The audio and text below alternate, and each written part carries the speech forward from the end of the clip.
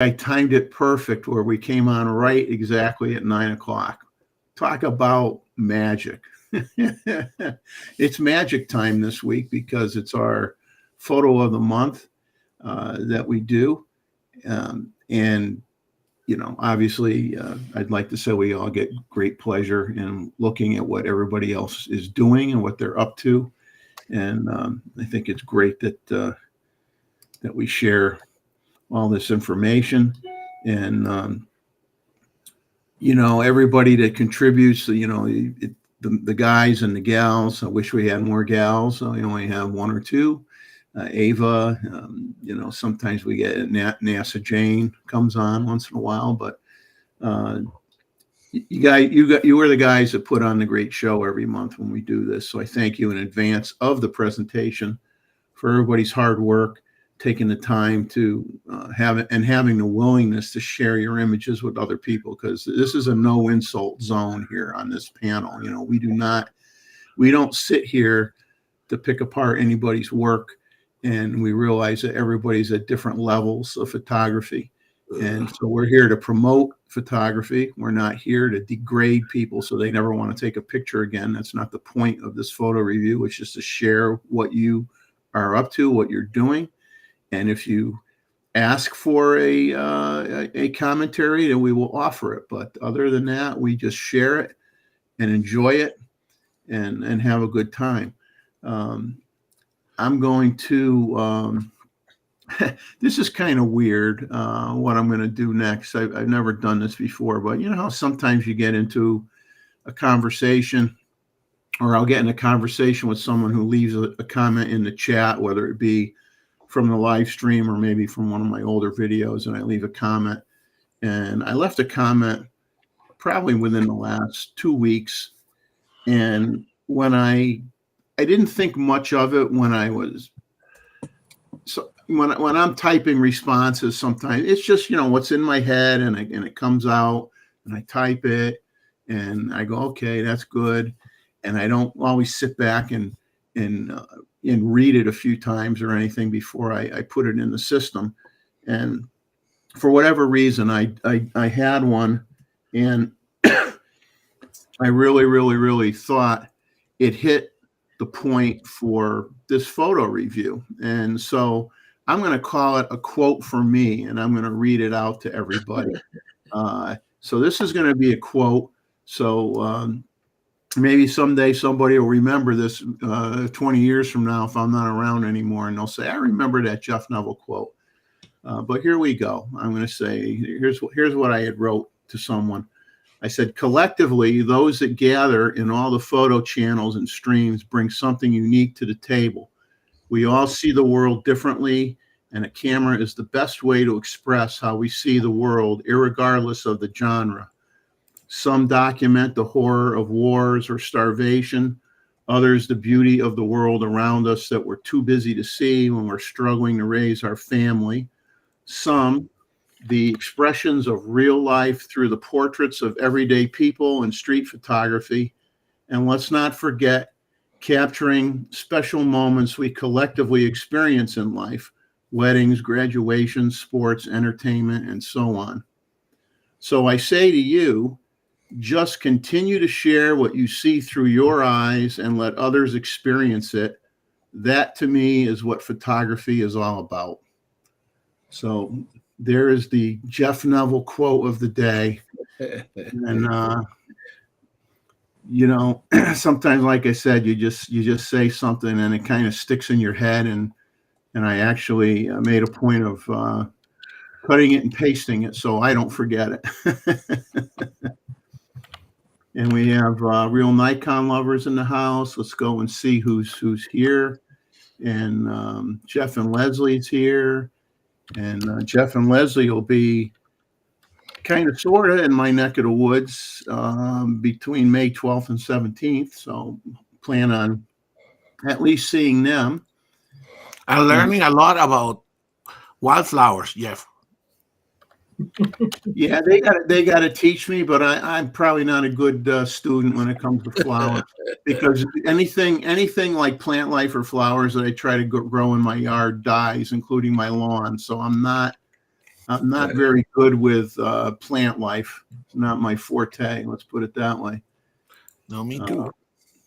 And Mozman is joining us, everyone, and he's on his way home to California. He's at his first stop off, his only stop off point in Dallas, Texas, waiting to get on another plane to get home to California. So he'll be watching us on the channel here via his Wi-Fi that he got to use on the plane. Ava, good to see you. Bob from Bob Our Photos is here. Let's see who else we got. And Mookie MC is here. And Robert's here.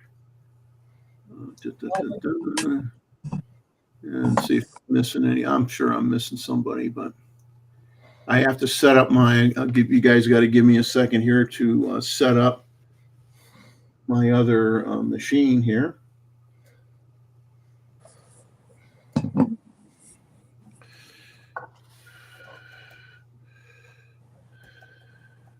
And hey Jeff, I can't stay too long, so if you show my pictures, just throw it up there,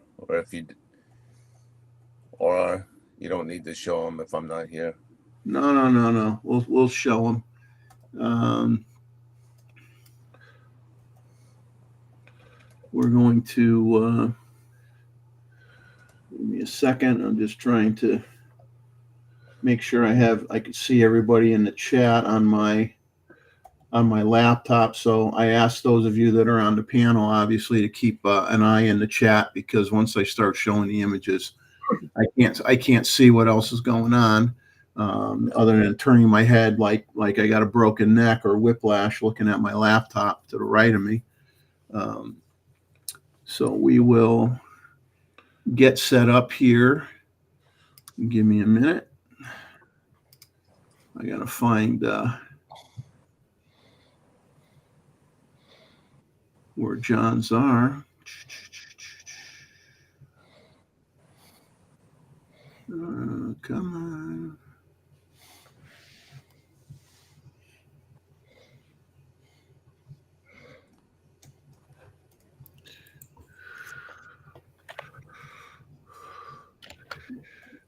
This is what happens when you have 80 pictures. It's hard to figure out who's or who's. Yeah, I'm trying. I probably already went past his. I'm looking through my my notes. Okay. So I will get there in a minute and show John's images, and I'll let him talk to him. And Great. So be the first. So we're gonna put you up first, John, and I'm going. Thanks. That way you don't feel you have to hang around and have me put you to sleep here. I gotta take dinner for breakfast later. We're going to start with the photo review, everybody. So we will see how it goes, and this will be John's first image. Ooh, okay. That's from the photo shoot? Yeah. So I used my Fujifilm GFX2. It's a Gibson. Yeah, it's a Gibson SG. Lucky guy. Oh no, it's not mine. Let me tell you the story. Okay, the story is this. The short story is that Fujifilm called me and they asked me to do this. They're having a collaboration with the importer for Gibson guitars, and they wanted certain photographers, Fuji photographers, to shoot, and some were Fuji ambassadors. So they asked me to do it. So yeah, I'll do it. I mean, you guys have been nice to me. I'll do this as a favor. So they says, okay, we're supposed to. I went to the guitar shop and says, look, we're gonna do this shoot for Fujifilm. They says, yeah, we're the guitar importer. I said, that's fine. And then as things progressed, I felt, well, something's kind of odd here, you know, something's not right. And then I contacted Fuji. I said, what are you going to do with these pictures? Right. I got $250,000 worth of gear to bring over there. And what do you want? What are you going to do with these pictures? Oh, we're just going to print them and have a display. Then how come the guitar company is contacting me and making a list of things of what they want to see, like headstock and the bridge and all this whatnot? That to me sounds like a product shoot to me. And Yeah, if that's it's what a I was product thinking. Yeah. if that's a product shoot, then it's a contract between me and Gibson Guitars, and that'll be $35,000. So I'd like to clarify what's going on, man. You know, who's on first and who's on second, because if you guys are going to use these pictures, I'm doing it on the goodness of my heart, and it gets pinched by these other guys, and I see it on some Facebook marketing website, I'm not going to be too happy. Oh no, it's okay. It's okay. That's all right. But you hear from the attorneys if I see this on their website, because I don't want this guy Gibson Guitars to contact me personally and ask me for this is what I want on the shoot list. I'm sorry, you wanted a Fujifilm wanted something creative that shows the capabilities of the GFX2. Hey, that's not a problem. You know, you help me get the limited edition 106. So okay, we'll call it even, man. So anyway, so I use a GFX2, shoot this, and this is the reason why you use medium format with a 16-bit, because these kind of details and this you will never ever get from a full frame camera. I'm going to throw up your second image that shows more of the guitar here. You know, and the story. You just beautiful light there. Okay, so the lighting is Pro Photo. Use a diffuser. And the other funny story is I took a pic. I think I told you last time you use a light meter to read the light from the bridge to the headstock, right? So when you do a light meter, you're gonna get 3 different readings from the headstock down all the way to the bridge, correct? It's right. So did you take 3 readings and average it, or what'd you do? No, because you don't want a constant. You don't want the same number. What you want is tonality. So the headstock should be 12.2. Down at the bottom of the bridge should be maybe 6.2. So then you see a gradation of tone. So you had multiple lights. No, you only use one light. You only used one light. No, Okay. Now, when you use the one light, so what you do is use a huge diffuser, a very, very big diffuser. And the Pro Photo, I think it was B10 or A10, one of those things. And basically, that's all you need. And then you use a polarizer to cut the glare. So that's use a second polarizer over the flash too. Huh? You can use a second polarizer over the flash. Well, I just use it for on the lens, because then I can cut the amount of glare or to my taste up there on the top of the body up there on the top right, you know, because otherwise it's too much. And then on the back of to see the grain of the what do you call the guitar. Yeah. So, now, did you have a backdrop, or did you just darken the background because of your power? It's just a black sheet. Okay. Yeah. So you showed last week. Remember, you showed. I noticed that you put a black sheet on the back. Yeah. You see, you put a black sheet, and then when you do your post, you know, you just paint out the wrinkles and the. Yeah. That question. Right. So Mac is asking you. Simple lighting. But the importance is you to do this type of product shoot. That's why medium format exists. You can't do it with a full frame camera. You just can't. And I can argue to the cows come home. But when you see the proof is in the pudding, Hmm. that when you see the image, this is 583 megabyte files. So at 200%, you can see the little insects that got buried in the wood. So that's why pros, when you do products, you use medium format, and the only medium format camera professionally viable is a GFX. Why? Because they're the only ones with tilt and shift lenses. And you got to have, right, Roy, you got to have tilt and shift. You just do. So John, Mookie Mac is asking what sort of processing did you did on the photos? Well, not much.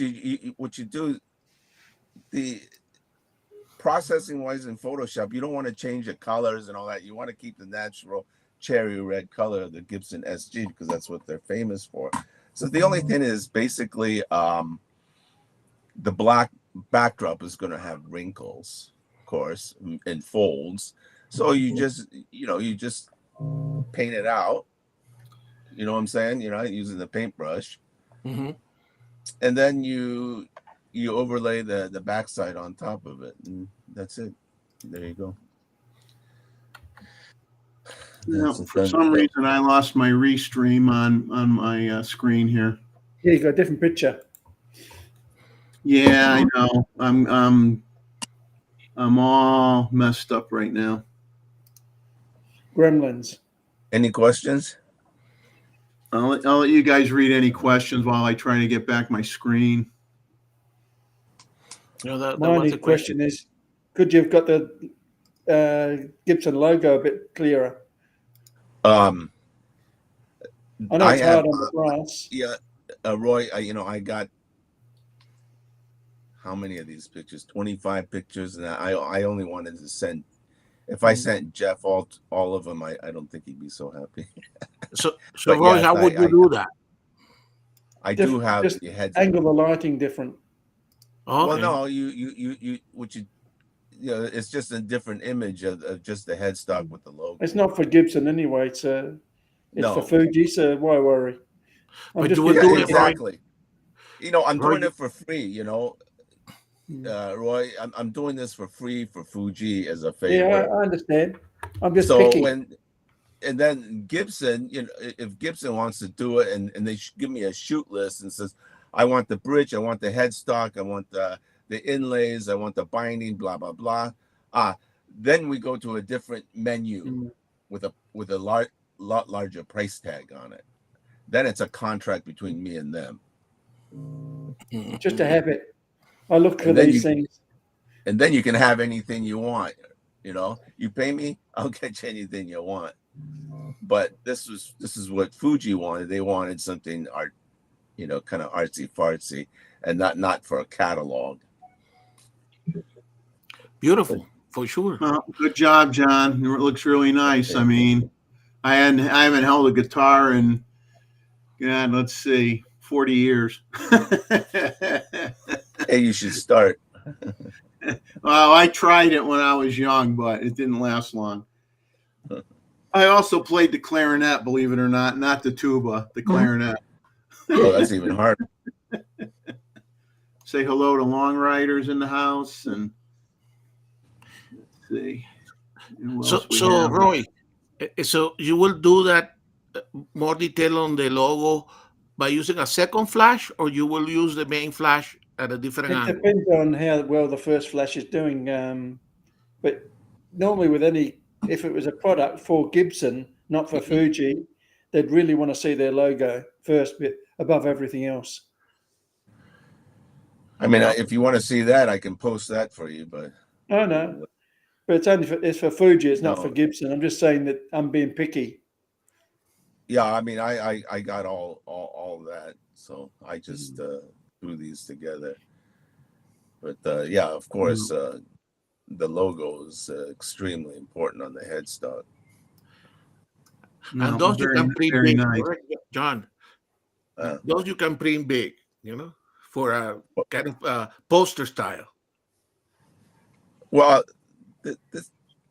this size would be printed 5 feet high, 5 feet by whatever they want. Okay. So that's not a problem. The problem for me is I don't want to see it in some IG, and I don't want to see it in Facebook, because Good luck with that. Even if this picture is down to 800 KB kilobyte, you can right click it, right? But these days with the internet, what can you do? There isn't much you can do, right? Yeah, Mookie's asking if Mookie, I think John went to the shop where the guitar was. The guitar wasn't delivered to him. No, it was at the shop, and Yeah. they have a private room for all the high rollers to go in there and take a look at, Gibson custom shop. I mean, some of them go for $20,000-$30,000. So Mozman's asking because he is viewing this stream from his phone, which obviously isn't going to be the best. He's asking if that wood is stained or painted. Oh, it's stained. Stained. Okay. It's stained, because that's mahogany that you see there. And there was Jeff comment too. Jeff and Leslie. Yeah. Yeah, Jeff, and there you go.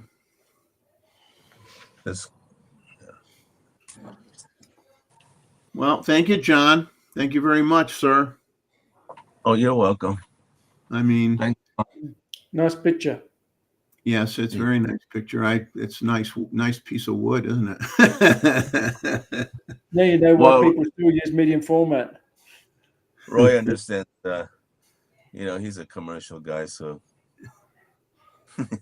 you understand. I'll show you the first picture I got was actually from Tim Mozman, and I gotta find my boy. I go nuts when I do this show. I just have so much stuff open. I can't find everything. There we go. All right. So we're going to go to the opposite extreme where you're talking about medium format cameras. And then we're going to talk about an image that Mozman sent me. He sent me an A image weeks ago. And I asked him if I could share it. And he said yes. So we will put it up on the screen. And this is actually believe it or not, this is a photo of him and his brother. Oh, I'm going to make this larger for an old Kodak ad that they did in the 70s. And Tim's behind the chair, and there's the actor is in the seat, and it's for a Kodak Tele-Instamatic. I can't read all the numbers here, 708 or something. But it's a Kodak Tele-Instamatic, and it was for his dad was in advertising, and one of his biggest clients was Kodak. So Tim will always talk about how half the refrigerator was filled with film because his dad's association with Kodak and traveling all over the place to kind of set up working with professional photographers and telling them what they want for the advertising scheme and whatnot. Well, Tim had his 10 seconds of fame in an advertisement here for an Instamatic, which is we all know is a much higher end camera than medium format, but but I think that's a real cool image. But, good actor also, Mr. Moss. Yes, good acting, and Exactly.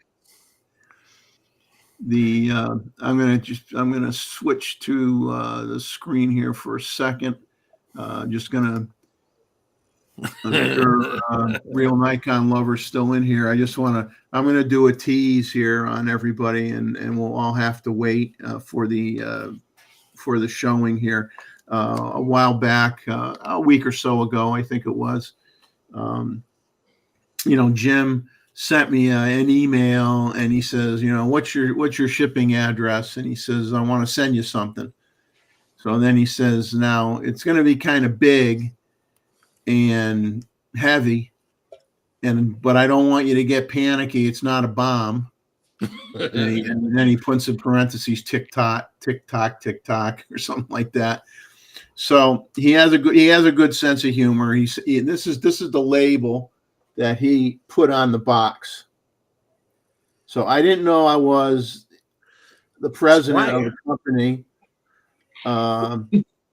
and because if I'm a president, I tell you, it stinks if you're a president and you only have yourself and your dog as your only employee.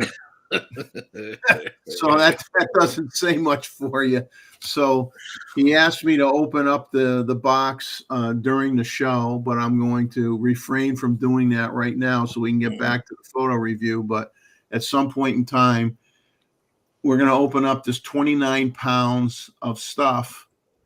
I figured maybe he had a bowling ball made and put my head on it and, had holes drilled for my eyes and my mouth or something, for, 10 pin. But God only knows what he did. So I thank him in advance for whatever the surprise is going to be. And we will share it later on. And we'll get back to the sharing of the photos here. So this will make people hang around a little bit longer to see whatever it is that Jim decided to do. And we're going to move on to the next photo once I get my file up here. Oh, this is so irritating. All righty. So the next photo is from Michael Dries. And we'll get it up on the screen here. Wow, beautiful colors. And I just don't have room for everything.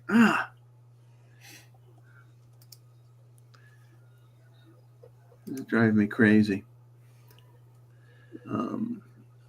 All right, I gotta just move some stuff around here, guys, so that I can read what the person wrote about it, because I just don't have a lot of room on my screen.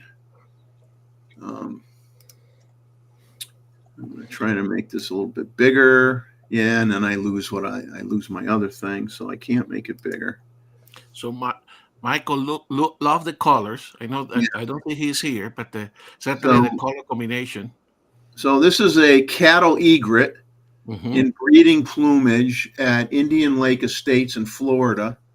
He took this with a Nikon Z8 with a 600 millimeter PF lens at f6.3, 1/3200th of a second, and ISO 3200.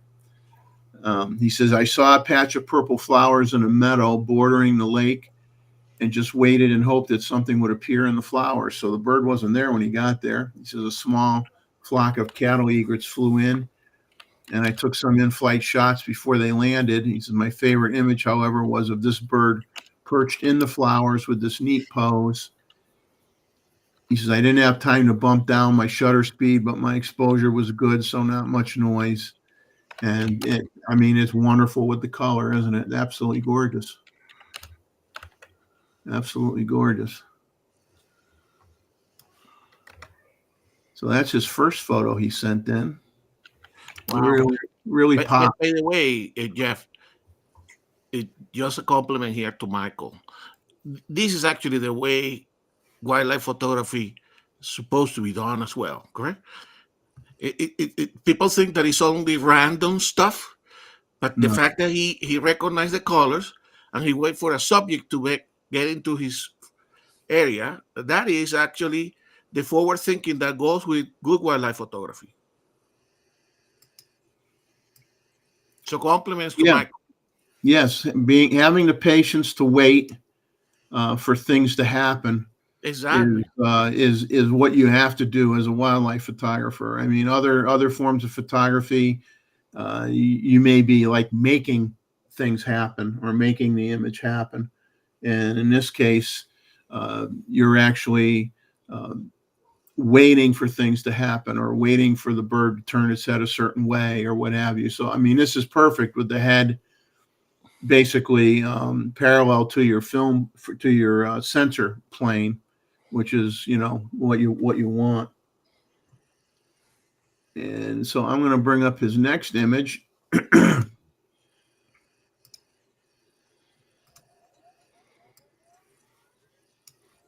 So this is an Anhinga silhouette. I don't know if you guys can see it yet or not.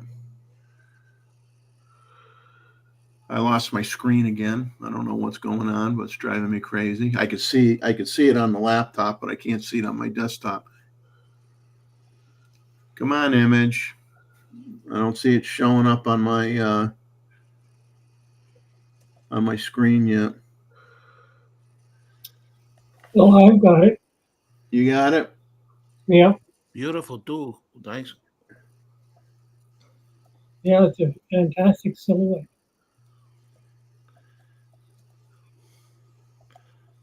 Okay, there we go. Man, technical difficulty. So he took this at Circle B Bar Reserve in Lakeland, Florida. Obviously, once again with the Z8, but using the 400 millimeter f4.5 S lens at f4.5, 1/1250th of a second, ISO 90. He says he knows this location really well, so he knew he could capture some interesting silhouettes in this particular spot. He was happy with the wing position, which I don't blame him. Beautiful wing position. And it worked out well. Nice color in the sky.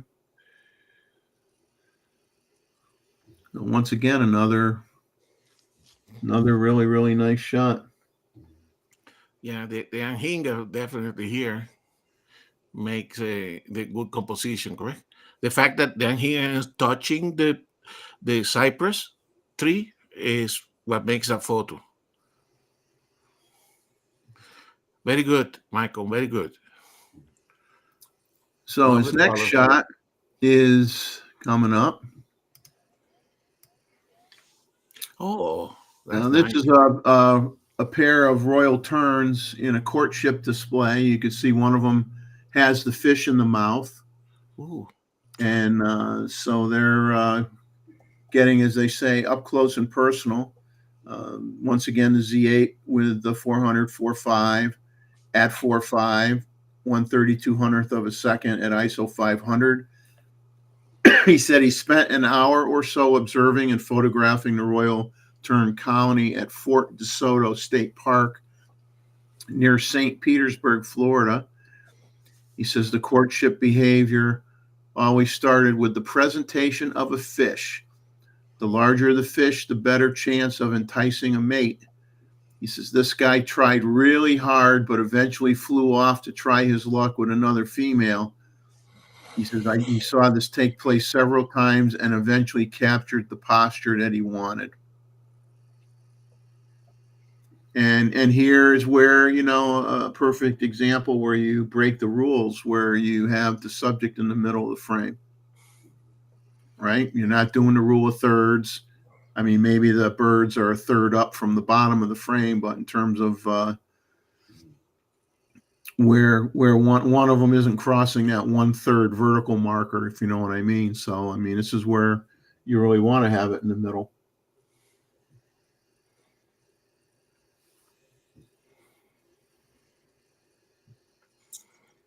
Mm. But this is also good to, I think, very good photo, Michael. But you see, in photography, in nature photography, there is like a level of, quality, correct? When you see a species for the first time, you take a photo. Then you try to get a good portrait. Then you try to get, nice environment, nice perch. And then I think the best quality of nature photography is one that involves behavior, and this is a good example of that, in my opinion. Yep. Now his last image that he sent in, talk about behavior. There's behavior and then there's behavior. So this is Bad at behavior. this is in a certain person's favorite backyard. This is in Sebastian Inlet in Florida. Tern and gull battling. Obviously, you see the one on the lower right has the fish in the mouth. You can see the eye just below the bill, hopefully. So just quite a battle for the fish. He used the Z8 once again with the 600 wide open at f6.3, 1/2000th of a second, ISO 560. He says he captured a number of frames at 20 frames per second, but this image was the only one where all the birds were in a good position. Wow. And here, now once again, he did the right thing. He cranked up the frames per second, because you can't sit there and try to capture this positioning of the birds, shooting at a slow frame rate. I mean, you basically, as Steve Perry would say, you have to lay on the shutter button and just hold it until the action's over. Exactly. And then that way, you know that somewhere in that batch of images that you just took, you're going to have the positioning that you have in this shot. And, some people like to, they got to just be kind of jerks and they go, oh, you're just spraying and praying. No, you're not spraying and praying.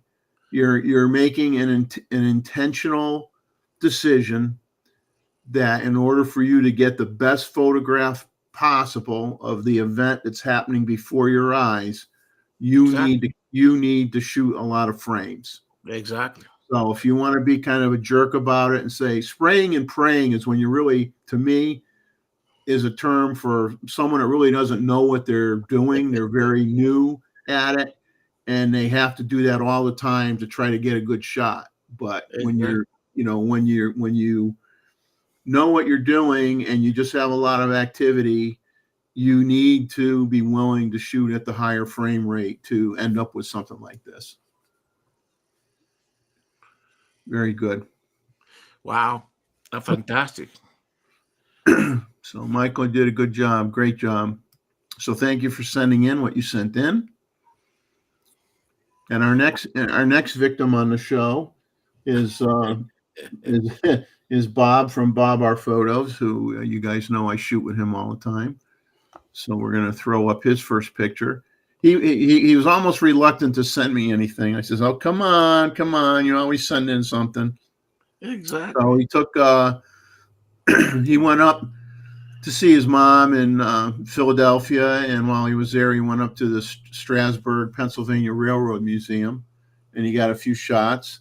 He used the Z8 with the 24-120 f4 lens. So I don't have any setting information, but we will share the images here. And he goes up there. He goes up there as often as he can. I mean, it's obviously you see interesting things, and it's worth the drive. And when he's up there anyway, it's not that much farther for him to get to Strasburg and get some nice shots. So this was actually he said inside the museum. Oh. So we'll show his next image here. So Bob, what kind of wagon is that one? This weight car. We That's probably did this to check out their scales. They'll move it and put it Yeah. on scale to 30,000 pounds. 30,000 pounds. That's a little bit heavier than me. That's good. So you think that was that was to check the capacity of the track? No, Oh. it's to check the scales, because what the railway does is they weigh every car, and they charge by weight. And if your car weighs too much, they won't move it. Okay. So they have to be able to check their own scale.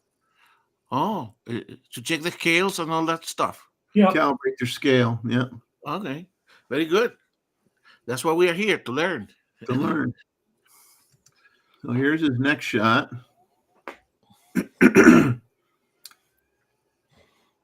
Beautiful. And good thing they put that sign there to not walk in front of that stationary train.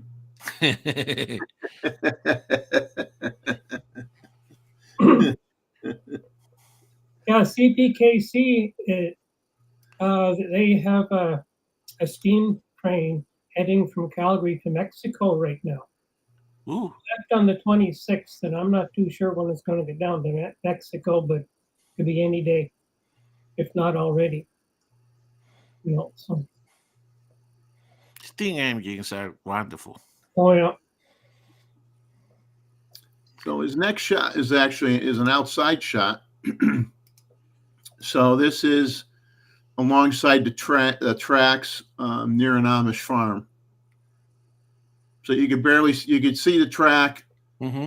on the far right hand side of the picture and the farmland on the other side. A beautiful, a lot of nice landscape photos that you could take out in that neck of the woods. No doubt about that. And then his last image that he sent in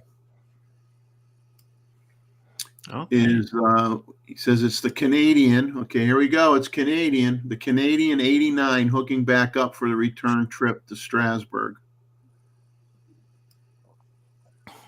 Blowing a little smoke, huh? Yeah.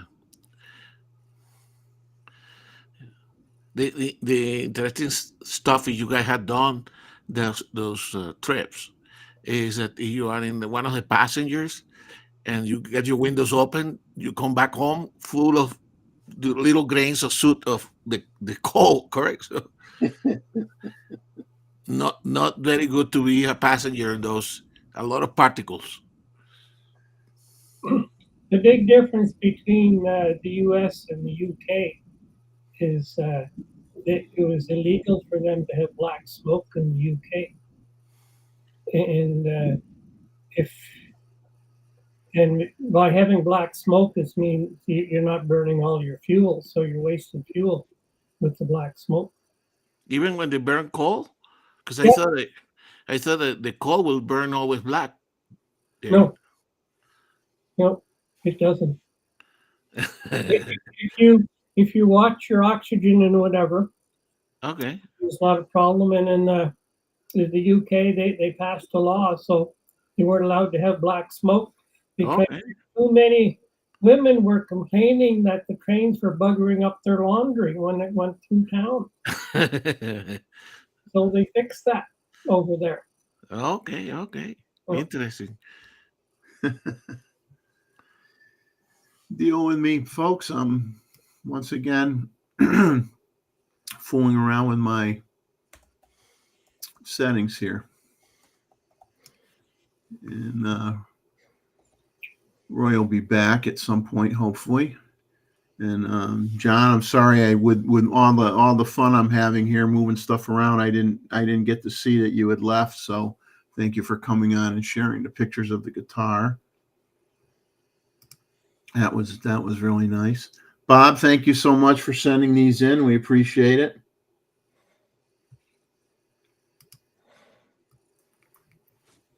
I'm glad I don't have any coal on me.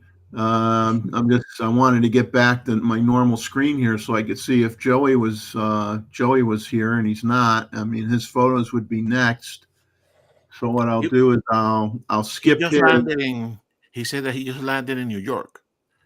He connected for a little while. He just landed in New York. Oh, okay. So he's probably not going to be able to. I'll show his images because he probably won't be able to. He'll be doing other things. So okay, no, he's here. Is he here now? Yes. In the chat? I mean, in the chat. Okay. Yeah, give me a second to. Wow, I'm way behind. Okay, Joey, I'm going to put your pictures up here. Joey got him in early, folks. Give him a round of applause. So he sent some restaurant food prep images. So his four images are restaurant food prep images. So give me a second to get these on the screen.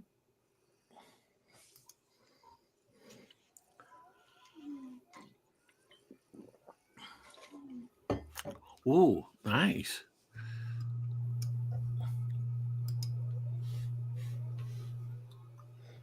So I don't know what that, Joey. You can comment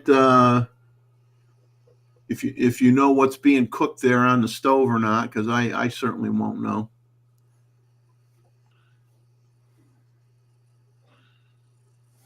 And then he's, like I said, he sent in 4 images, so we'll bring up the. He says it was a pasta sauce, 1/250th of a second wide open. F1.8. I'm trying to look at the chat on my laptop, so I'm trying to find the information here. So we'll bring over his next image. Okay. Fresh cheese. No dinner yet for us here. Well, No, yeah. Food photos is kind of hitting below the belt at this hour. I mean, exactly. make us hungry. So this is the 35 millimeter 1.8 at 1.8, 1/250th of a second. Is this the Panasonic? This is Panasonic's lens, Joey, or was it another brand that worked with your camera? He said earlier on they're all Panasonic prime lenses. Okay. Yeah. Nice shallow depth of field. Yeah. So here's his next shot.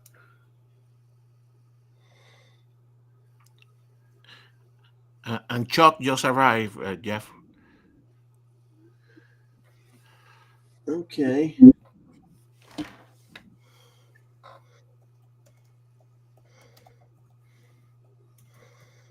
Hello, Chuck. Good to see you. Glad you stopped by. Glad you're here. Joey said this is a 85 wide open, 1/250th of a second. See, I like this one better than the other.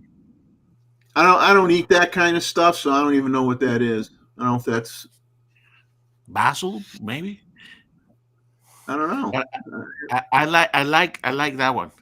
Well, the prior one. You like that one? No. That one. Yes. Yeah. This is his last. Yeah, I like that one too. I don't know what that stuff is, but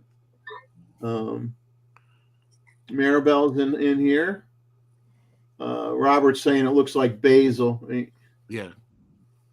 And here's the last image. Looks like he's shouting at the food. I don't think that helps it. Might hurt the food's feelings. I'm using your food before you eat it. Yeah. You will look good when I deliver this, when this gets delivered to the table.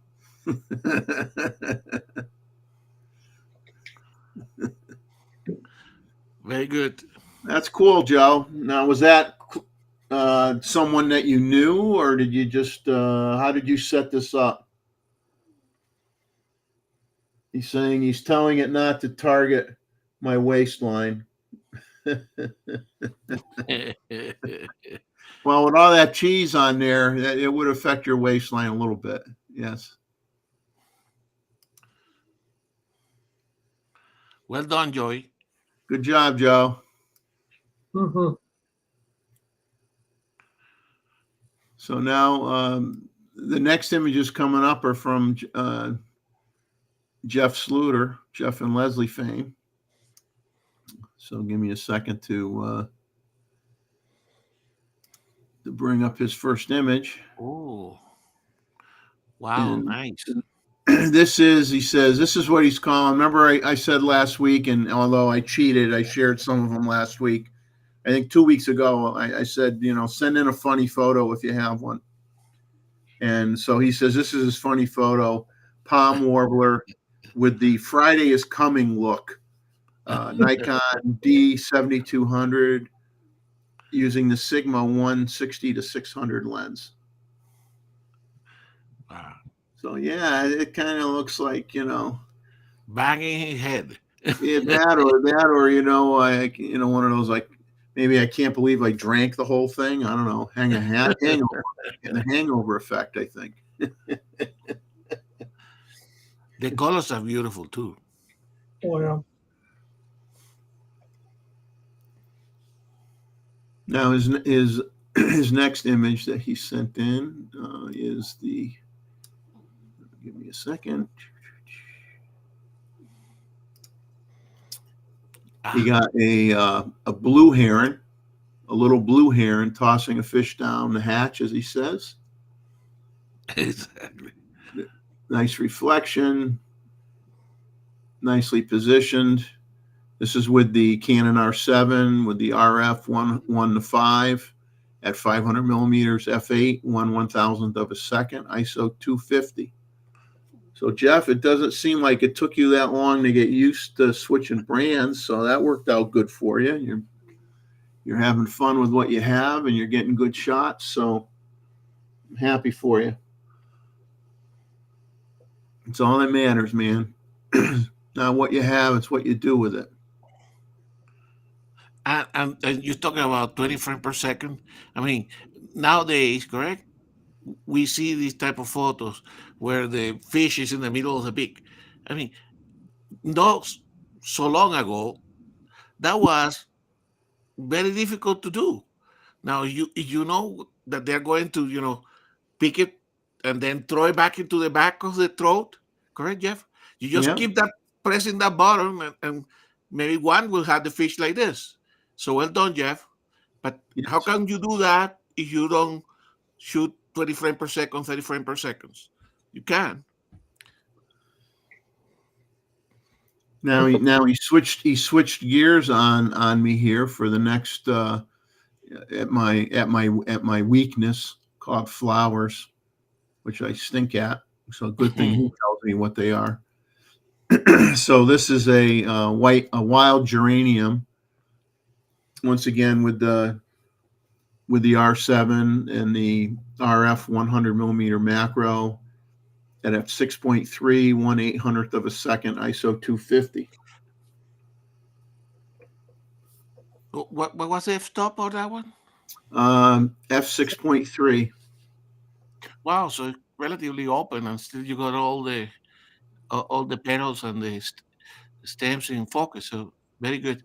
The flowers, by the way, I don't do it as much, but they kind of look always good in square format, correct?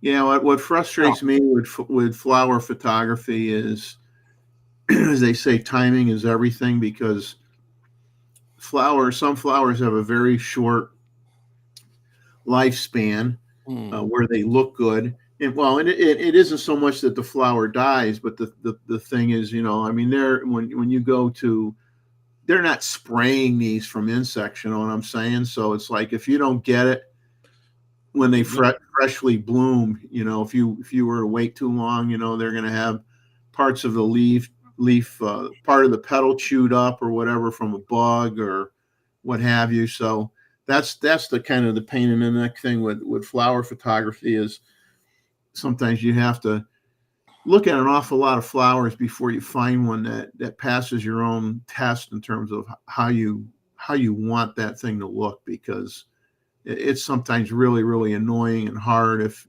there's any disease or insect infestation or just they're near the end of their life, so you're always got to look at a lot of flowers to get one that looks this good.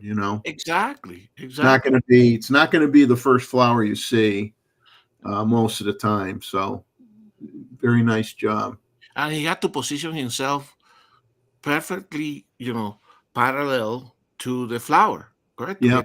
I presume this is a single exposure, so it's not like doing photo stacking. So in order to get that depth of field, he had to be very well positioned. Yep. It can be a cake in the neck to do that, Mr. Jeff. And But the, to get all, in top of the flower and all the kind of stuff. Well done, Mr. Jeff and Leslie. yeah, the light has got to be in the right direction, and you got to have the perfect flower, and they're few and far between, and you can be out all day and not get a decent shot. Okay. Yeah. Well, this is pretty good. And So Jeff, like you were saying with the flowers, the quality of the flower, timing is the essence, correct? You have to be there the few days, the few weeks where there is a lot of flowers in good conditions.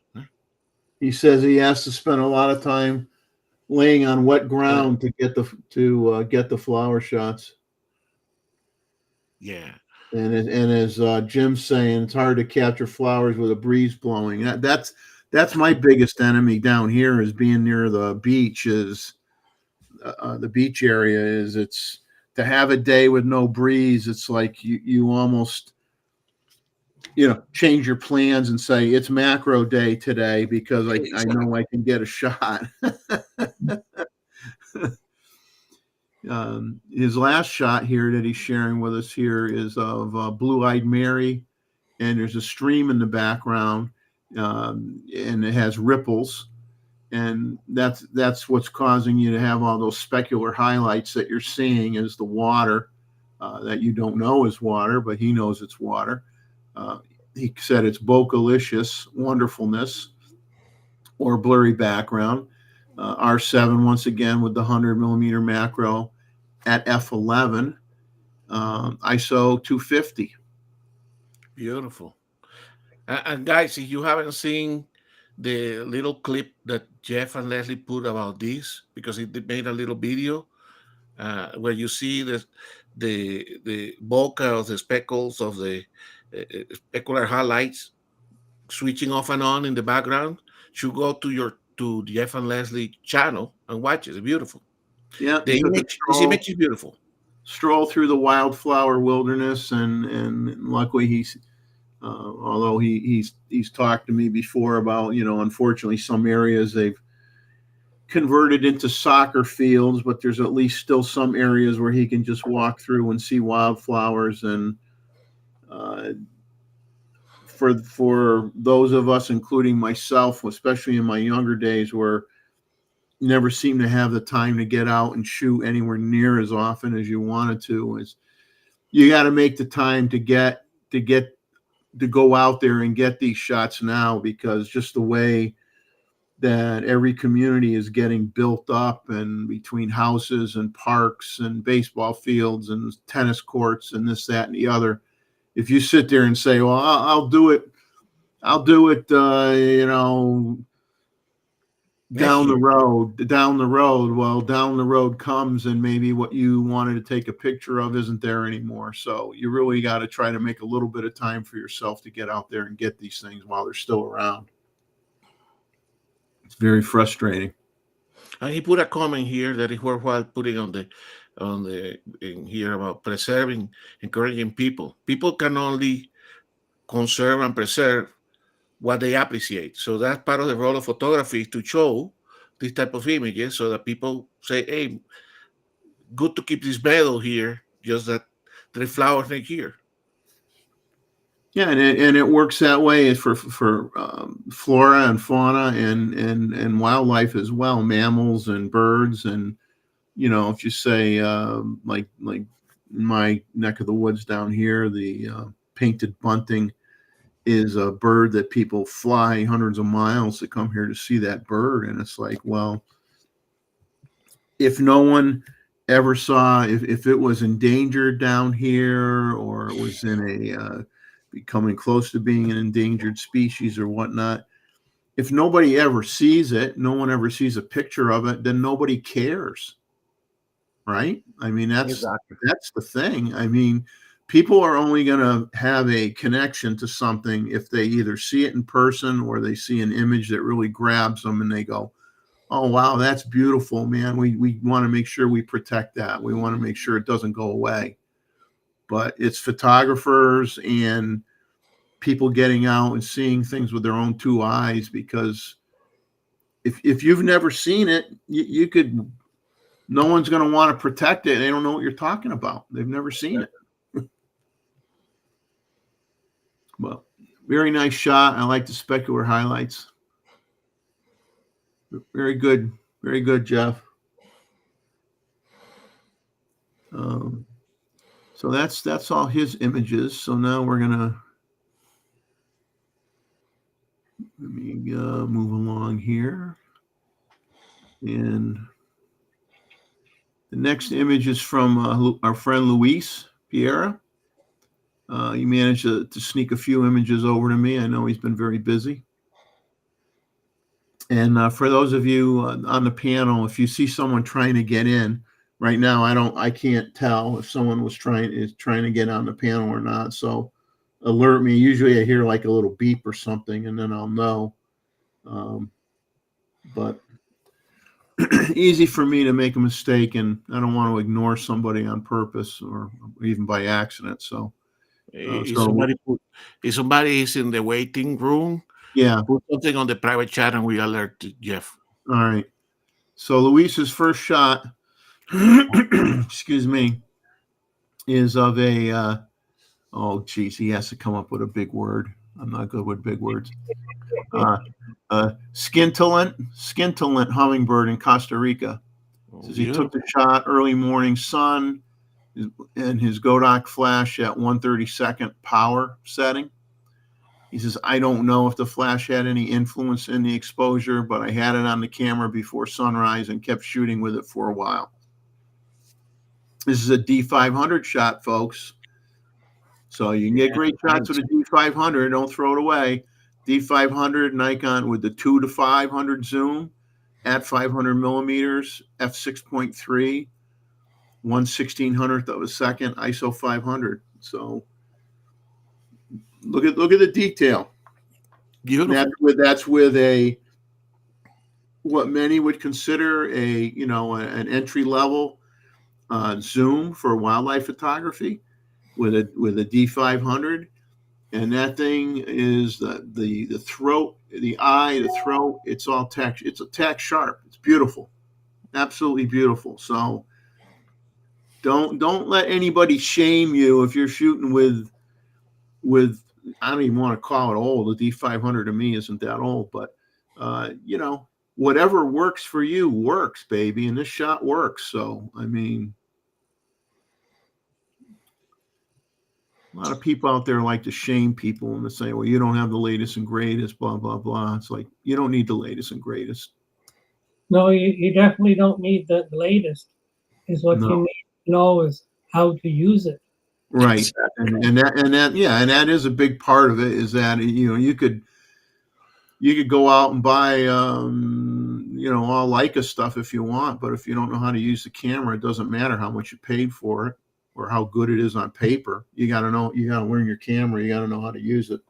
And fieldcraft. You have to go to the right place. You have to know, to camera. That's important, David, as you said, but also know the species, know where to find it, right? So that's fantastic too. Now your equipment is just one piece of the big puzzle. Yep. You got all the pieces together, to come up with a picture. Now his second shot that he sent in kind of made me jump backwards a little bit when I saw it. This is an image of 2 lesser white line bats in Costa Rica. I went batty when I saw this image. He says this is a combination of 5 photos taken holding the camera and lens tight against a wall so it wouldn't move. Wow. This is with the Z9 with the same 200 to 500 lens at 480 millimeters, f5.6, 1/15th of a second, ISO 25,600 with a plus 2.3 EV. Wow. So you talk about pushing the envelope and you look at how sharp this image is. Okay. And you mean, Jeff? I mean, If we don't get you out of their freedom here, but No, I can. You're gonna have to just give me a second. I mean, that is that. Wow, look at that. And consider that this is a 2080, correct? On the long side, that's amazing. Yeah, this is something, huh? Yeah, I mean, great not. job, Luis. Great job as usual. Oh, not And my. the thing is that the picture that we see is the resolution is actually fairly low compared to what Jeff, and all has to do with YouTube. So if we could Exactly. see, oh, you know, I hope Yeah, some of these unfortunately, on YouTube Facebook. does a lot of damage to everybody's wonderful work here. Unfortunately, so Jeff is the only one that can judge how good the images are in reality. yeah, and Oh, they are all very good. They are all very good. Louise's next shot is a let me get it here. A male Eurasian widgeon in the wetlands in the Netherlands. This is with the Z9 with the 500 PF f5.6 1/2500th of a second at ISO it's a great lens. 560. It's a great lens. no, It's just that the younger brothers is good. That's kind of like, if you, for those of you who are, if there's anybody in here new, you may not know that Gustavo and I we go back and forth about the 500 because we both have it, and he sold his and got the 600, and I kept mine, and so I pick on him for getting rid of the 500. But I'm going to talk about the 600 later in the show after we're done with the pictures, because I was contemplating it, my friend. Not the one with the TC, but the PF version. I was contemplating it, so I'm trying to keep my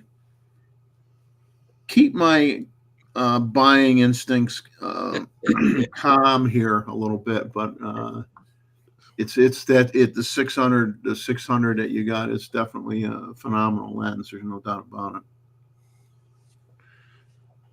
So that's it for Luis. He just sent in a few images this time, and so now we're going to look at some interesting pictures from Sean, aka Feral Man, who sent in some images, and so we're going to bring up his first shot here. And he just arrived in the. Yeah, he just showed up. Boy, I'll tell you, Sean, your timing is impeccable. I'll tell you, it's my mental telepathy capabilities here to communicate with people. So this is he just calls it it's the umbrella shot. Obviously, it's umbrellas. This is with the Z9 with the Plena, wide open, f1.8, 1/25th of a second at ISO 640. Nice image. And let me just. Yes, it is. Yes, it is. Like I said, I wish that there was a way to have you see what I see, but it's just doing stuff through Restream, through YouTube. You're just not going to get that, So we do the best we can. This was, but he took. The best way for people to see what you see is to post their pictures to Chuck's Facebook page, and then we can see it there. Yeah. So this is his next shot is also with the Plena, and Let me give me a second.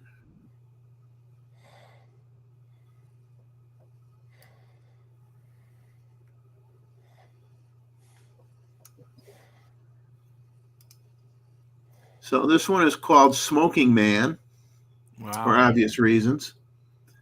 And this is also wide open at f1.8, 1/320th of a second at ISO 1000. And yeah, I mean, the detail in the hat, Wow. the hairs on the side of his face, the rims of the glasses. Love it. You know, the looks like a jean jacket or a jean type shirt. All the stitching shows up nice, and then everything else is just wiped out. I mean, that's the beauty of that lens, is that you can isolate your subject so well with it, and everything else just melts away. And that, I mean, that is that kind of what we will call this. I don't know whether I'm talking gibberish here, but kind of street photography, but it's people street photography. Yeah. That correct in the marketplace or something like that. That lens, so you don't have to be in top of your subject. Correct. It's fantastic. Wow. And then you know, shooting at night gives you, you know, you get all that Exactly.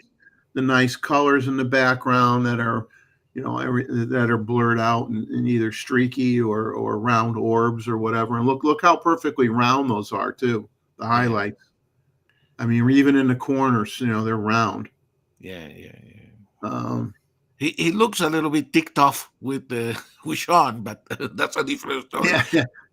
Well, Sean's in the chat, so the guy didn't like mug him or anything, so he got away with it.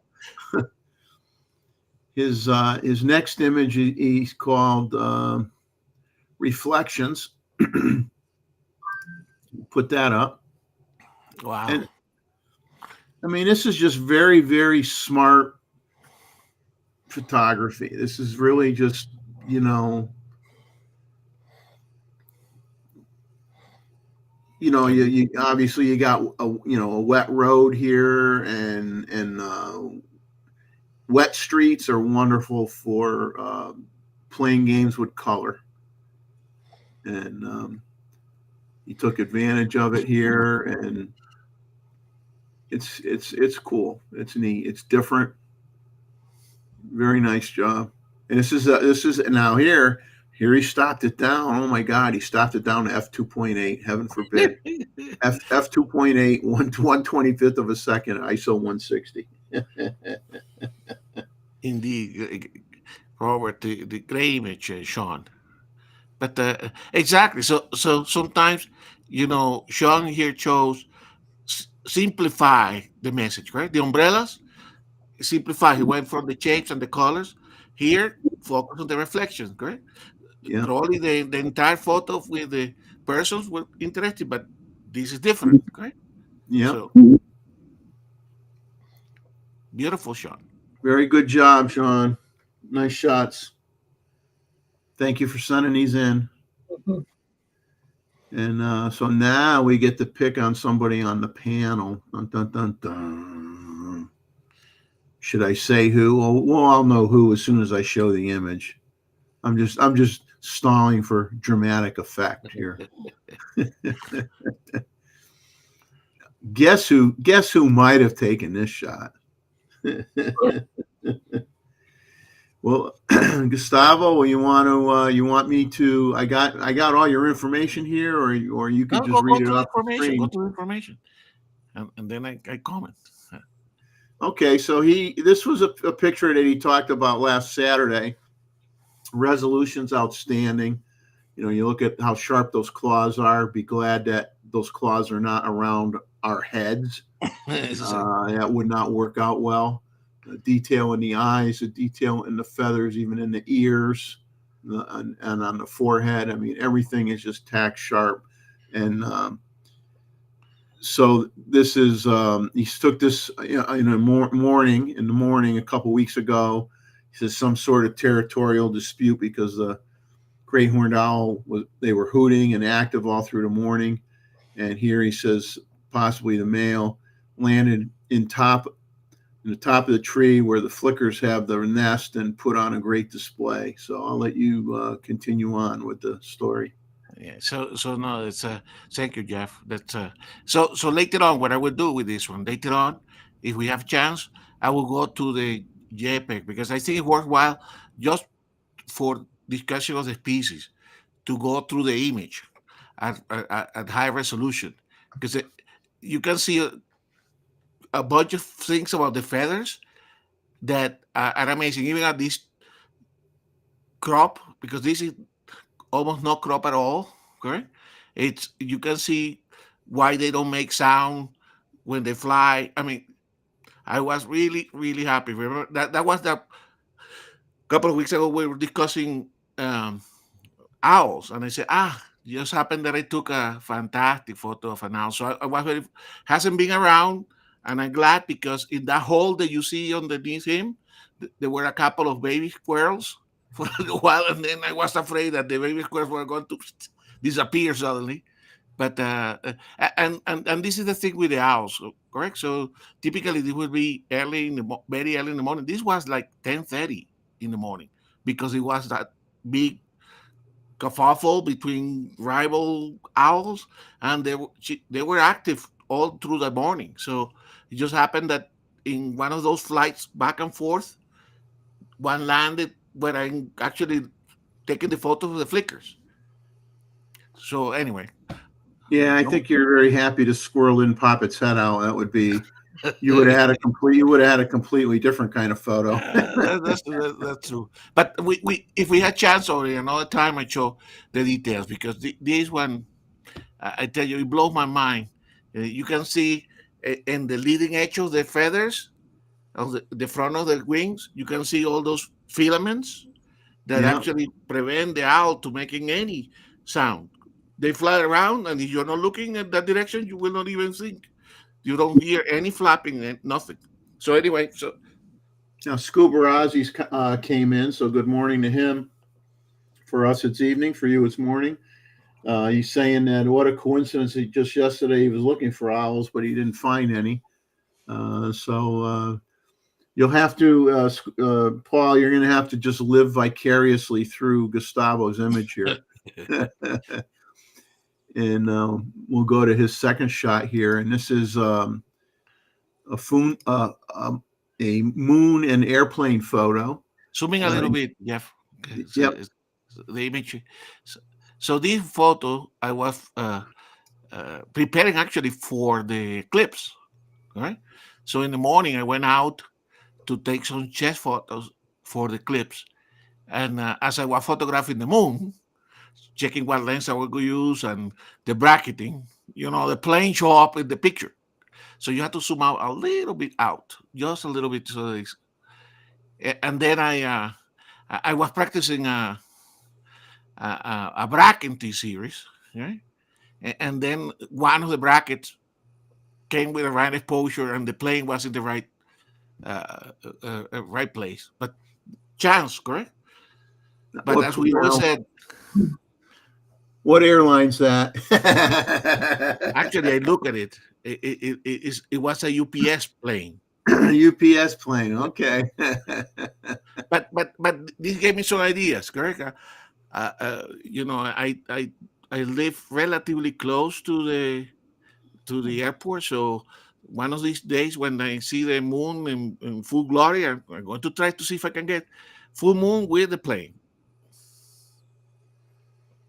Now, the next two images that you're going to see are different viewpoints of the same subject matter, and I'll let Gustavo talk about it. So we'll start with the one that he's calling photo number 3. We got 3A and 3B. So here we're going to show. Now just to zoom in. So I must have sent you the wrong resolution for the other one, Jeff. Because I typically well. No, I probably was a mistake on the one on the moon. because if they are all 20 by 48, they should all be the same. So this is the Gateway Arch in San Luis, correct? So, and so these three MTB are the Gateway Park. I wanted after the clips, since I was already in Illinois, and I had to pass or go back to San Luis in Missouri. Then I have not been in that national park, so I wanted to photograph the arc from one side of the Mississippi, which so this is from the east side of the Mississippi, and then go into the park. So the 3B is actually a photo from inside the park. So I actually like here. I mean, all fairness, there was a couple of people that I clone out, correct? Because I didn't want to have anybody in the photo, and of course it's impossible to have it, correct? Now, But I like this. are those all like just stainless steel panels? Yes. Okay. And if you got I didn't go this time to the park, but the park has the arch has an elevator, and the different solution doesn't show, but there is some viewing at the top of the arch. There is some viewing windows, right? And then you can go to the top of the so-called gateway arch. Correct. Now, me being an adopted Westerner, although I live in the East Coast as well, correct. So the window to the west is supposed to. This is commemorating President Jefferson, and of course is a commemoration of the the expansion to the west. Yeah, Okay, so this was taken with my lens when I'm doing something else, and so this is taken with a 24 to 120, right? Which is that versatility of the lens. So I'm going for the clips, but in the next day when I was doing some landscape, both of the photos was taken with a 24 to 120. So that's in my bag all the time, right?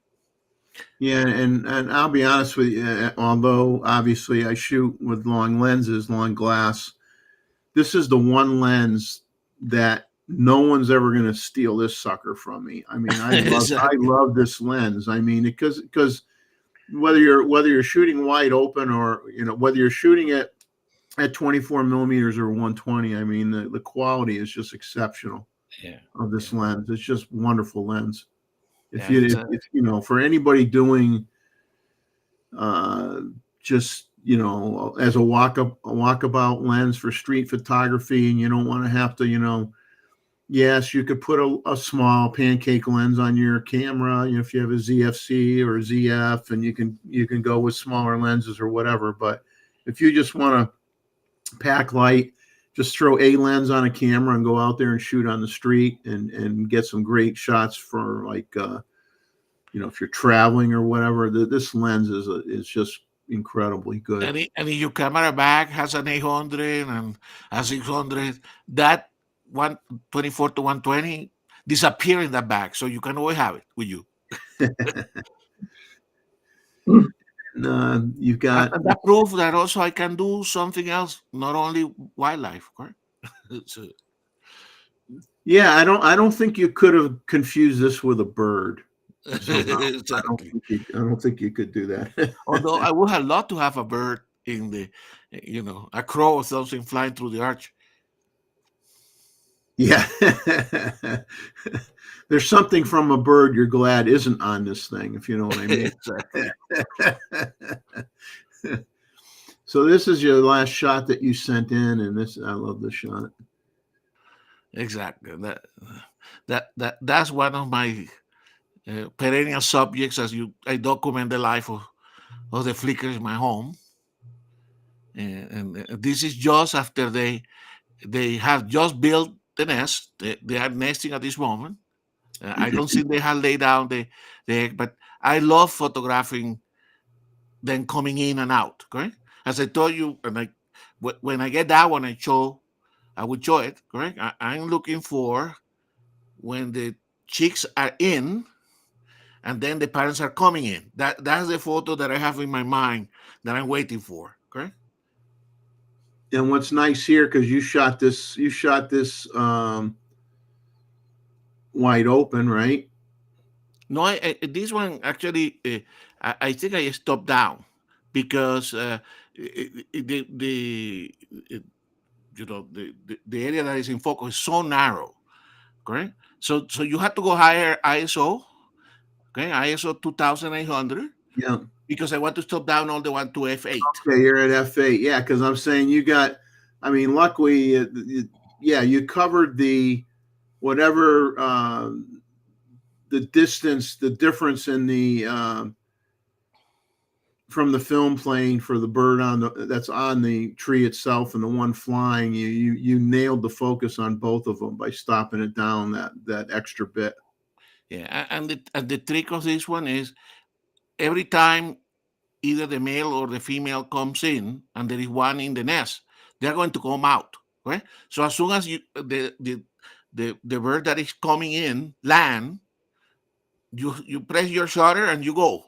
Correct? Now I use, for this case, I use a 3D tracking. So the problem with that is that sometimes the focus point that is 3D track is the bird that just landed, and then the one that is flying away may not be in focus. Okay, so there is some chance here that you may get that when you press the uh, that it engage the bird that is going to come out. Correct. So I Yeah. wait until the beak is just showing off and looking through binoculars, have the camera set up, and then as soon as I see the beak coming out of the hole, I press the shutter. Okay, and then hopefully it will track appropriately. So this is without using the pre-capture. So this is just the old-fashioned. Press the shutter as soon as you can and keep it going. So Jeff and Leslie, yeah, they just asked if you used pre-capture. You just answered This, that, this and is then without they pre-capture. wanted to know if these are red shafted flickers or western flickers or These are the maybe red northern. These actually, Jeff, interesting enough, one day I do a presentation on the flicker.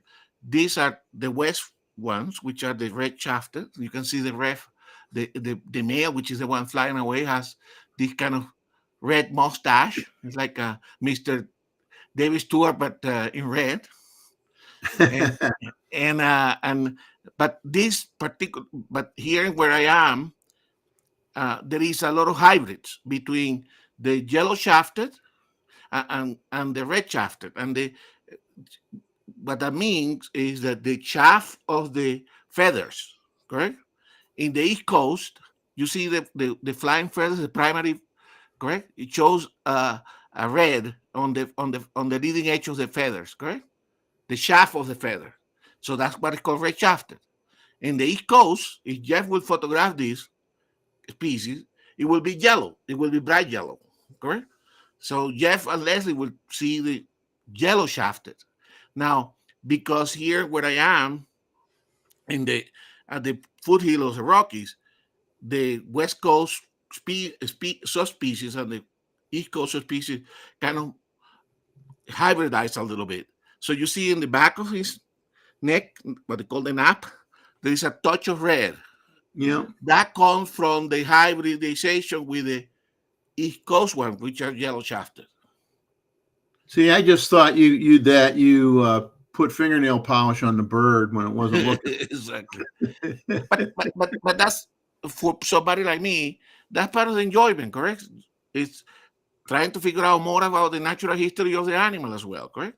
So this just happened to be a bit of a hybrid. It's more dominated by the West Coast, so it's more of a red shafted, but has some element of the yellow shafted bird. So, well, how did you get the bird to hold still so you could put that red dot on his back of his neck? No taxidermy involved into this one. No taxidermy. Yeah, he photoshopped out the string. And no Photoshop. This is just old-fashioned. Sit in my porch, pre-focus the camera, take my coffee, and in a given morning they will do this change of guards in the hole 3 or 4 times, correct? And every time there is one change of guards, I will be there present looking. So that's why you listen to books and podcasts, so you can be listening to something by watching the nest at the same time. Yeah, it's a great shot, Gustavo, and you're sure lucky to have that tree right beside your porch. Exactly. Very nice series of shots. Thank you so much, my friend. Very good. Very, very good. The next images we got coming up are David from Anita. Anitas are going to come up first here. Ladies before gentlemen, or ladies before germs, whatever you want to call it.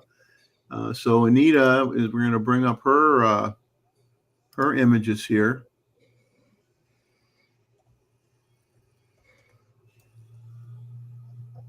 And she took this with the D600 and the 24 to 120 f4 lens at 1/125th of a second at 78 millimeter focal length, f10 ISO 100 to kill deer.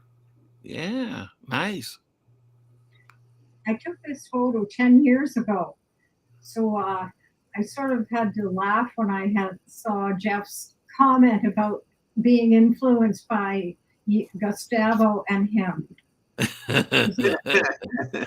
Well, we're trying to ruin everybody as best we can. Anita, I think you were doing great to begin with. So Yeah. This is nice. Look at the detail in the feathers, huh? yeah. And once again, here you go. I mean,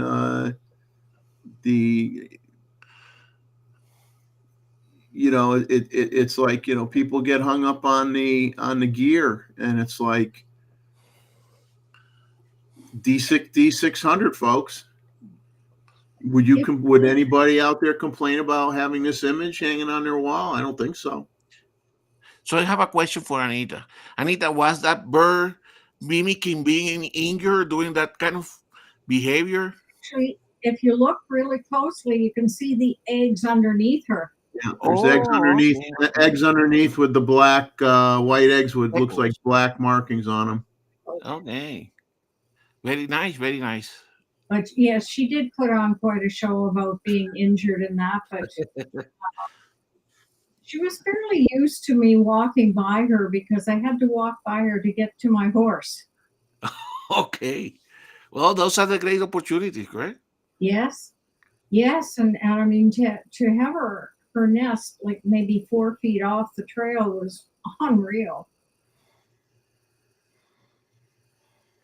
No, came out very nice. The eggs are a bonus, definitely. Exactly. The eggs are bonus dollars. You get extra credit for the eggs. That's how it works. Extra credit. And the good thing, Anita, is that these killdeer are very loyal to their area, particularly if they were successful. So I know this is a little bit later in the season for you, but keep an eye. You may find her or him again. Oh, no doubt. They do seem to come back. When the eggs hatched, I mean, the little chicks were only around she moved them right away. Yes. So I actually got to see them. Yes. Now, Anita's next shot is a bird that is rarely seen where I shoot.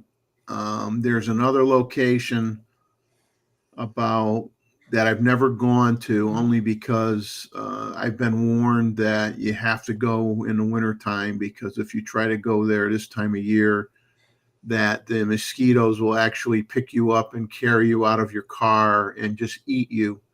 It's just bug city. So I've never had an opportunity to actually see this next bird personally, other than in bird guides. So this is an American avocet with a bill that curves upwards rather than some birds that curve downwards. Very, very nice shot. She had the D7100 with this one, with the 28 to 300 lens, the f3.556 at 1/640th of a second at the 300 millimeter focal length, f5.6 ISO 200. So where was this? Where you guys live, or was this on a trip, or? It was close to where I used to live. Okay. We do have them here in Alberta too, but was taken in Saskatchewan, which is the province right beside Alberta. And they put on quite a show too. They're very much like the killdeer. They make on that they are injured to lead you away from where they're nesting. Yes, they're beautiful. I personally wouldn't want to have those pointy beaks sticking in me. You don't have to fake being hurt. I'll back off. Rakesh is in here. Hello, Rakesh. He's asking about where did Roy go. Roy had family visiting him, so he had to leave for family obligations. Hopefully he comes back later on. It all depends if Roy can kick him out of the house or not. I don't know. He may be gone the rest of the evening. I don't know, but he did make a brief appearance before he had to leave. But he's doing well. He's doing well, and no, I like this shot. I hope one day to see one of these myself. Like I said, the location they're in is a miserable place to go when the temperature gets hot. It's people just won't go there. It's just too many bugs. So then we'll bring up Anita's next shot here. So this is let's see if a ruffled grouse with the D500 and 8400 zoom f4.556 lens at 1/320th of a second, 210 millimeter focal length, f5.3 at ISO 1600. It looks a little ruffled, doesn't it? Beautiful, Anita. I love those. Were they drumming on that tree? No, he wasn't drumming at that time, but he sure put on a show with showing his tail feathers and flapping his wings. But he wasn't quite. You didn't hear the noise that they make when they're drumming. Maybe that's because he was on a dead log. Exactly, they do. They're beautiful, Anita. You need to go back there, Anita. Now we're converting everybody to bird photographers. It's working. Anita was converted a long time ago. Maybe you two are catching it from Anita and not the other way around. Exactly. It's possible. Although she's getting birds that I don't see around here, so for me anyway. But that's the beauty of being here. Exactly. Now her last image was of this is with the Z6 II coming up. Z6 II, a red lorry, a Z6 II, and the 24-70 f4 S lens at 1/2000th of a second. Not in at Canada. 70 millimeter focal length, f4 ISO 1250. So what I'm loving is, look how sharp that eyeball is, and the beak and everything, and the feathers, the whole thing. And tonight's turning out to be a showcase of, know your gear. You could take great shots with everything out there. There's nothing to be way too much shaming that goes on YouTube. And this is an homage to Roy, because this is an Australian parrot. Actually, I took this picture when we were on the island of Madeira. Okay. And it was at it wasn't really a bird sanctuary, but they had a number of different birds here. And the area that this bird was in it was a very large area, but it did have, it was screened in so that they couldn't go wild. Yeah. Probably 1,000 square feet or more, the area that this was in. And we were inside the cage with the birds. Yeah. Nice capture, Anita, for sure. But I think Yeah, Roy has those in his he can see those in his patio. Hopefully, when he comes back, we can ask him. Those are beautiful. Imagine though. Now, Anita, do you find this is something here? We're talking about processing reds. The color red is one that is so tricky to get the white balance so that it reproduces exactly. So for me, every time I photograph something that is red color, wow, I had to spend a lot of time until I get the red color the way I remember it. This, I don't think I had to do much processing on this one. That's almost the way it came out of the camera. I have problems with the reds in general. They are tricky. You know, you can get the red, and Anita, I know that bird. I have seen it.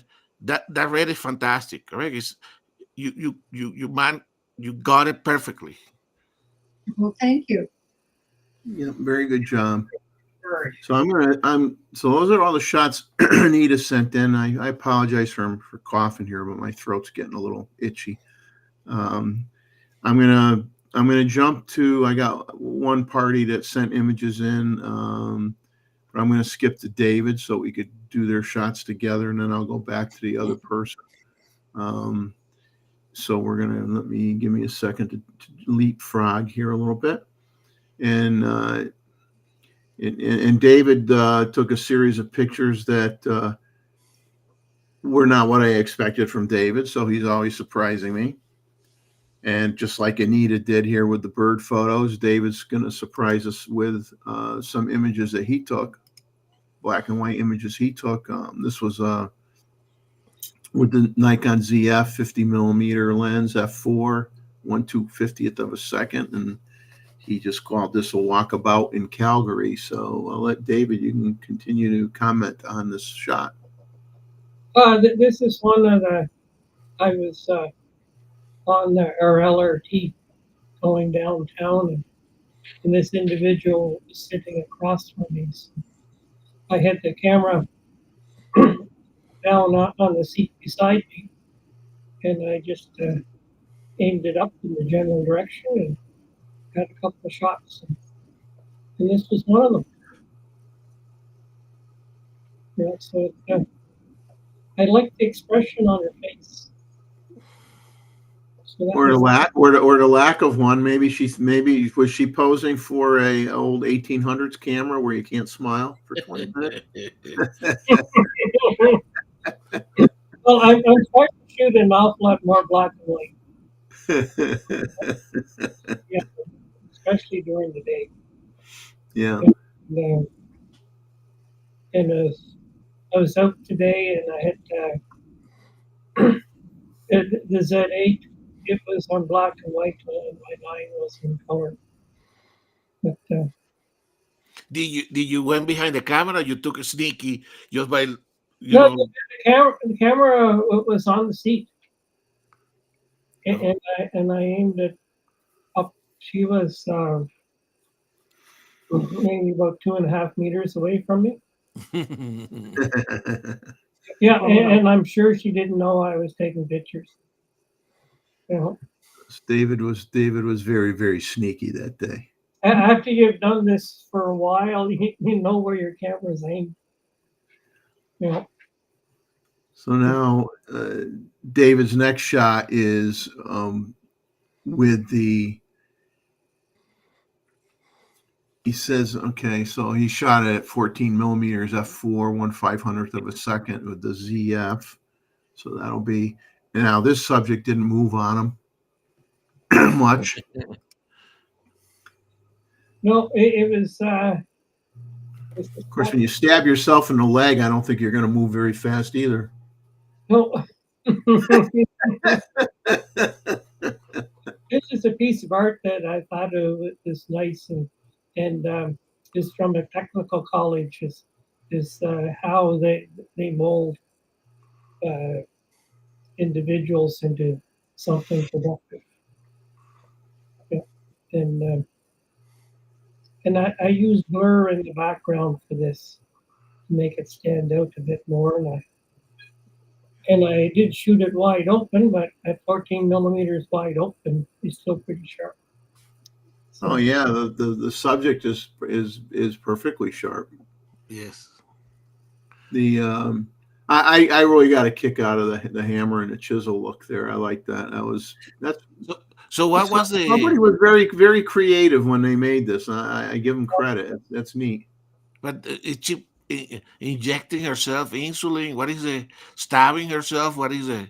Well, she's got the hammer. The hammer is in the other hand, so Oh, she's okay, she's okay, okay. basically it's basically a sculpture of the sculpture being created by the subject here with the Okay. hammer and the Okay. chisel.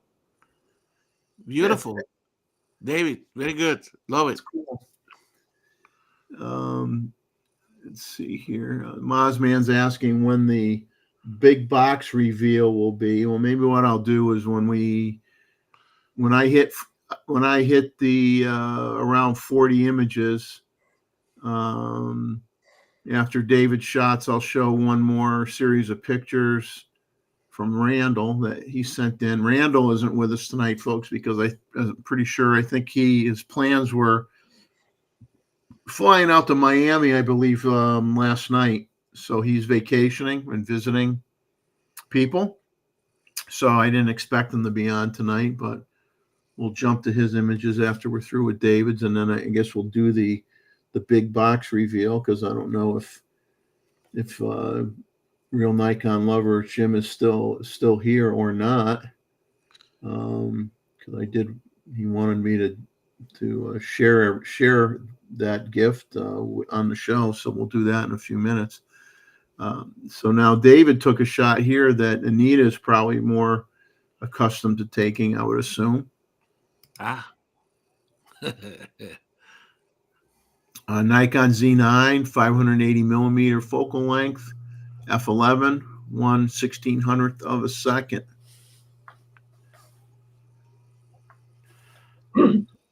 yeah, I had a TC on my 100 to 400 when I shot this. Wild horse or domesticated? Wild horses, wild horse. So Anita's on the other side pushing the horse up the hill, right? Well, it was just luck that we got the photos like of this band of horses, because we were walking on a trail that was at the bottom of that little ridge, and all of a sudden there's a band of horses coming, and they just had a look at us, and they just kept coming down the ridge. But this is one of my favorites, catching him at the top looking down. That's when he first spotted us. Yeah, he slowed down looking over the hill to see if it was safer. Yeah, I find David and Anita that for people that do wildlife photography like us, okay, that connection when you have your camera and the animal suddenly connect through you, looking at you and you looking at him, that is what make the experience to me, correct? It's like I'm sure the people that shoot other people and have a good model, that's what they do. For me as a wildlife photographer, that's what you crave, correct? When you have that connection time with your subject, which you have here, David. Yeah, and like I shot this wide open, and that's what I like with Nikon's cameras with the X-Speed 7. I've got 3 of them, and I've been shooting as shallow depth of field as I can for stuff like this all the time, because it just nails the focus. Now, David always refers to Anita as the horse whisperer.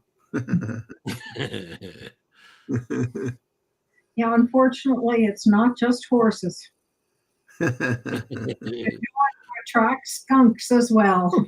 Uh-oh. Porcupines and badgers. Yeah, my wife's mad because the dog that Patches, which I bought for her, is turned into, well, it didn't take long.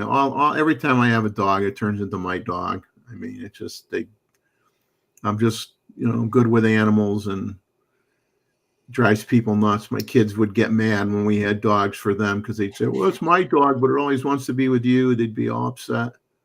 I don't know. Picks its owner. Yeah. Yeah. They always pick me, I guess, for whatever reason.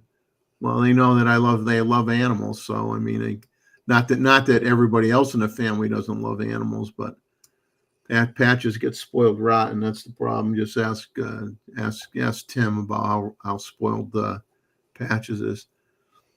And then David's last image here is from the Calgary Zoo, Z8 120 120 millimeter focal length f4 at 1/500th of a second. And yeah, this is with our favorite lens, the 24 to 120. 24 to 120. Yep. Wow. I did a calculation for Zach's channel in three different months, and I and with Bridge, it'll tell you what lenses that you use and how many times that you use them. And for a 3-month average, it was 65% of my shots were taken with this lens. And one of those months, I had 14 different lens combinations. But still 65% was this lens. The texture in the leaf, beautiful. Well, Yeah. And as Feral Man says, nice in black and white as well. Yes. This butterfly looked great in color. I figured do something different, have it in black and white. And then good black and white is almost as good as good color. Well, thank you, David and Anita, for sending in the images you sent in. We always like looking at them and having you guys talk about them. And you kind of surprised me this month with what you guys sent in. So I like surprises. So very nice work. Well, I'm trying very hard not to shoot birds. Well, I don't like to shoot them, but I take pictures of them, but I don't like to shoot them. You don't want to compete with Anita, David, because yeah, that's a difficult competition there. Well, yeah, she's the animal whisperer, and it's just amazing how that she can attract almost everything. And I've got pictures of her with peacocks, and she had her 180 to 600. But the thing is, they were too close for macro photography with the camera she was using.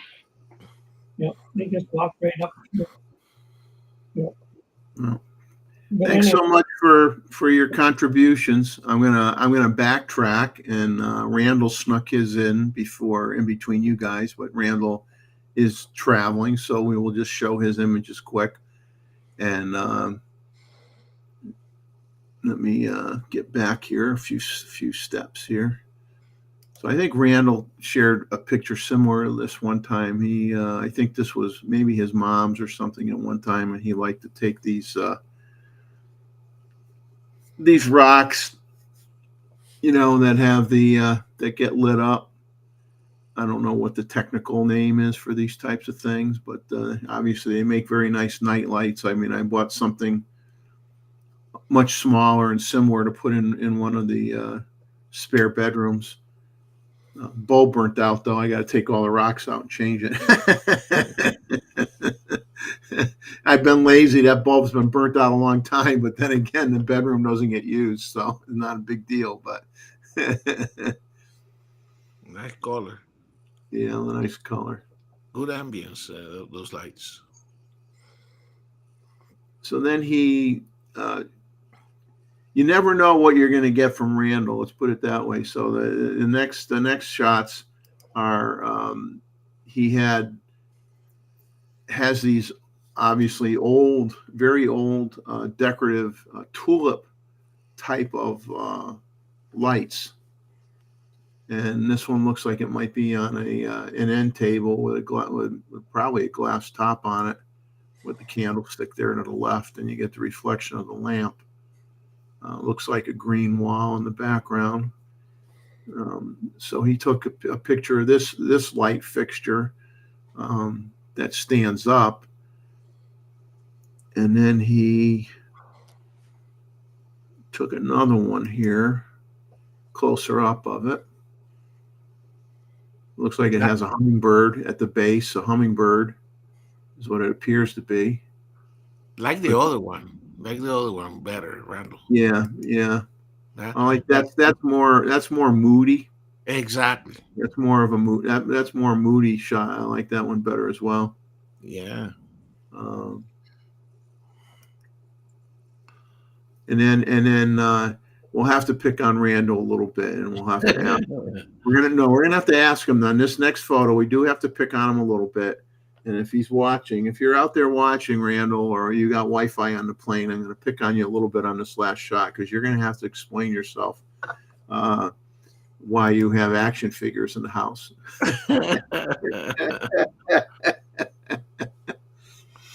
And but you know, wow.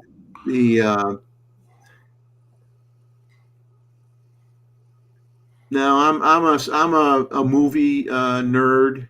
I was probably the nerdiest kid growing up, and I'm still a movie junkie. I see a movie pretty much every week. Every weekend I see a movie every weekend, and then I'm into all sorts of genres. It doesn't matter, comedy, musical, horror, sci-fi, action. You name it, I watch it, and so I'm big into the Marvel movies and everything and all that kind of stuff, because I was a comic book nerd as a kid as well. So I had thousands of comic books growing up.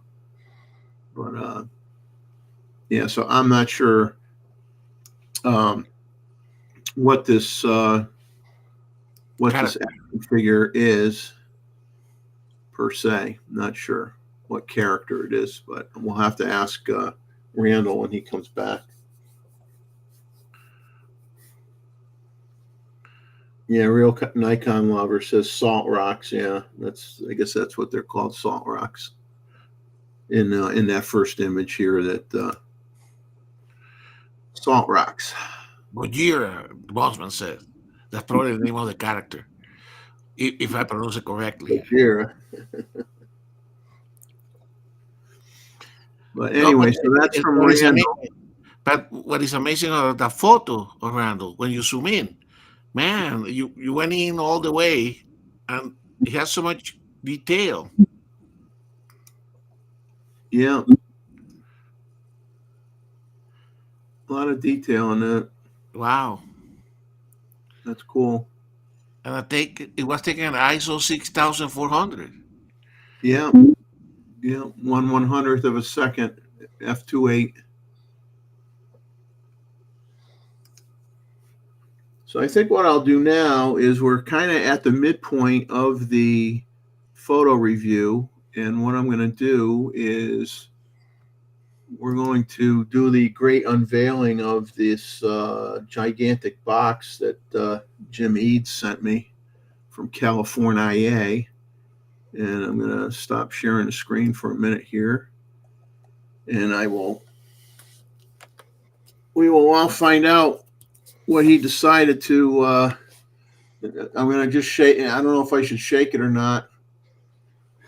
It might be a bomb. He might have lied to me about it not being a bomb. I don't know. But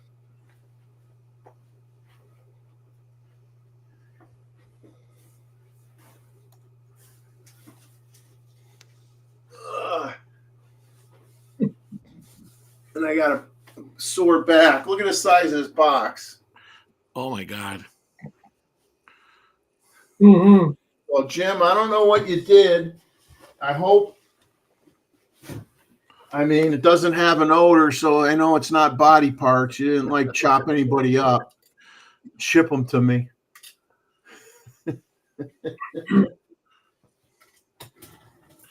He said I wouldn't take it too hard, Jeff. No, I'm I am a little nervous. I got the box cutter. Hopefully nothing will make. Hopefully there's nothing in there live that's going to make a noise. Yeah, wise man saying it's just bricks. You never know. Oh, geez. I think I'm going to be mad at you, Jim. What in the heck did he do here?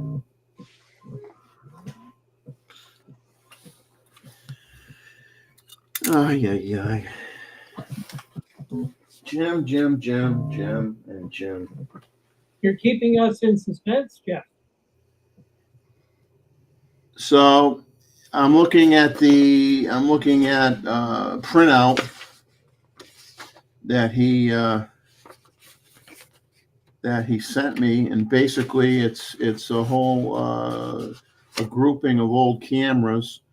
In the document here, he says the cameras below belong to the late Bill Bissett, a Burbank, California fireman. His daughter Janet Lamond gave these to Jim to pass along to me for my museum. He says Janet is my son-in-law's mother. Janet passes along her best and hopes you will enjoy and perhaps talk about them in one of your videos. So now I have to come back and do some thanks for the memories videos. So let me see if I can pull these items out in the order in which they're on the sheet.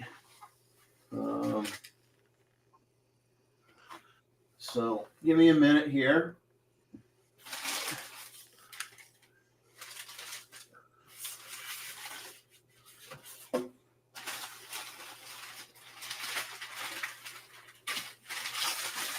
We can make this look really interesting. You're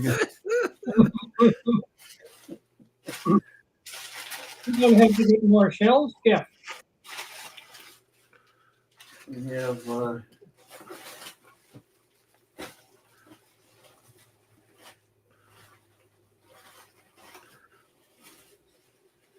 wow. So let me see. It's gonna take a minute, guys. You guys want to talk about something while I'm going through this? We're watching a countdown from Rakesh.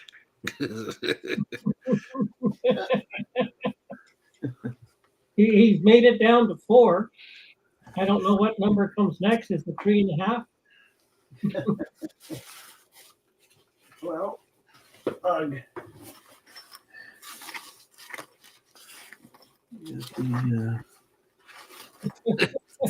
Three. Go down to 3.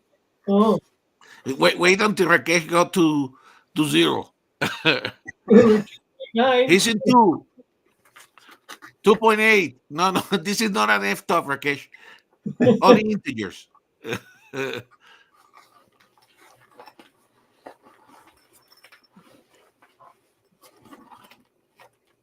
yeah, I will not necessarily talk about these in the order in which they're on the sheet. 0. Happy New Year, Jeff. Am I like making things happen or by accident? So let me find the page for this particular item. And Jim, I mean, thank Janet very much for for gifting these to me. I mean, my wife will say you don't have enough already, but I said I can never have too many. So one of the cameras here that he sent is a put it up here. Wow.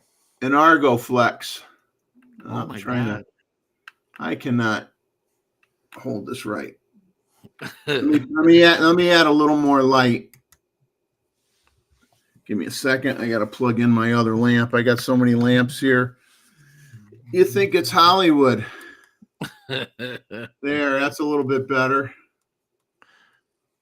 Now you have to make a video about those cameras. So this is an Argo Flex, and this was from the air 1940, 1945, a geared lens, twin lens reflex camera.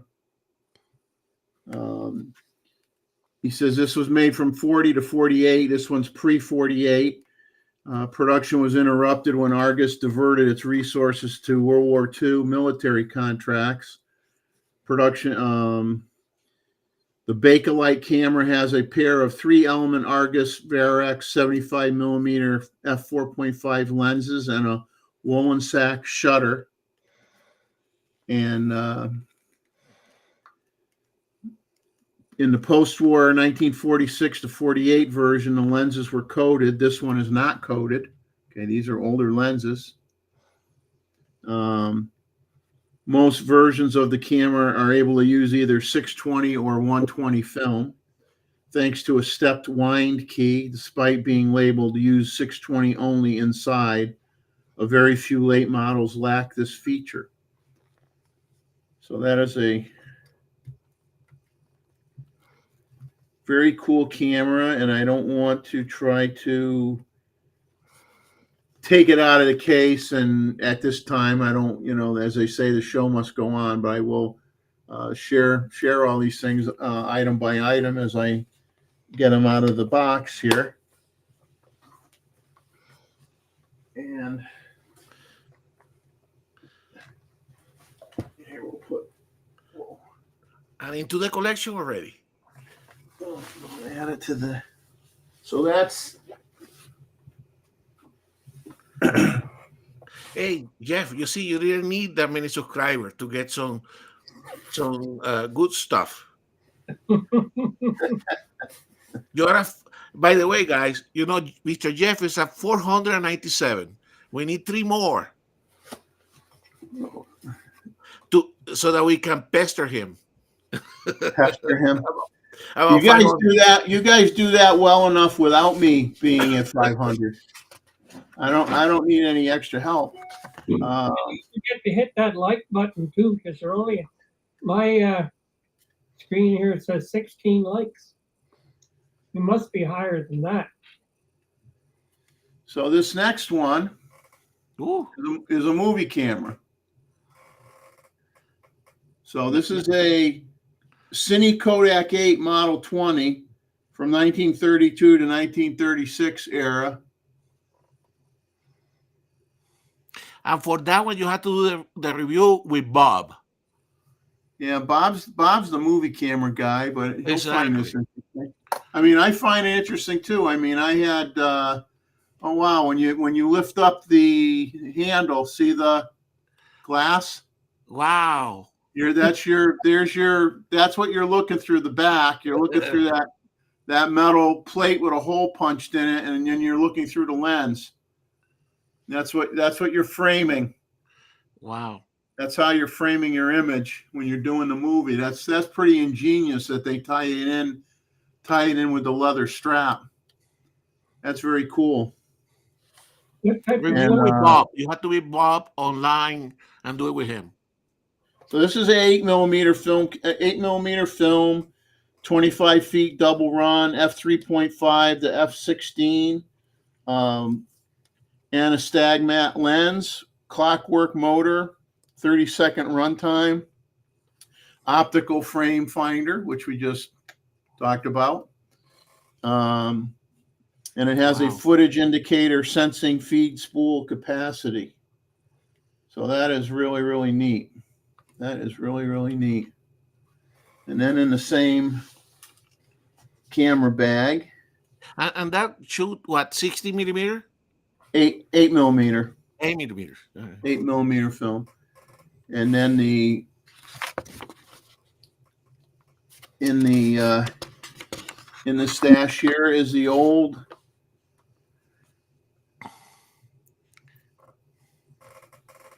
Kodak Instamatic 100. Mm-hmm. Okay, this was obviously the plastic cartridge film that you dropped into the back and they called it Kodapack. No need for threading the film on the take-up spool. You just dropped in the plastic holder and closed it, wound it till the lever locked, and start taking pictures. So, you could load your film in here and get going in about 5 seconds. And it had several iterations over the years. They sold millions of these with a 1970 end of the run final tally at over 50 million units. I mean, Kodak, when you look at, who sold the most quantity of cameras, not necessarily the best cameras, but the most quantity of cameras, the most amount of cameras that, got everybody to be able to afford a camera and go out and take pictures and snapshots of their kids' graduations or their kids playing in the yard or whatever. You got to give credit to Kodak. I mean, many of us in my age grew up with Kodak cameras. Our moms had them, or our aunt and uncle or somebody had them. They always had Kodak cameras. I didn't have any relatives that had any real high end stuff. My mom had a Kodak Pony 4 that I still have on the shelf back here that I used. That was the first camera that I learned how to use that took 35 millimeter film. So you can't get this kind of film anymore. But I'm sure somebody will come out with it. We're gonna add to the pile here.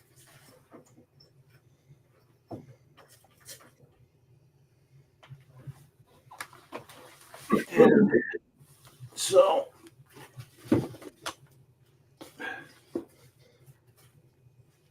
let's see.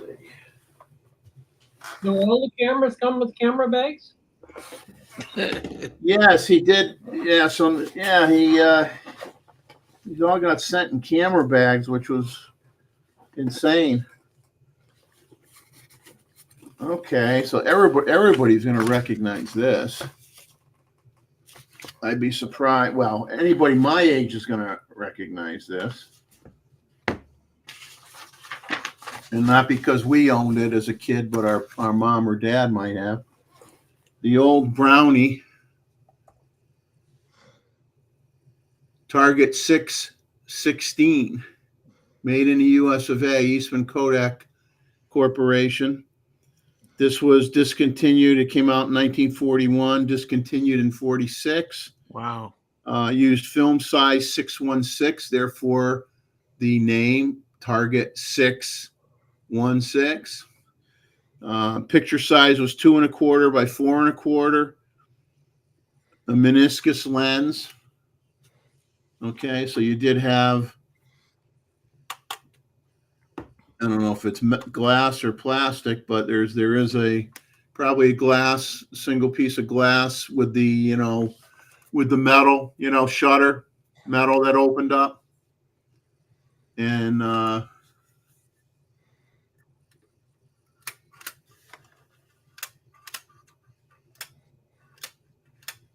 yeah, you could hear the. And these were made of metal or bakelite, Jeff?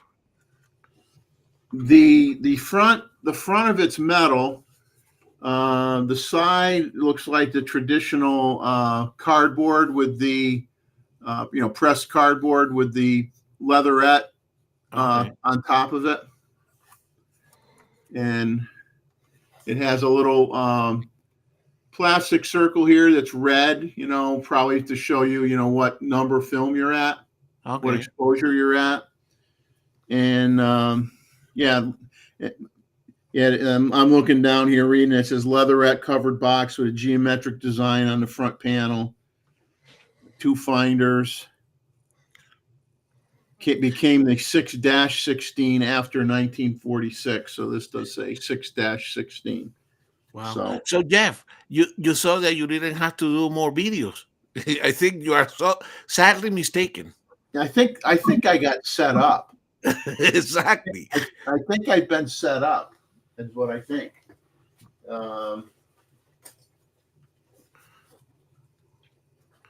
So I don't know.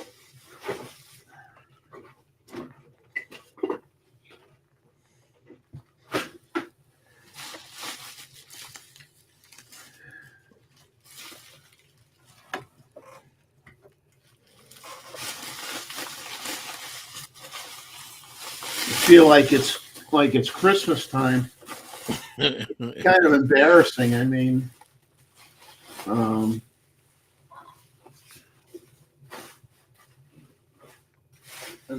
very, very unnecessary. I'll tell you that. I mean, very much appreciated, but very unnecessary. Look what he put in there, Jeff. Look at his comment. Too lazy to do a video of the camera, so he shipped them to me. Yeah, okay.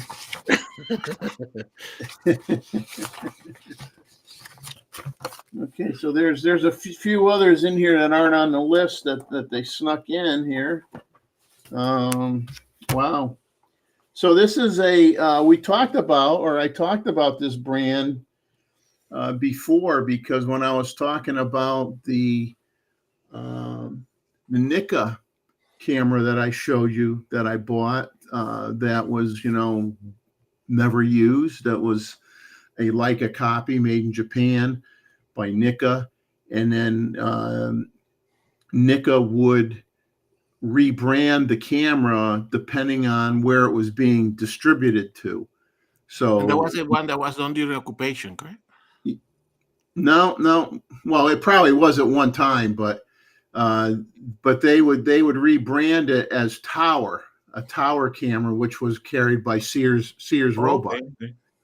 So if you have a tower camera, it's actually a Nikon with just a different nameplate on it that says tower, but it's the same exact camera inside. It's just badged differently. And then I think they used to, when I did the video on that camera, they also badged it for some other large department store or camera store somewhere in New York. So this is another. I'll show it to you in the cardboard here. It's an 8mm movie camera, tower movie camera, and has all the instructions.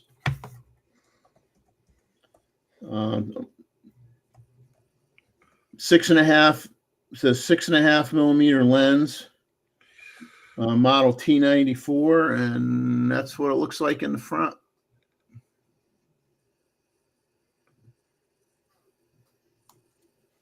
And that's the side.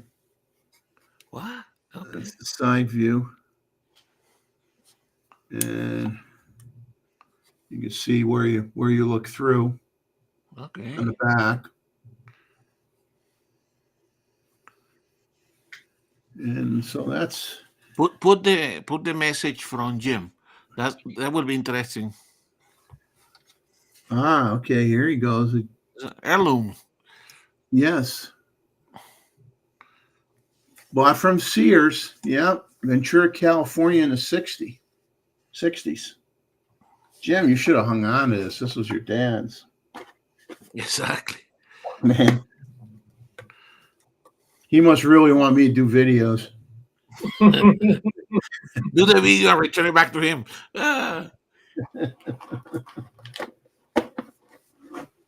And,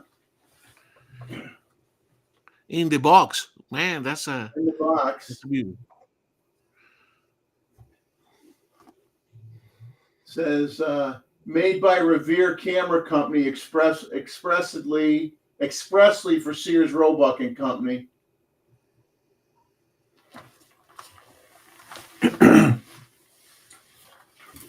Oh, jeez. No wonder why this box weighed so much, Jim. Gee. My wife was mad at me because I wasn't home when this got delivered.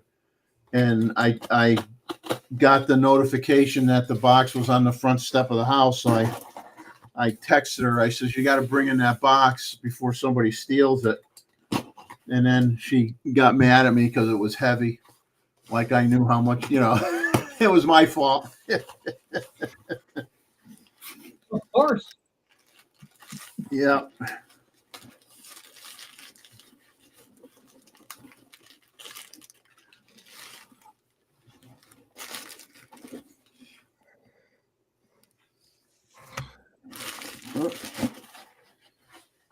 Let me give me a second just to. It was easy, Jeff, I don't when want Jim. the dog walking through all this.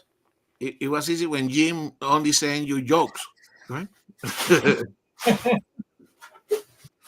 Yeah, Jim's probably laughing pretty hard right now.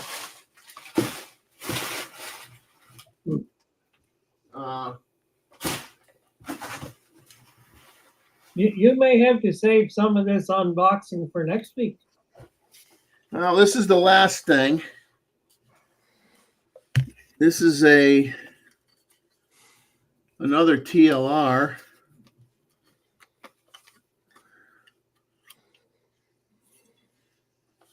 This is a IcoFlex. This is a Zeiss Icon TLR with a Tessar f3.5 75 millimeter lens on it.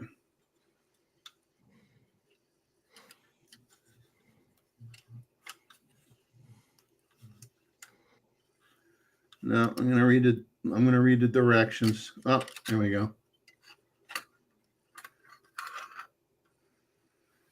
So there's the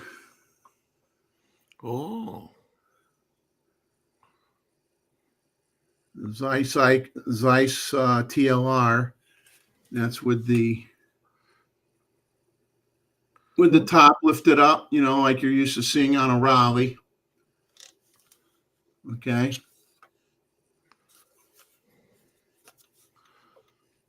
Wow. What year was that camera made, roughly?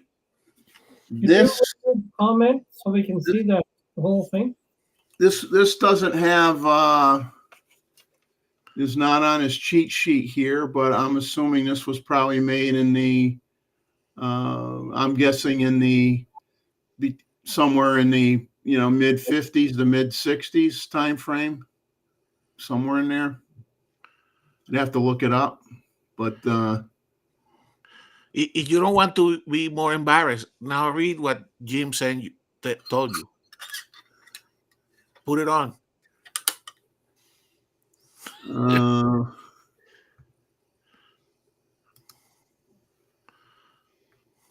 Let's see. I'm looking. He's got a lot of.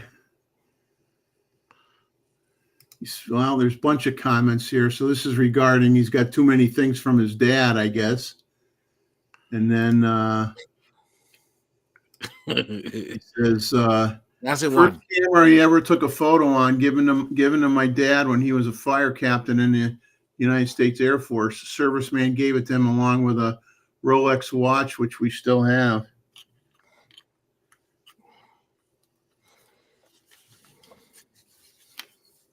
Wow, so this thing's probably could be a little bit older than I thought. I'll have to look it up. He said, vintage 1952. Okay, I was close.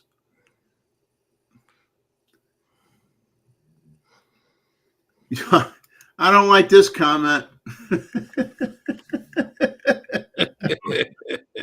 Yeah.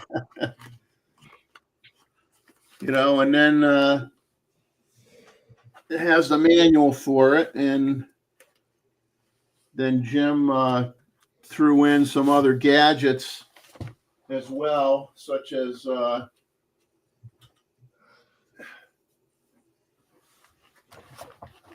my wife's gonna say, "Oh, your room looks messy again." I'm like, "What else is new?" Ow.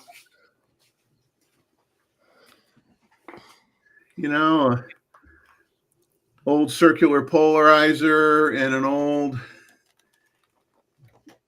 universal splicer. I remember those. Remember those guys? Yeah. Yep. Pain in the neck. Pain in the neck. Yeah. Particularly when your film will break in the middle, and you because it got too hot, and then you had to splice it. Yeah, Gustavo, when I was in high school, we used to shoot movies, and it was always fun editing them. And have all of these pieces of film that you got to go put together, and hopefully it doesn't break when you go to show it. Yeah, no, that's a Well, Jim, I wanna thank you for sending this stuff to me, and thank Janet, for both of you being so generous with sending me these antique cameras.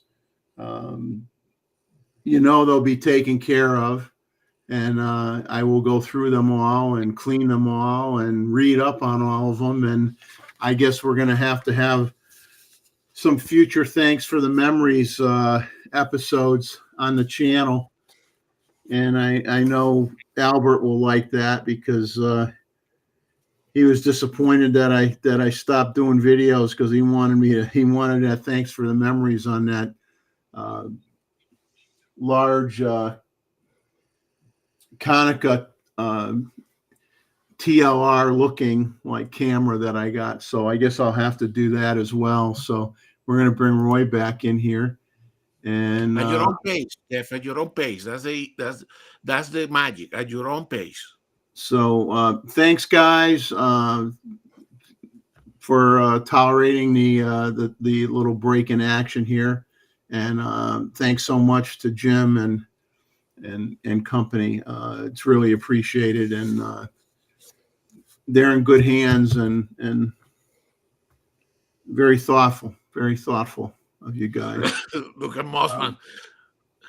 So Mossman, yeah, you could send me stoves, dishwashers, washer and dryers, old-fashioned hair dryers. My wife's got a good head of hair, unlike me. So remember those old hair dryers that you stuck your head underneath, the old-fashioned ones? Oh, you got one of those laying around. You can send that to me. I'll let her use it, or I might use it to dry the few follicles of hair that I have. Imagine when you get one of those hair dryers in your truck in your house. Oops, I dropped something. We're gonna get back to the show here. I'm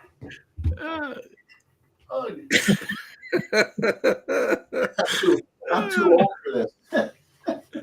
Look at the comment from Jim. Oh my God, you're killing me.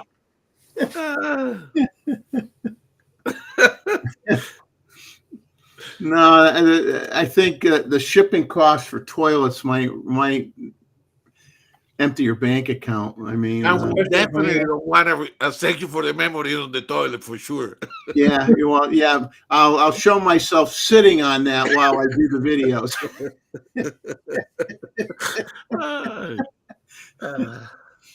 All right. So thanks once again. I really appreciate it. We will definitely go through those and clean them up and check them out, and probably do a video on them. I'm sure I will. Let me see where we left off here. I think the last image we showed was from David. Hey, Randall just show up. Randall, there he is. Okay. So you flew in safe and you're doing well. You're okay. Everything's going good, Randall. Yep.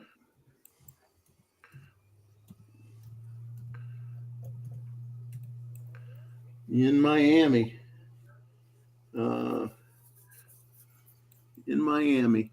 So Randall, we already showed your images. So we were going to pick on you, Randall. Since you're in here, I'm going to back up and show your last image. I'm just going to show the last image and say we were trying to figure out who this character was.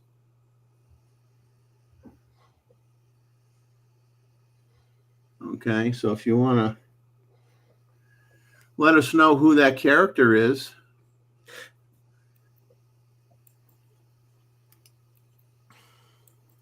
We're going to pick on you for collecting collecting figurines here.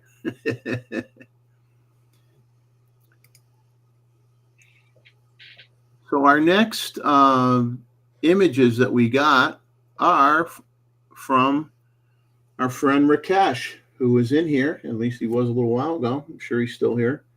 So Rakesh, we're going to go over your images now. Rakesh sent in 4 images that are classified as pier/beach photos. So I will bring those up one at a time. The mystery reveal. And obviously, well, I'm making an assumption. I guess he can. Oh, he says that the Randall's saying that character was the character Yennefer from the Witcher show.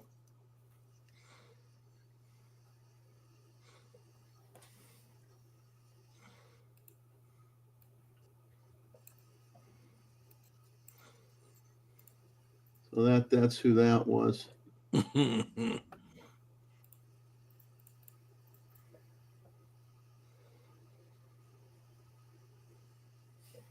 Witcher game and TV series. So I'm assuming here, correct me if I'm wrong, Rakesh, that you probably used an ND filter on here to. You're not showing yet. It's not showing. No. Okay. All righty. We'll get it. Take a picture of the moon. That's what I get for breaking up the show here. See, it screwed me all up.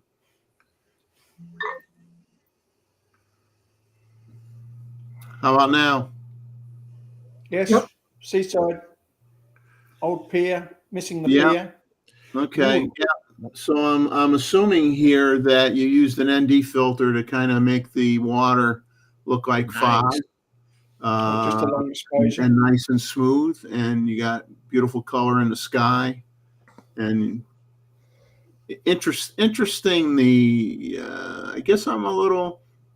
What's kind of confusing with this is with those large rocks in the front,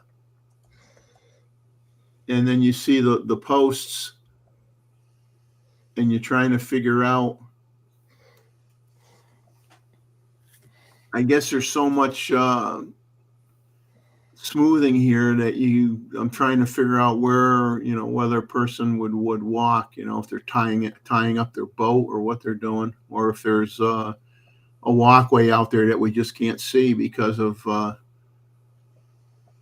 you did the shot. But I like the fact that you got the rocks, in the front as a foreground element, and then your eyes follow that set of posts right to the color in the sky.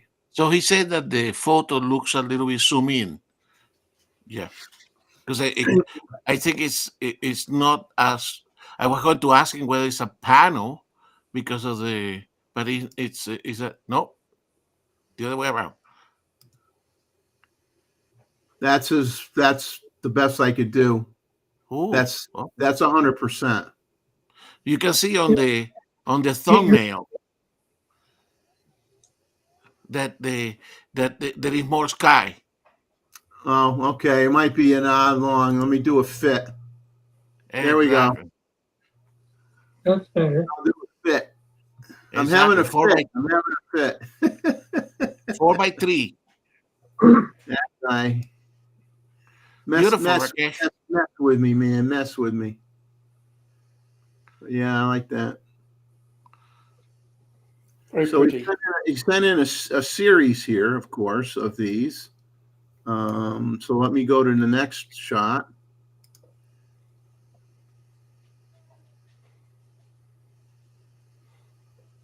Beautiful sky.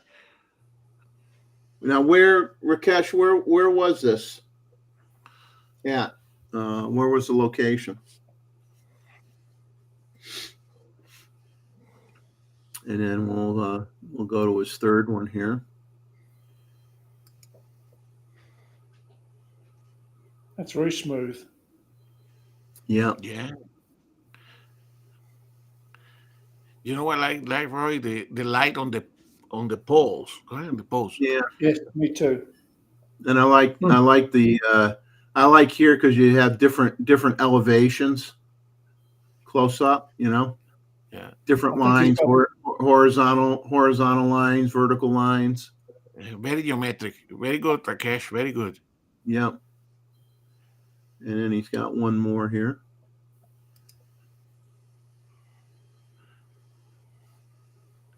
Oops. Uh, That's a quick chicken. Must be drive-through. Yeah, I was getting hungry. It's getting hungry. I'm just going to zoom in here. Just want to see what's in the background. ah. Okay, water tower, um, city of small city. Well, I say small. I'm sure it's not that small. Fire. I'd like to see more of the background. Exactly. Post to hang off. Yeah. Atlantic City, he said. Oh, Atlantic City. Okay. Well All that done, water, I Rakesh. like Atlantis. Okay. But that's a big image. So this is in Jersey. This is in Jersey. I gotta say it right. No, very nice shots, Rakesh. Well done. An old fish mill, he says. An old fish mill. Lots of posts.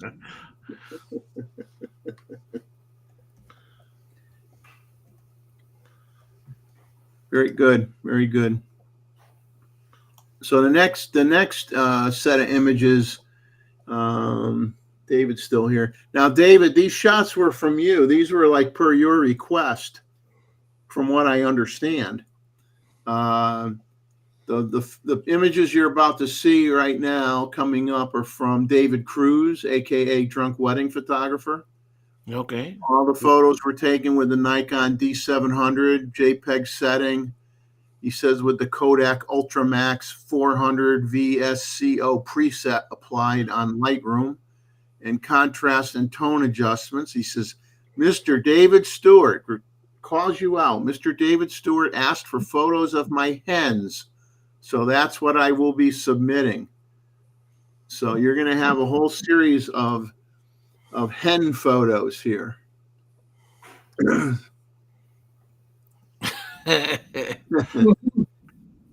hens Osaka. around the cacti. Osaka hens. So that's from Mexico.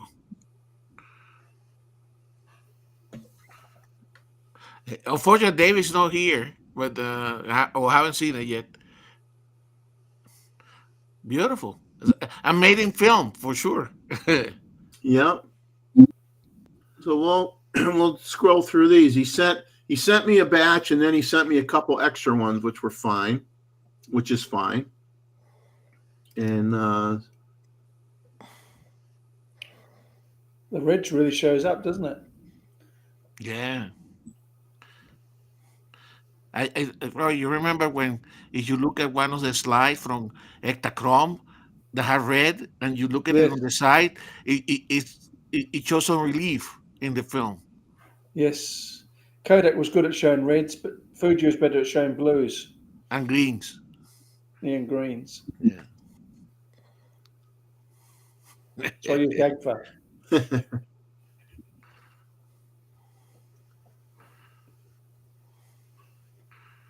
you're gonna feel you got henpecked after this. So what's the story, David, on you and Dave and the other David, the Mexican David, on these Well, chicken issues?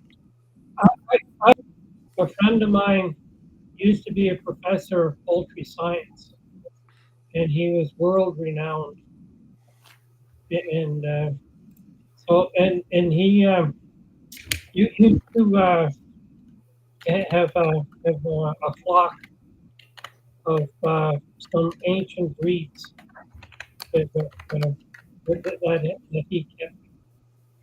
And it was, whenever I went over to visit him, he was there. But since now he's living in a senior's home, so he's got no animals at all. But it was interesting to see his animals and his hens, and he used to have yard ducks that living on the prairies. There was lots of grasshoppers, and he was the only one in his county, or he'd be an RM in Saskatchewan, that had a garden, because his guard ducks ate all the grasshoppers so that they didn't get into his garden. So he actually was successful at having a garden where nobody else was because of the guard duck.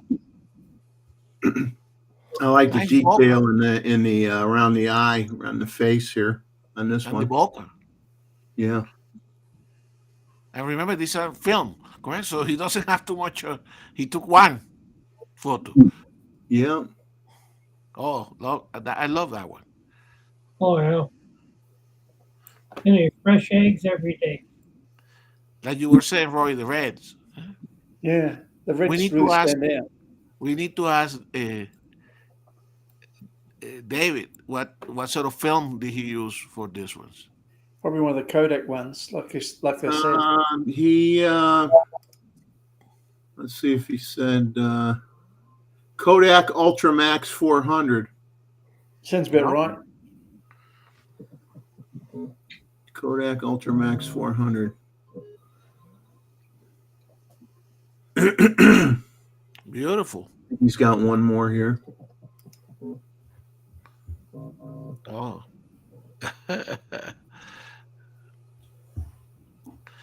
See I that feel over like I've been henpecked. That's all I got to say. I've been henpecked. You see the small latitude of the film, correct? So that one in the background is completely blown out. Yeah. Overexposed film and underexposed slides. Exactly. Otherwise, you lose it. That was a problem, correct? And then, Thank you, David, for sending these in, and I'm sure the other David's glad you to see the hen shots. Yeah, David says that he has 8 hens, 4 different breeds.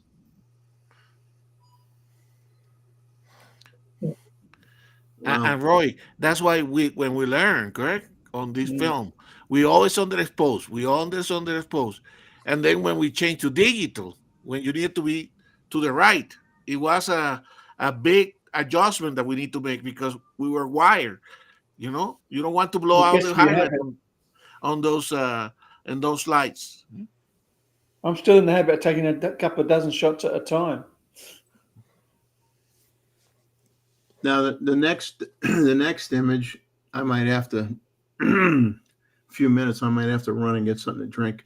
The next images are from Terry Contopoulos, and I know he was in the chat briefly and said he couldn't stay, and I know he's not here now. But we're gonna show his images, and the first image that he sent in is of a comb-crested jacana.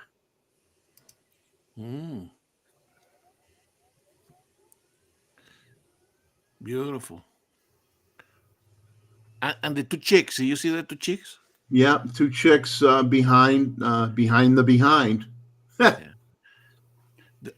ones are those are the ones that put the chicks under the wings and carry the chicks under the wing. Wait a minute, I'm losing it here.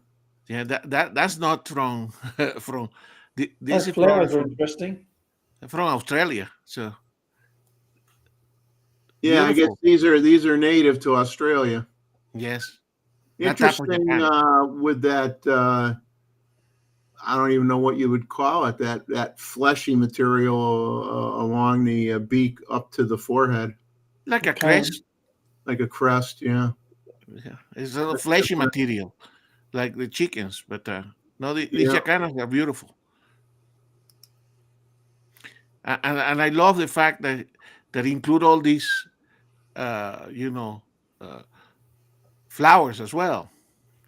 Yeah, those are all the lily pad flowers. Exactly. Beautiful, Terry. Beautiful. Nice job. The next one he sent in is he called it he put in the name and he says I believe, so he's not 100% sure. He called it a fairy wren. So we'll see if anybody can verify that that's what this is. I won't know that. Not completely up to date with the Australian birds. Yeah. So look at me. He's They look the thinking same to me. it's just another pigeon, right? Yeah. Itty bitty birdie. But that nice background showing the bird in the environment. Yeah. Obviously, a very, very small bird. Very small. What lens did he use for this one, Jeff? He did not give me that information. Okay.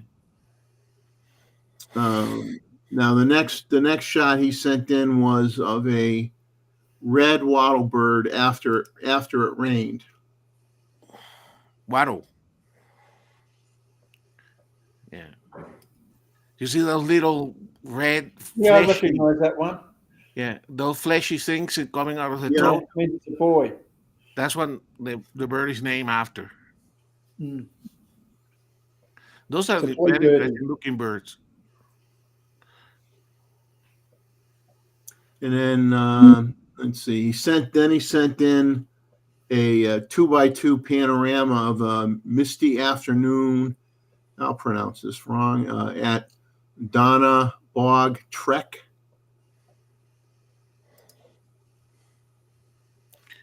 Okay. A lot of ferns. I like the fog. I like the fog along above the ferns.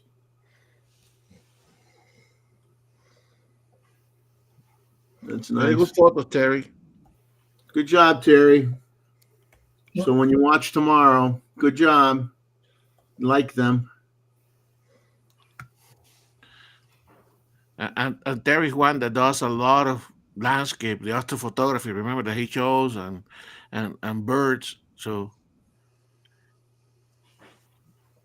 The next shots are from former work associate when I lived in Connecticut, Bob Rosado. Goes by Robert. We call him Bob at work, Bob Rosado.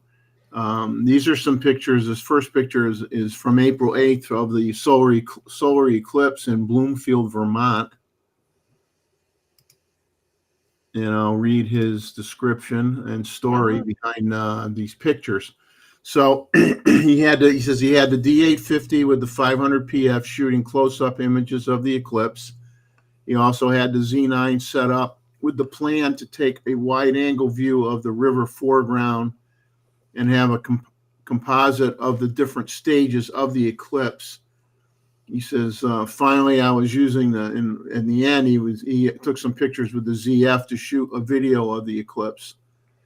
So he says this particular image is exposed for the Corona Nikon D850 with the 500 PF at f10, 1/13 of a second, ISO 64, cropped to 4766 by 3178 pixels. single exposure, so no composite. That's beautiful. Yeah. Yep. Single picture. Yeah. Still a good camera. Good processing there. So then his next image,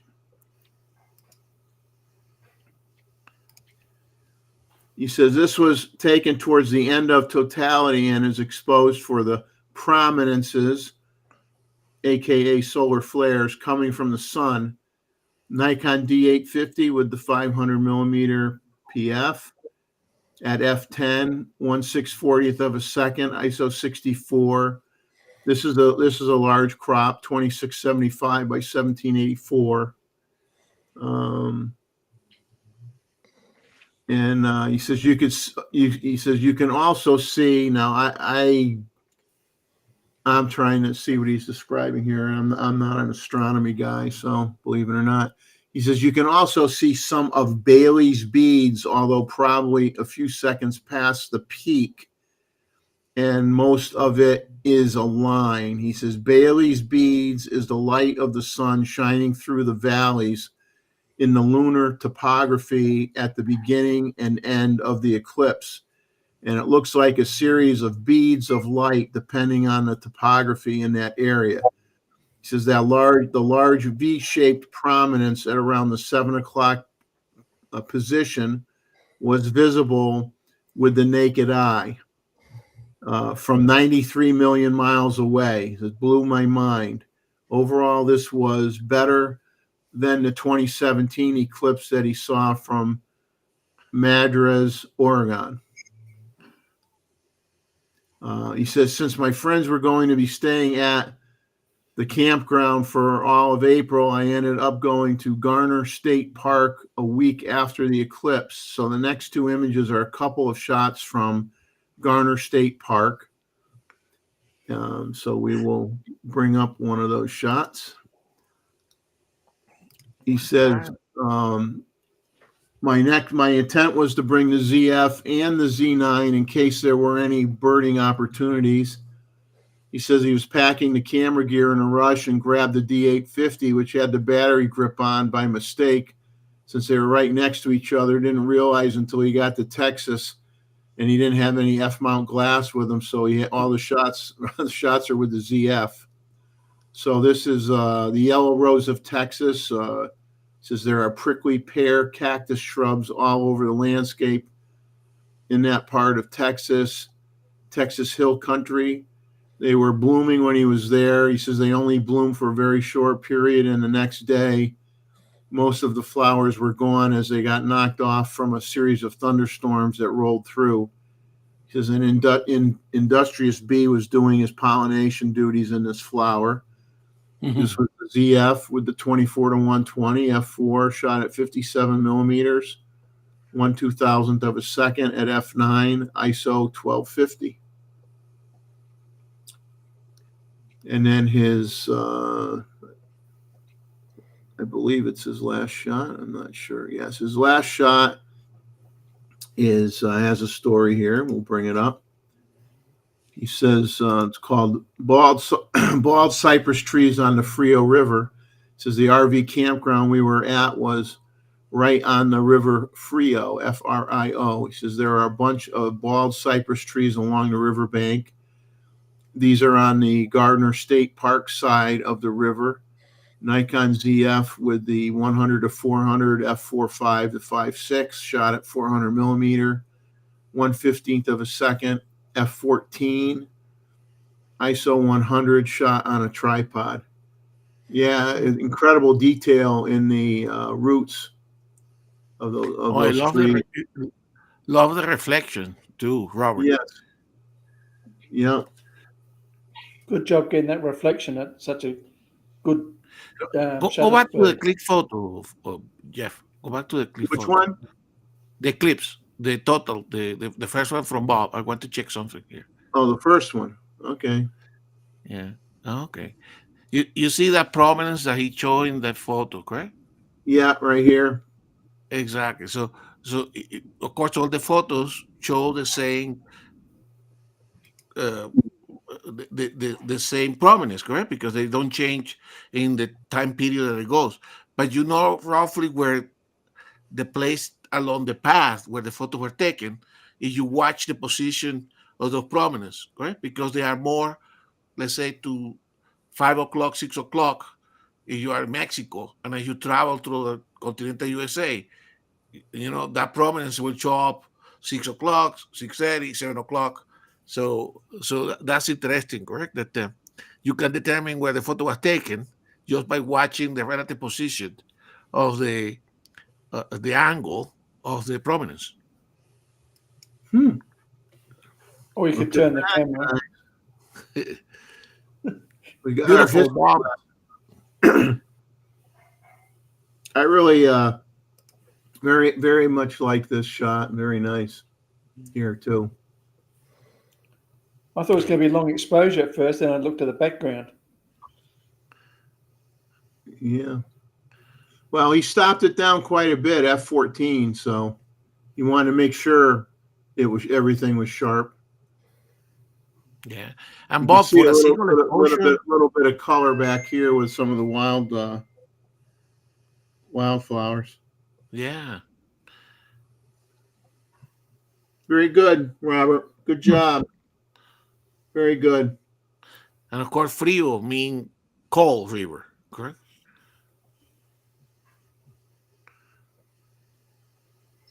So let's see, that's all the ones from Robert.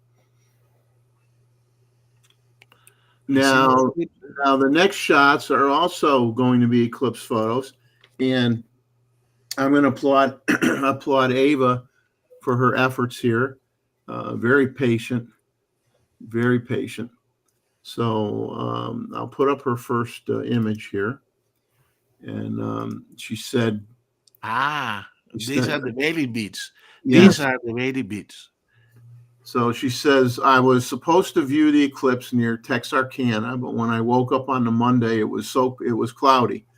So after frantic Googling and research, she decided to head just south of Hot Springs to a COE primitive campground where I hoped there would be a place to park without restrictions and no clouds. It was 2.5 hour drive from where she was. She got there about an hour before the eclipse started. Turned out to be the best decision ever. It was absolutely beautiful location on the north side of a lake, so she could shoot across the lake, and only 2 other people were camping there. She had a little beach area to set up on, all to herself to shoot the eclipse. So she shot this with the Z8 and the 400 millimeter f4.5. She says she had a home brew solar filter consisting of an almost too small square of solar filter sandwiched between a 95 millimeter to 112 millimeter step up ring and a 112 millimeter clear UV filter. She had her OM1 with an 8 to 25 millimeter as her wide angle shooter. She says, but the ND that she had bought for it was awful, and it was impossible to frame the sun in the filter and get it sharp, hindered by the smallness of the sun in the frame and the manual focus assist being awful compared to the Nikon. So she says she's teetering on the edge of sending the OM1 to the upstate farm of MPB. You get rid of it. Pasture. So his first shot is Bailey's beads at C3. This is a single frame capture, 1/16, 1/600. No, it says 16. I think she meant to say 1/600th of a second. F8 ISO 64. I probably typed it wrong. I apologize. Z8 400 millimeter f4.5. That's cool. Great capture of the Bailey beads. Yes. And then she did a now. So Jeff, wait a second here. So if you look at the chat, correct? Bailey, like the Irish drink, correct? Now, correct. Bailey's Irish cream. So Bailey was the first kind of forecast of in modern history or relative modern history was done by Halley, correct? And there is that famous map of Halley's prediction of eclipse that went through southern England, correct? And then he didn't live long enough to see it, but people saw it. And so Bailey, which was an astronomer, went to photograph the next eclipse that happened in Western Europe afterwards. And he was the first one to observe the phenomenon, the Bailey's bead. That's what it's named for. Sorry, guys, but, we cannot pass opportunity here to talk a little bit about. So the next eclipse, which is in Spain, there will be more people from the group going there. So, Ava, you're going to go to Spain? Exactly. Spain, Ava. Now, her next shot, You know, remember that old Miller Lite commercial, I think it was, where they had the pool players and the guy hit an incredible shot, and he goes, even when you're just showing off. So Ava is going to show off here. This next shot Ooh. is a composite. I like that. Includes a composite stack of the totality captures. She shot all the totality pictures with a 9-stop bracket. Best thing about the Z8 was she pre-programmed brackets for both totality and partial captures, and only had to change shooting banks to make the change. So she had a wired shutter release, so she was able to watch the eclipse with her eyes and just, hit the shutter release button for 3.5 minutes that she had. She says the start of the eclipse had some high clouds, which gave the sun a faint glow, and some cumulus clouds passing through, which adds to the story of my experience, I think. For totality, it completely cleared up. Fate granted the perfect conditions. It was marvelous. She says, it's a shame there's really no photographic way of really capturing how magnificent it is, but that didn't stop me from trying. Wonderful image, wonderful setting, wonderful series of shots. And Eva, I tip my cap to you. Beautiful. Yeah. Beautiful. And now because good enough isn't, she sent in one more, and this one is the shot she said she really wanted to get out of the eclipse. Ooh. Which she managed to make it happen. Background is a vertical pano from the OM1 at totality. The original plan was to have the OM1 shoot time-lapse shots of the partial phases to make stitching easy, but since I couldn't get the sun sharp and be sure of it, plan B involved the background shot and a placement guide of the path using the Photo Pills app set to the exact date and time. Oh, and a crash course in Photoshop from YouTube University. Fantastic, man. Fantastic, Eva. Second cap of the night. Yeah, I tell you blew it. You nailed it, man. Oh, did she ever? Wonderfully done. And I guess YouTube University was pretty good, huh? But I'm going to give you all the credit because I can only imagine the amount of time it took to do all this. There is a lot of bad classes in YouTube University too, so she took the right courses. Yeah. So, Ava, exceptionally well done. Very, very, very good. Very good. That's coming to you, Roy.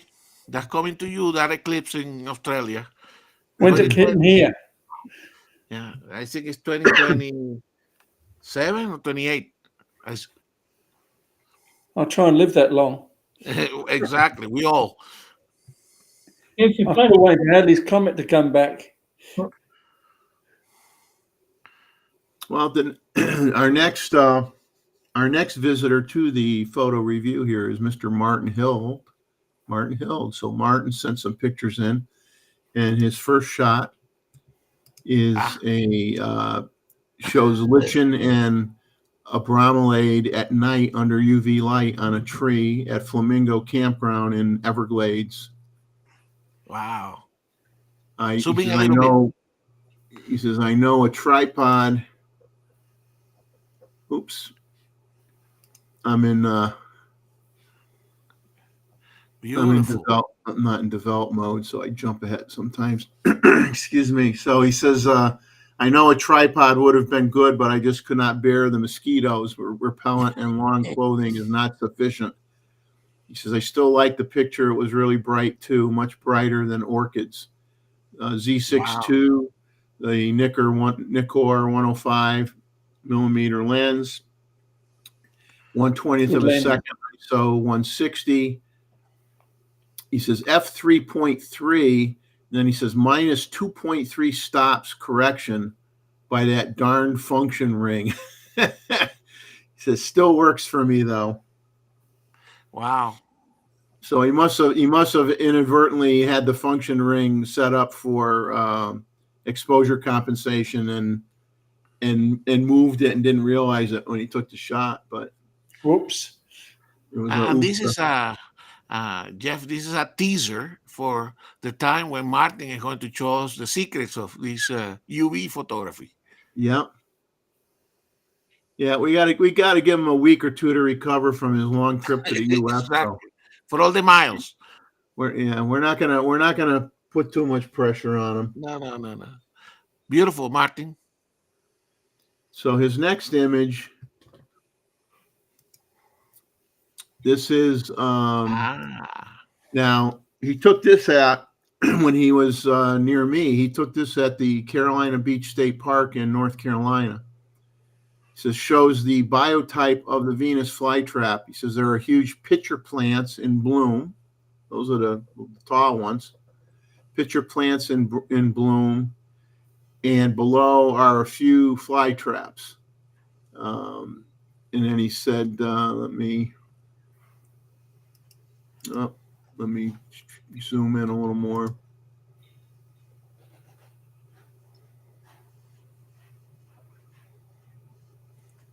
See if we can find him. He has an eye for it. So did he convert you into doing this type of photos, Jeff, with this? He well,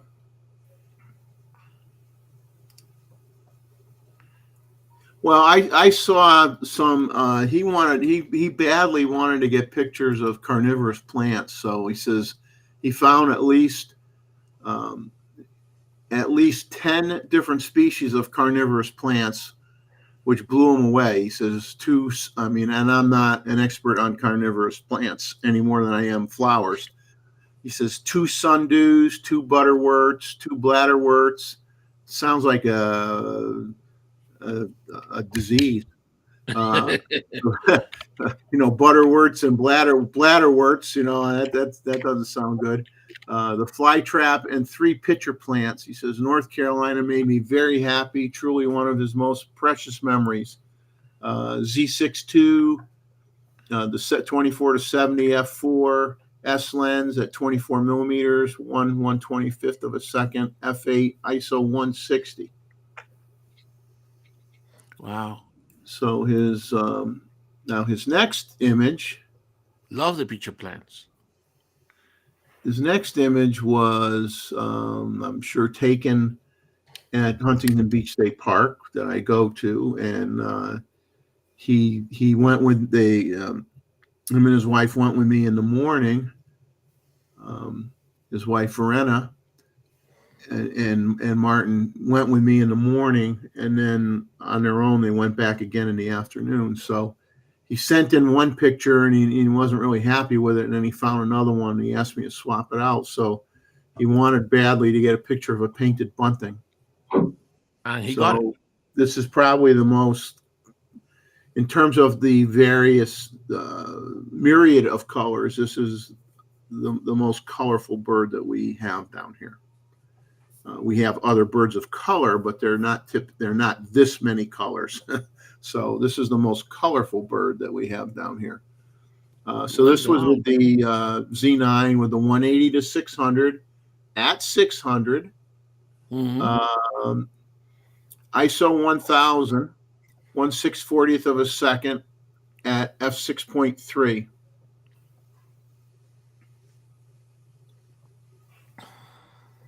And then his last image that he sent in, I love painted buntings. You can't get enough of them. Love them. Yeah.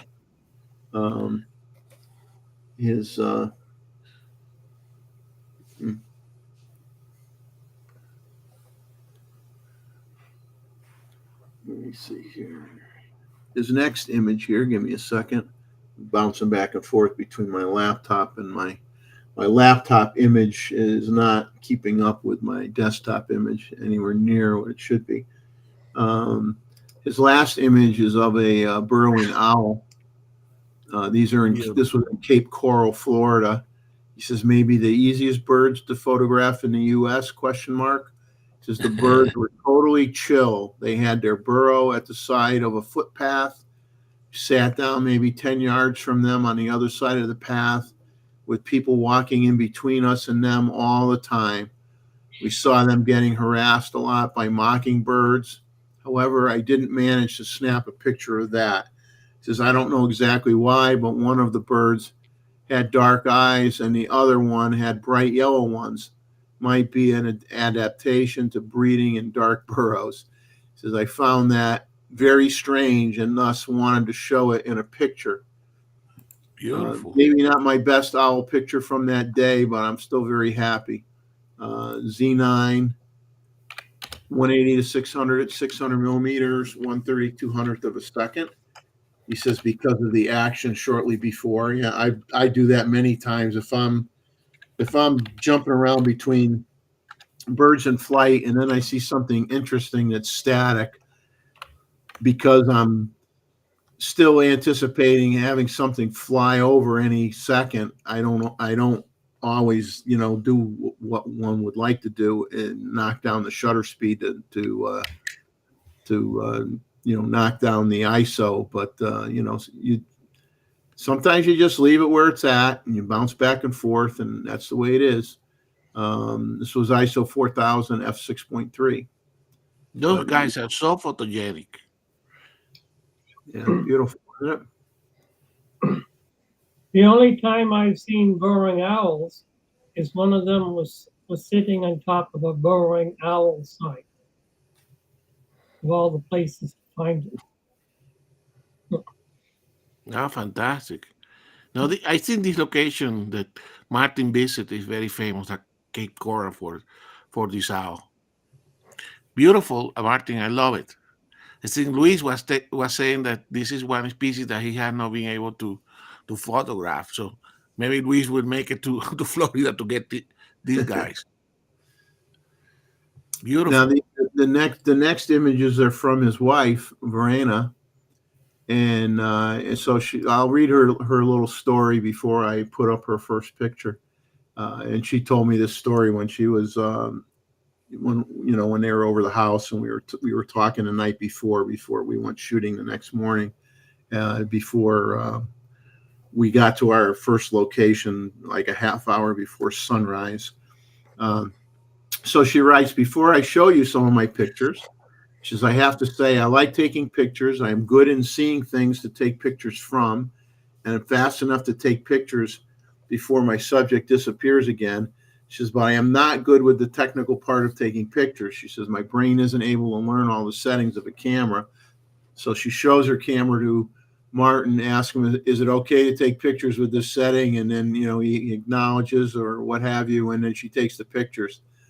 So she says, I'm not able to tell you what the technical things that I want to do, but she supplied plenty of information. So her first photo that she's sharing is of a nighthawk, using the D850 with the 500 PF. That's what she used the whole time that she was shooting with me and Martin. F5.6, ISO 640, 1/1000th of a second. And she says, while driving through the Everglades with an airboat, we stopped for some alligators. I looked up in the trees, searching for other interesting things. I saw a shape which doesn't look like a normal branch of a tree, and there it was, a nighthawk sitting or sleeping on that branch. She says, my husband, Martin, always asks me how I'm able to see such hidden birds. She says, I don't know. I just see them. And these are difficult to see. Oh, yeah. I mean, that blends in so good, doesn't it? Exactly. So then her next shot is of a fox squirrel.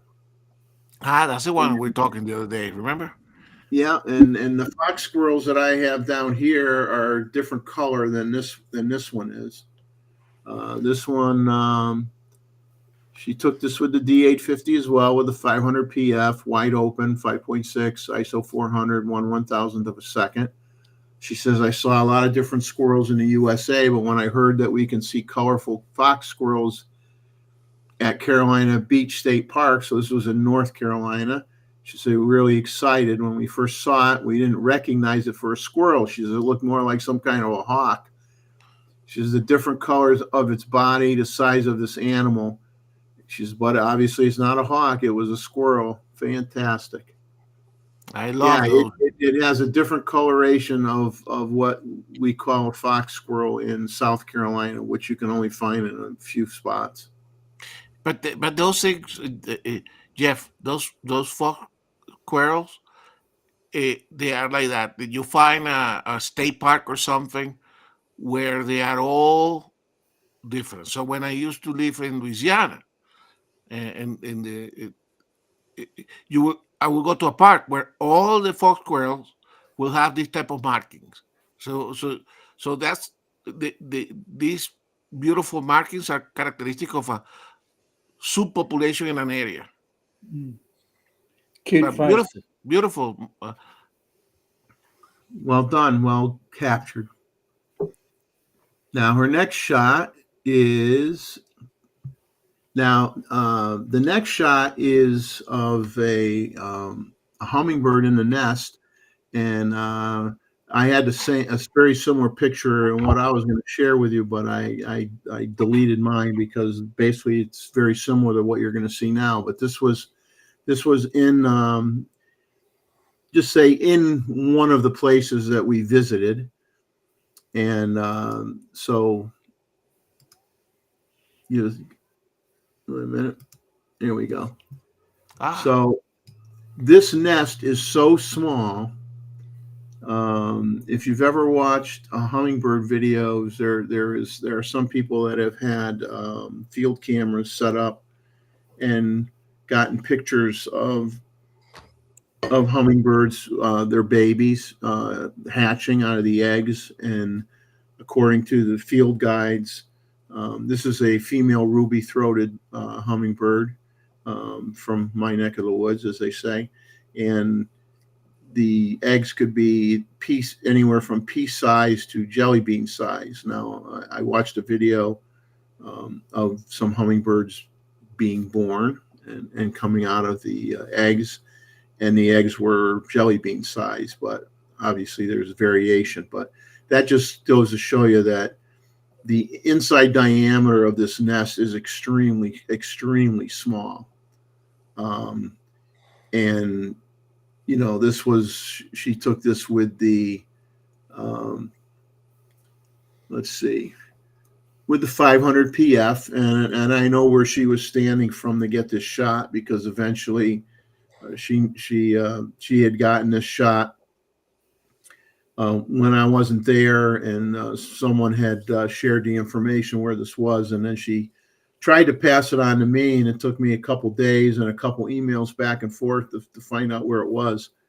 But it's an extremely small nest. I mean, the inside diameter probably isn't that much bigger than a golf ball, maybe 1.5 times the size of a golf ball, if that, and very well camouflaged. And so the intent, my friend Bob and our intent is really only to check on it maybe once a week, because we don't know when or if it laid its eggs yet. The incubation period is, I think, about 3 weeks.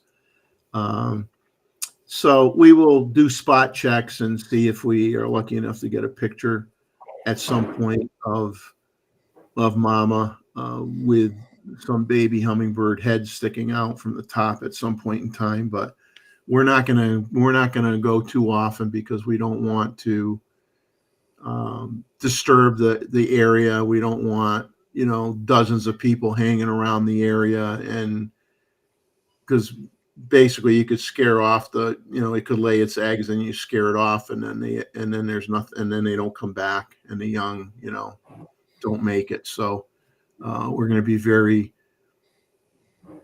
sensitive to the situation and do our part not to scare the mom here. And the nest is made out one of the big materials is spider web. You can see some of the spider threads in the bottom part of below the nest. So it's woven with spider webs, right? And then the final camouflage is done with some lichen around the Yep. spider web. Gustavo, there's a spider below the nest in the web. I don't think yeah, I see I think there is a small spider, but you can see the thread for sure. Oh yeah. So locally sourced. Yep. So then she got one more shot here to share. This is of a barred owl. This was at they were all over. I mean, I think they said they put like 8,000 miles on the car when they came to the U.S. This is a barred owl, Beautiful. D850 with the 500 PF, f7.1, ISO 6400, 1/320th of a second. This is at the Congaree National Park. She says some days before we had to fly home again, did a boardwalk to see the park. One visitor approached us. There's an owl sitting on a tree. You might want to take a picture with that equipment. So they did. Sitting near the boardwalk, looking around for food. It also caught a mouse. She says we unfortunately didn't catch this situation, but what a beauty. Fantastic. It looked like they have a good trip. Yes, they had an exceptionally good trip.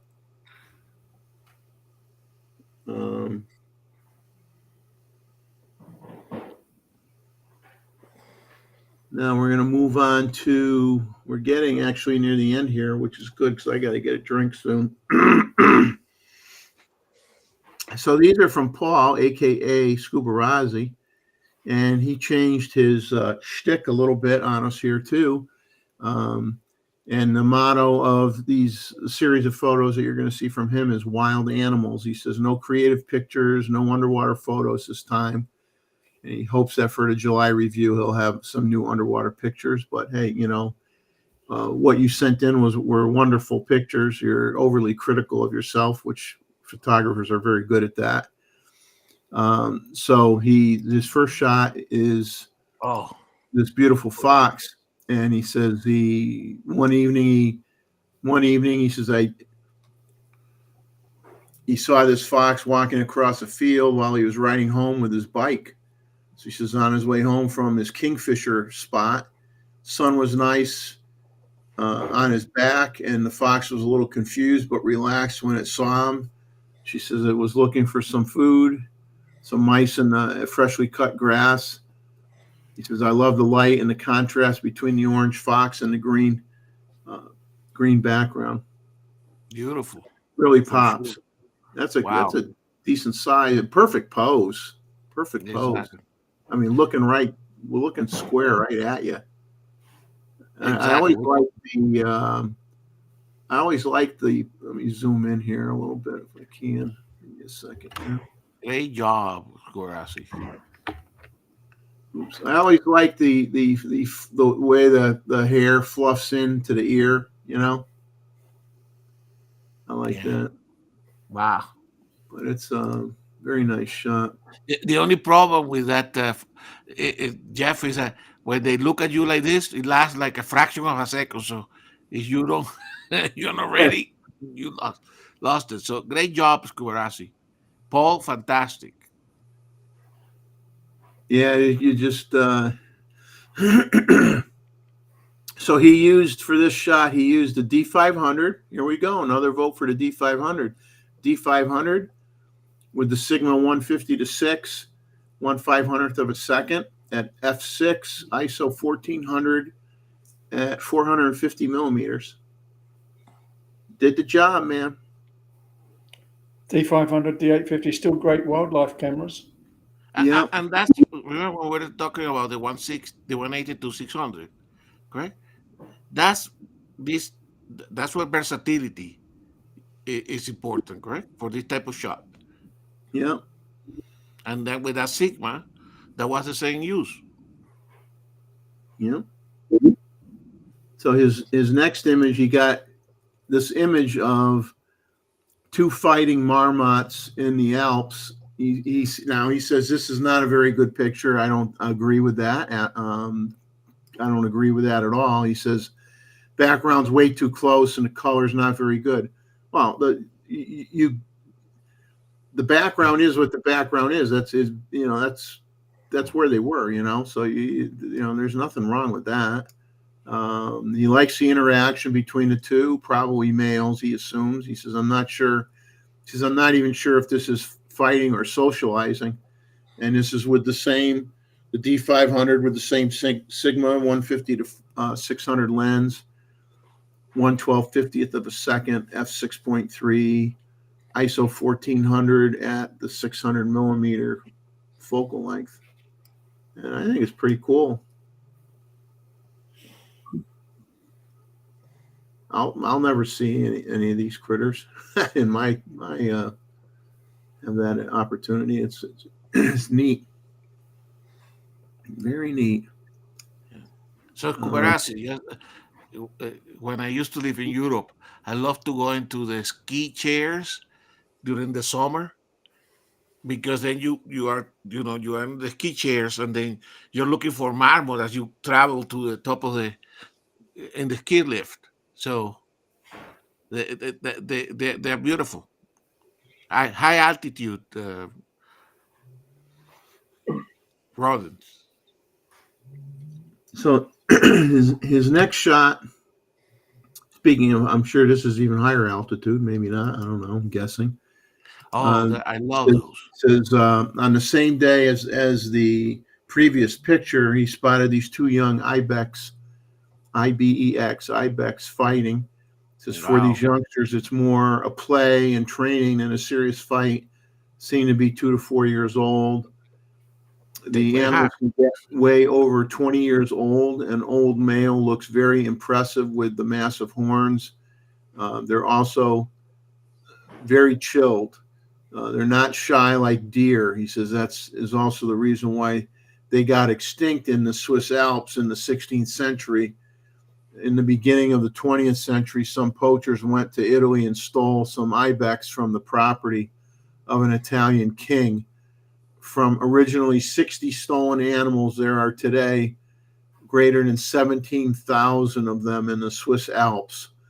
Hunting is still very strongly regulated. This is another, basically same gear, D500 Sigma 150 to 6, this time with the 1.4 teleconverter. So he had 1/800th of a second, f9, ISO 3200 at a focal length of 800 millimeters. Beautiful. Yeah, I love the the ridges. I don't know if you want to call them growth rings or whatever on those horns. It's pretty cool looking, isn't it? Yes. Yep.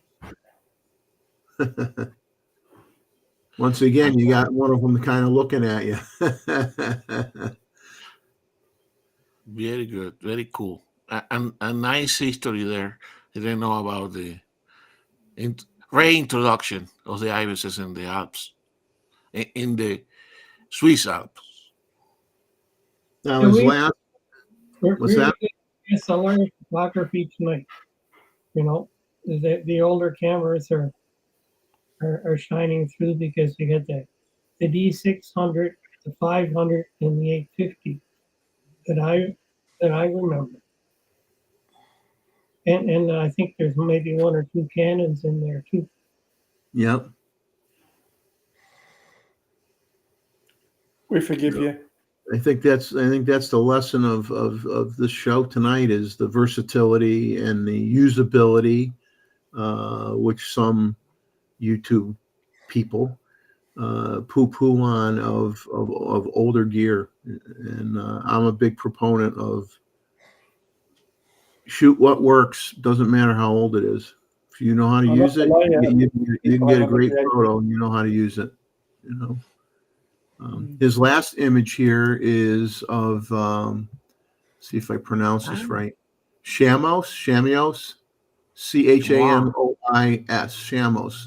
The photo of a mother with its kid.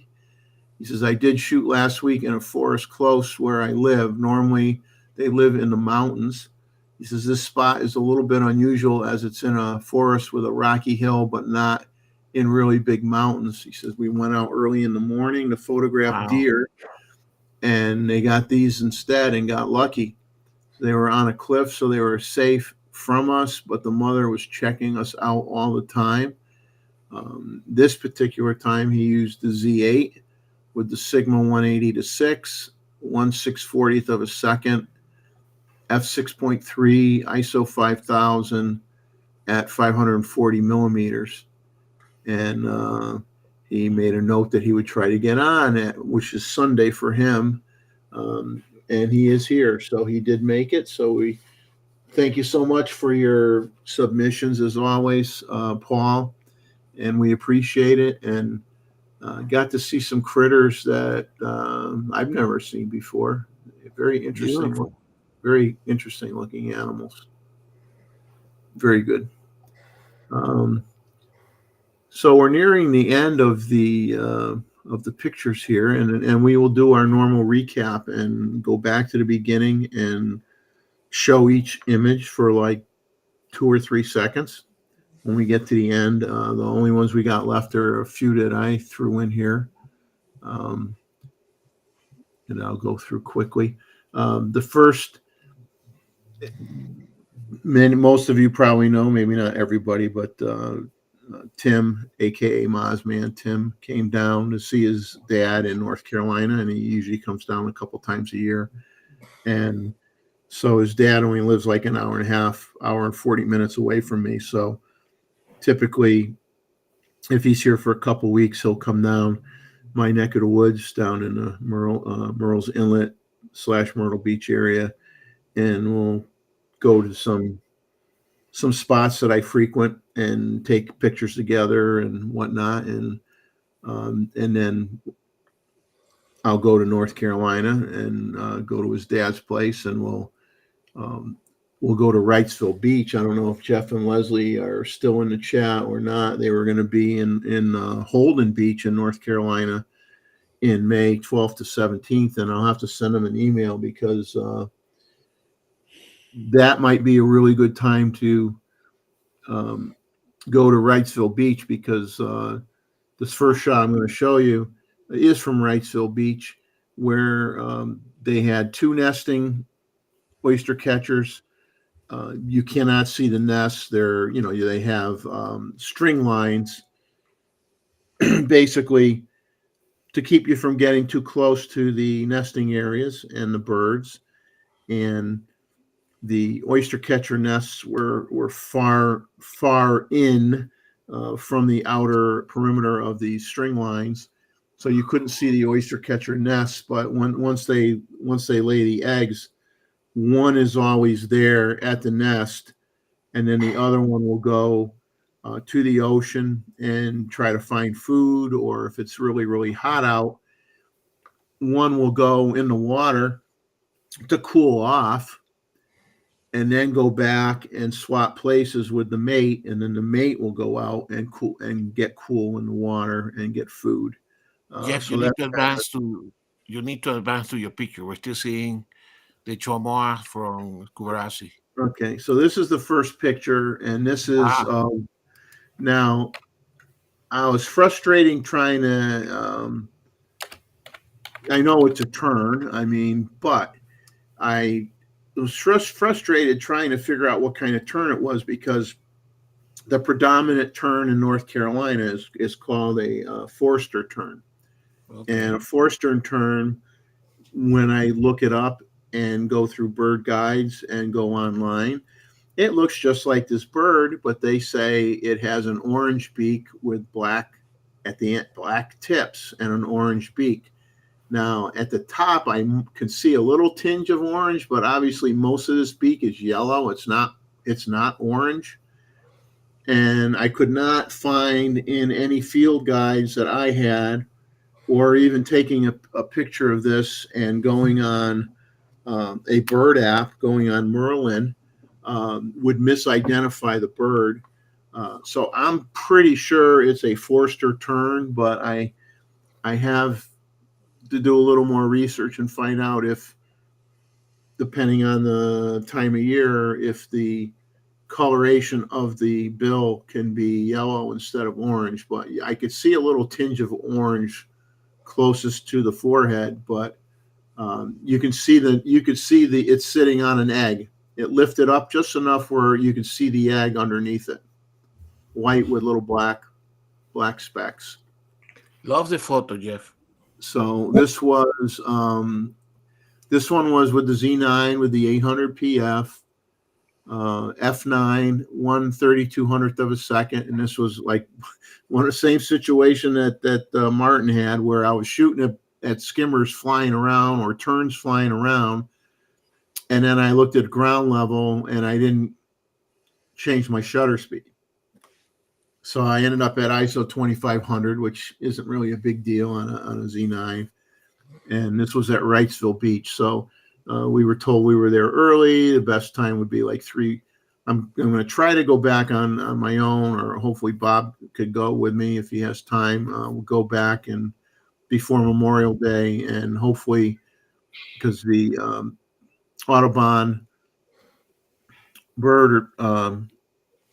organization was there, and they were training people to basically be spotters or be guides and try to protect the birds and make sure people don't get too close or do anything stupid. And so there was a whole group of people in training. And she says, "Oh, you come back in 3 weeks or a month from now, you'll get you might be able to see the adult skimmers trying to teach the young not only how to fly but how to skim." And she says that's very comical to watch. So hopefully I can get back and get some more. This was the only bird that I could find in the area that had an egg. Well, that's I don't know beautiful, how Jeff. I found it. I mean, I took 1,500 photos that day, and this is the only picture of a bird I have with an egg. Hey, but Jeff, you only need to have one good photo in an outing, and then you are okay, correct? Yeah. That's beautiful. So I really like this one. So the next shot, I'm going to switch gears, is another thing that we did while we were in North Carolina is we like to go downtown. And so this is a picture from downtown. And the reason I took this particular shot, what I liked about the shot, or what attracted me in wanting to compose the shot and take the shot, was I was blown away by how many do not enter signs that there were.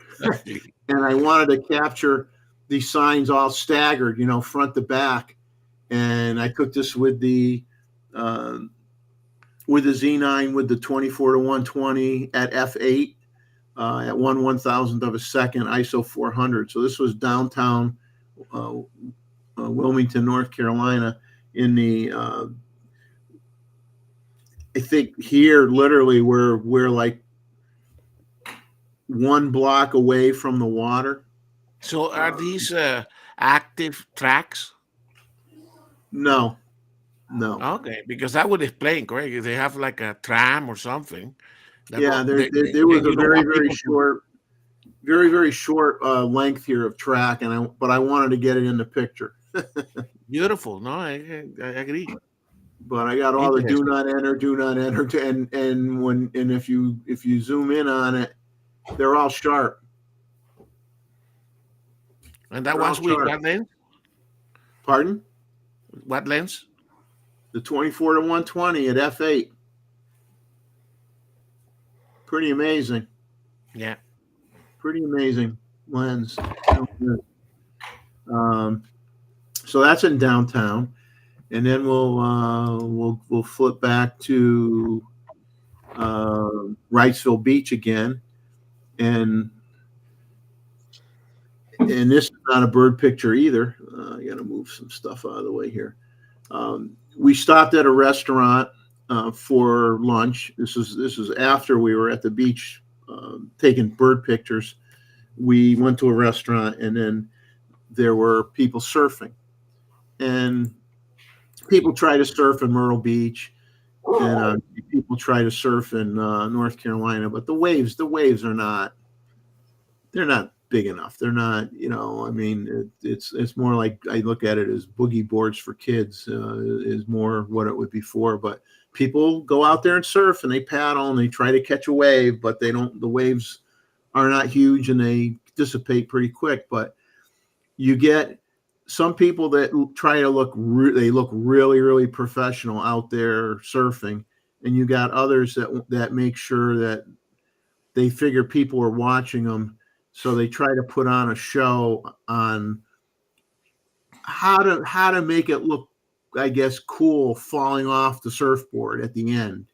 So that's what this next picture is going to be. It's somebody that thought they were going to look really, really cool falling off the surfboard.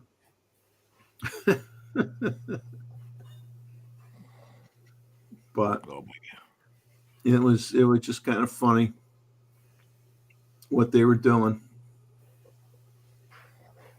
Yeah, he literally did a somersault, and I got a whole series of pictures with his body just getting thrown around. I don't know. He didn't need to be so dramatic. Still looks funny. Yeah, it looks funny. The next shot is another turn shot with a fish. Okay. And Jeff, was this the same individual or a different individual? a different one. Okay. Different one. But also had a yellow beak. Yeah. So that's the only thing confusing me is the beak color doesn't match up with what I have for resources. But the rest of the bird looks exactly like a Forster tern, so it just has to be a variation or like I said, there was an orange tinge in the one, so maybe they're yellow orange for a while and then they turn completely orange. I don't know, with the little black at the end of the tips. But what was funny with the tern's behavior was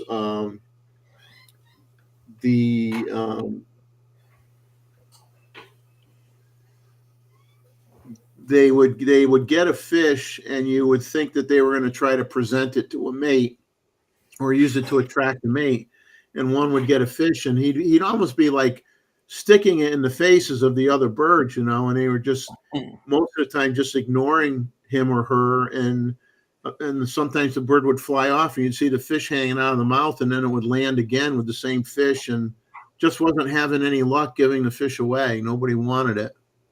It was kind of fun to watch, interesting. Then I've got we got the black skimmer. Ooh, that was a good one. So this is the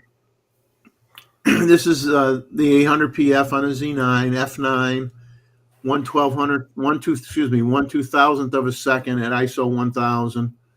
ISO 1000. Wow. ISO Handheld or in the tripod? Handheld. Everything's handheld.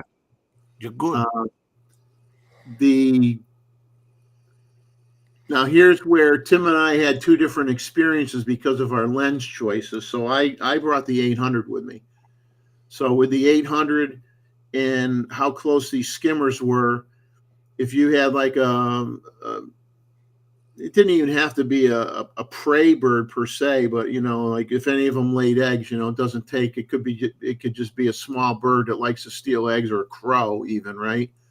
And if one of these birds flew around, they'd all fly up in the air and then go around in circles, and then they'd come back and land again. So with the 800 and not really being very far away from these birds, it was very hard to frame them. It was very hard to catch them and track them because the angle of view of the lens was so small, whereas Tim was shooting with the 400 4.5 and he had a wider angle of view, so it was easier for him to capture these birds. But I got more than my fair share of good shots, but I wanted to get shots where you saw a little bit of sky, but you saw vegetation to make it a more pleasing background. So It was fun trying to track them. And then Tim and I had the opposite problem. Like in the picture of the turn with the egg, was the 400 wasn't long enough, and the 800 was perfect. Okay, because the birds were so small that's where the 800 worked, and the 400 didn't work so good. So I got one more skimmer shot here. This was a pair of them that were getting pretty aggressive with each other. So I got a series of shots of them in the sky, kind of like going at each other for whatever reason. It wasn't, they weren't playing. They were not playing with each other.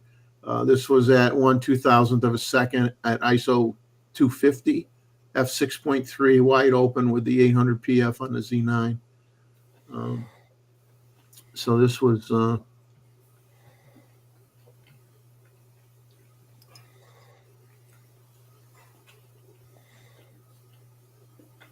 you can see a little bit of softness along the edges of the wings. See, Jeff, the for birds in fly, I try to stay at 1/3200, 3,200 or more. Yeah, I switch because I sometimes like to have a little blur on the wings. Oh, of course, yeah. But yeah, if you want to, for anything except for like maybe the terns or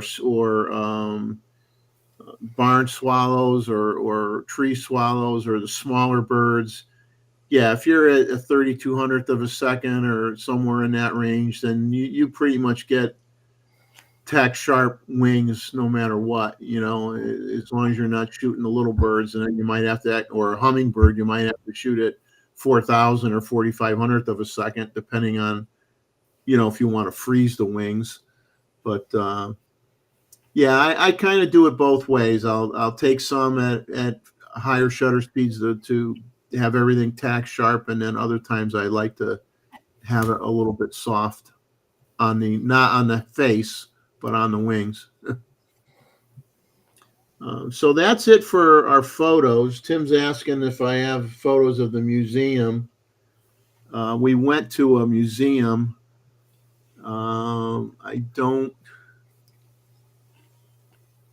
I can see if I can. Well, I think I'll look for that later if we have time. A few museum shots. We went to a strange museum where they had really weird stuff in it. Let's leave it at that. I'll share a few of those in a little bit, but I'm going to go back to the beginning so we can kind of go through all these images and share these You always get images. the impression, Jeff, that every time we do this, the next month is better. Correct? Well, I'll tell you, we can't complain, right? I mean, we're getting really good stuff. Everybody's kicking behind, Exactly. I'm going to scroll through all these folks. For those of you who came in late, weren't here in the beginning, we're going to go through these pictures like every 3 or 4 seconds. I'll advance to the next one. I'm not going to try to, because of my voice is starting to get throat sore, I'm not going to mention who took all these shots, but you can watch the stream from the beginning if you want to know who took them. But just marvelous stuff. Marvelous stuff. You see, those two terns had different color peak. Yeah, one is more red. Exactly. Right. One's yellow with a little orange, and one's red. So I think it's just could that be just the camera or the image? No. It could be the angle the light's hitting it. I'm sure it has something to do with it too. Because I think the one that's more orangey yellow is probably getting it's probably shading the bill of the other one because of where the other one's head is. So that one looks darker or redder. But we got some really, really, really cool couple things this week.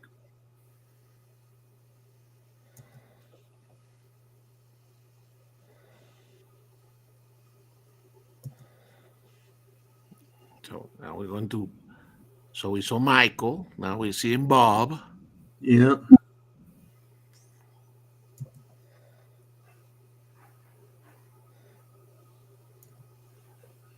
And Joey.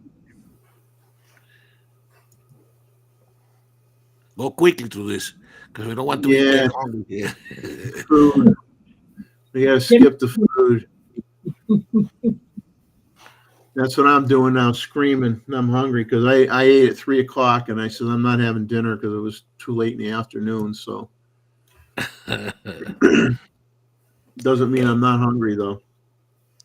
That's Jeff. I like that one.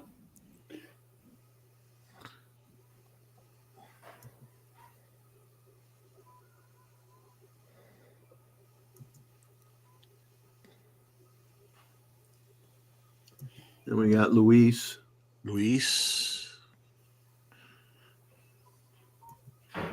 Bats.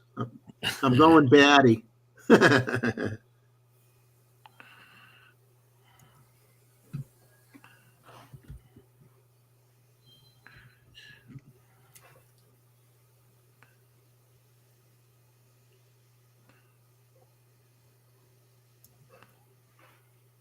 That's Sean.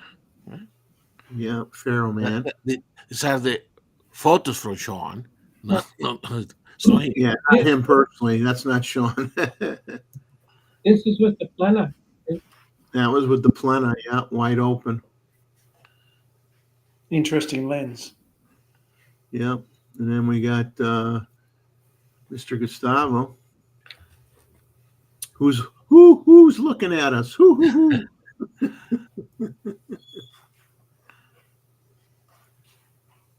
Gee, you know what that moon shot looks like is what's the was it SKG Spielberg? Their movie logo. They got the moon with the kid sitting on the edge of the moon with a fishing pole.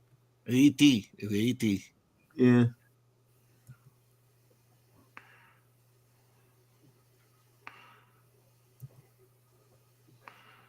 Weird building, that. Very strange.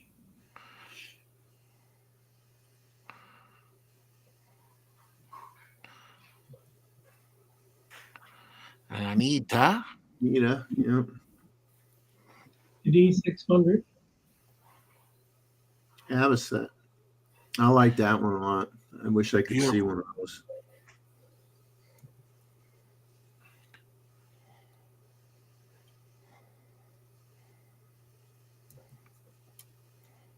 There you go, Roy. The question is, do you have this species in your neck of the woods?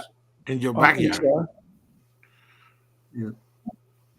Got a lot of red parrots in our area. Looks like a king parrot or something. These were Randall's. Mm. I Randall. like that one, Randall. Yeah. At least he's making good use of those cameras.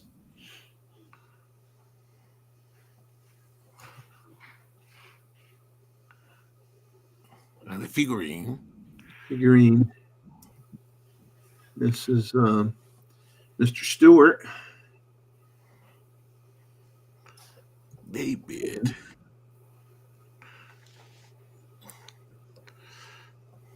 I really like that one. That's just funny. I just find that so funny.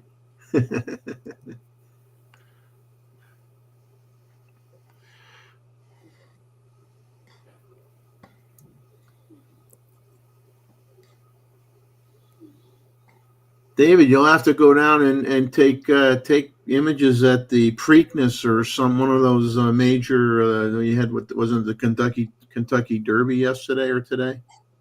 Today. I think it was today, right? Yeah. And then the horse won by a nose. Literally, I guess they had 3 of them that were literally neck and neck right to the end. What used to happen in Saskatchewan is that they have an awful lot of races in the, and then Rakesh. they would go over to the reserves and buy their horses over there. Then the natives caught on to that that the people that were winning were using horses from the reserves, so then they started racing. And so David now Cruz. they do good racers. Film. He need to make a channel called Mr. Film. Mr. Phil.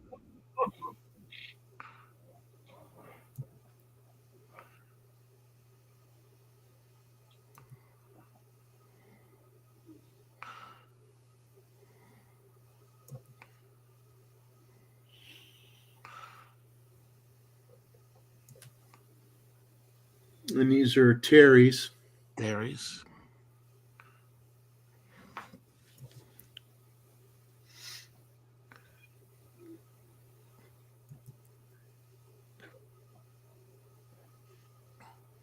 Yeah, Jeff, could you go a second or two longer? Because they just get sharp and then you change. Okay.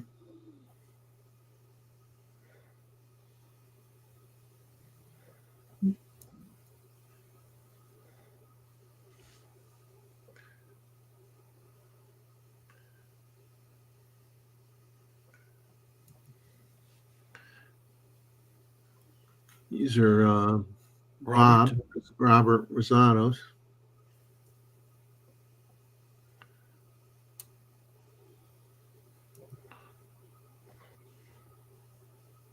I like that. The view from Vermont. You from Vermont.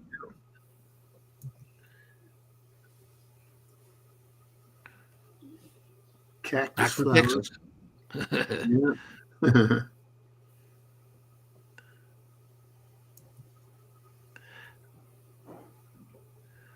Feel River. Really looks cool. Yeah. These are Ava's.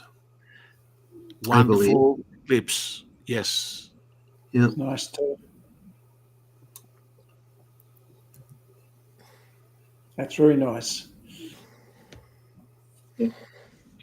Ava, I hope you print some of these and put them on your wall. They're really nice. Everybody that took these eclipse photos should make some nice prints and hang them on their wall. They're all wonderful shots.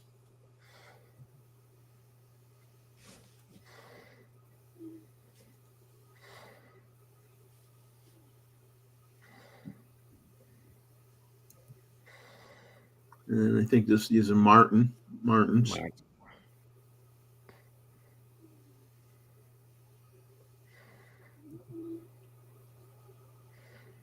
Future plans.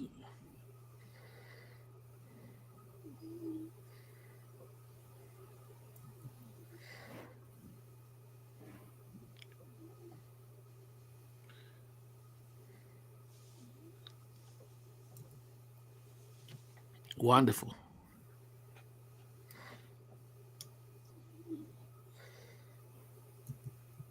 Nothing like being down low when you're taking these shots. And then this is Martin's wife, Rana, took these.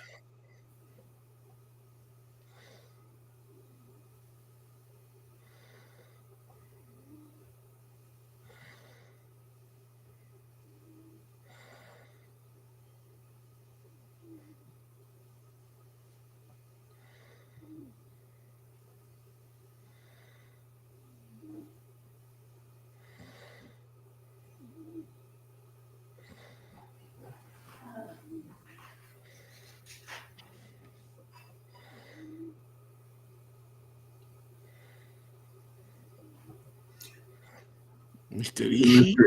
Mr. Ishii shot. And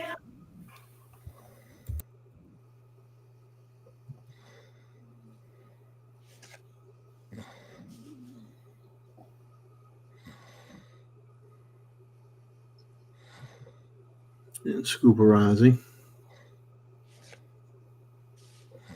I like this one. Yep. There's nothing bad in any photo here, David.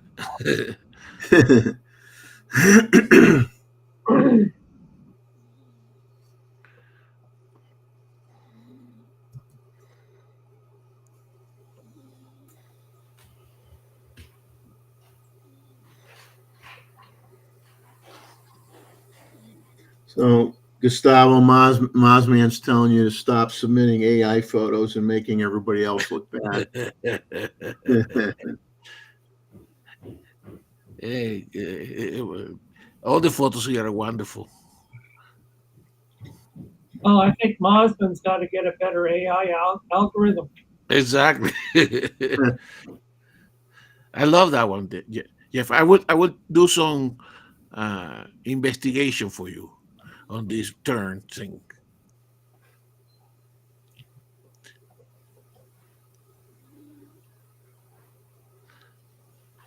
Nothing got broken here.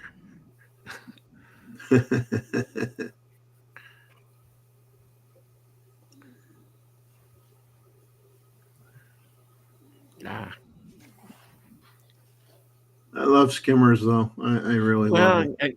and getting them banking like that is not so common. So beautiful.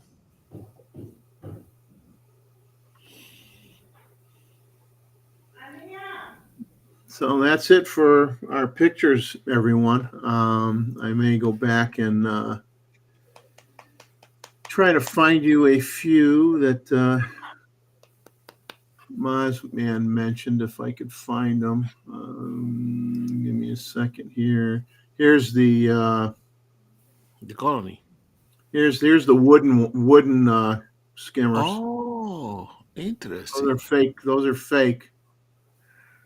Those were to try to. That was to try to get them to want to nest there, which they did. So you need to go there with Jeff from Jeff and Leslie. Yeah, if I could, I'll get a hold of them and see if they want to meet up there. Since they're going to be up that way, we can. I'm trying to find the museum shots that. All right, so here's the name. Here is this strange place that Tim and I went in. I didn't take a lot of shots in here per se. So this was the outside of the building. This was on the outside of the building. What? This was with the ZF. And I didn't take a lot. Like I said, I think the one that Tim wanted me to show, I didn't take a picture of it. But you know how some people are scared of dolls? This one would scare most people. For sure.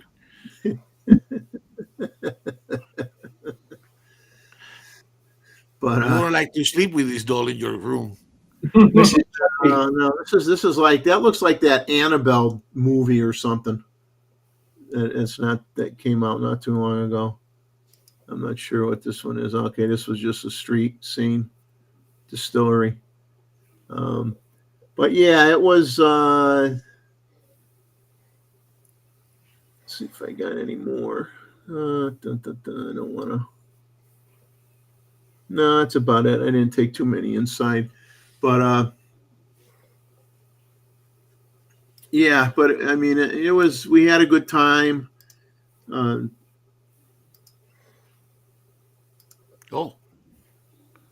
okay. We had a good time. We had a good time shooting together, and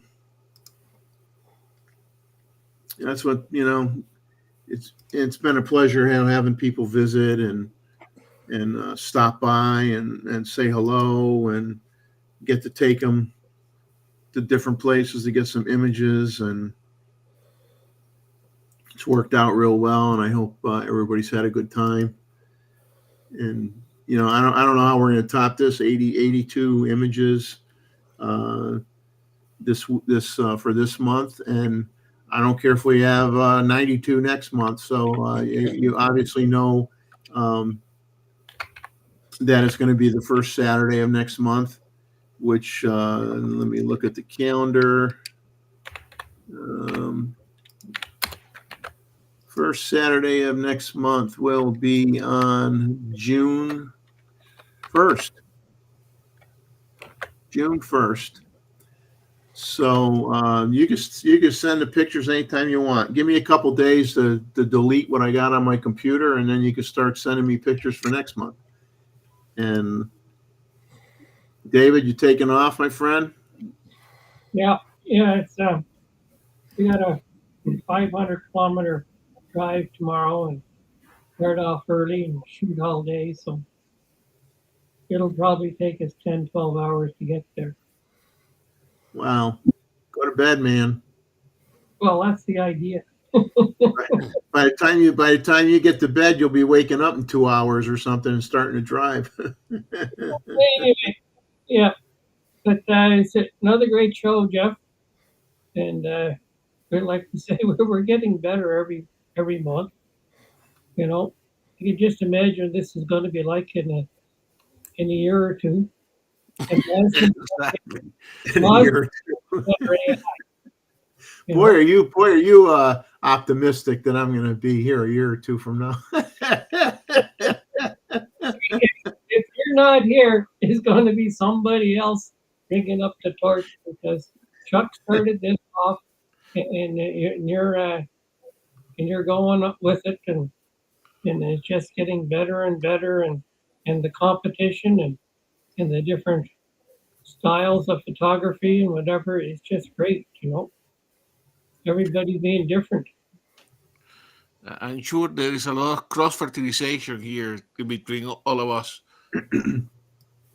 Yeah, what I'd like to kind of bring up and ask people is because obviously when I first started doing this, in Chuck's absence, it was the format was kind of line on line with what everyone was used to when Chuck was doing, the show on AP Studios. And I think I'll just say good, bad, or indifferent. I don't know. Obviously, over time, I've changed it up a bit. I've morphed it a little bit. I really trying to find the words here. Is where do we want to? I in my mind, I think we're doing things different. Hopefully, people enjoy the direction that I kind of have gone with it. But I don't know. I need feedback from people that come here in the chat. I mean, we don't necessarily talk gear. We don't talk gear as much. Okay, we talk more. I think we talk a little bit about gear, and I will talk about gear a little bit here in the upcoming minutes here.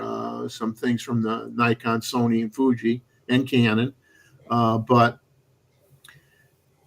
I touch on it, but I don't dwell on it. Now obviously, if a camera came out, which we've been waiting and waiting and waiting, we would probably have a show where we might talk a particular camera to death. But it's been a little bit slow in that arena, and so in trying to get people to share techniques, share things they like to use to improve their photography, or just share more of what they do.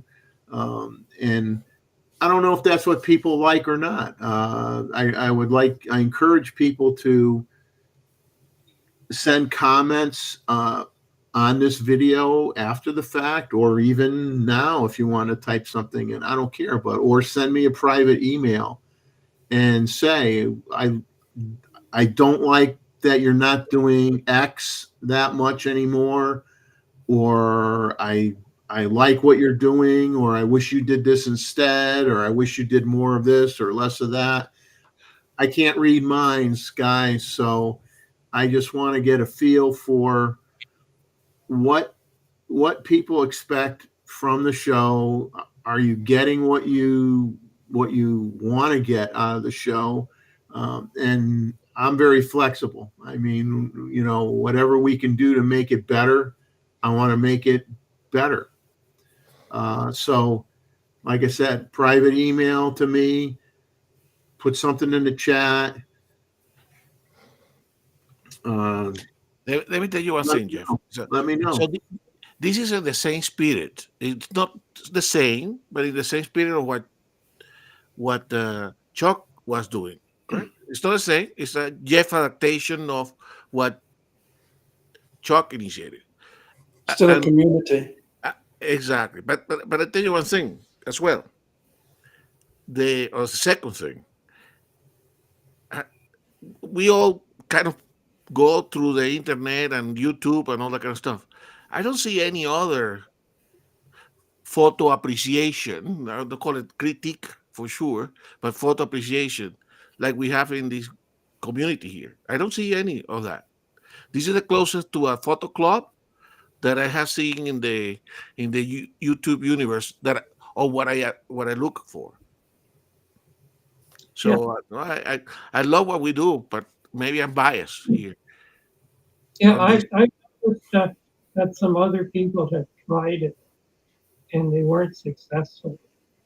And the only two that are successful at this is Chuck and you. And this is great, Jeff. And who we do is a number of things. Like we did have a half hour of gear review of an unboxing tonight. And that was, and that's great to see some of this nostalgia. Because, yeah, Roy, I think you probably missed that. Real Nikon lover Jim Eads sent me a 29-pound box. Everything a lot of the bags, camera bags full of 8mm movie cameras, old TLRs, Brownie, old Brownie cameras, Argo Flex TLR, a Zeiss Iconex, I believe it was Iconex TLR, and numerous things that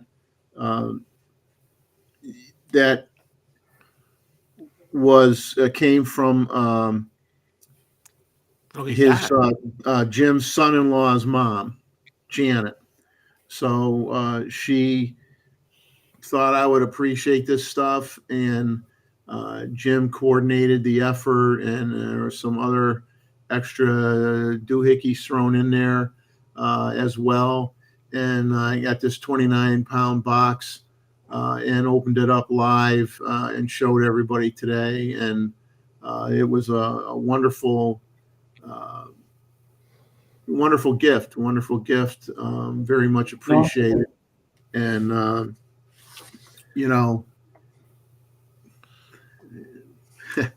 what can one say? I don't feel deserving of it by any means. I really do appreciate it, and it will be taken care of, and it will be.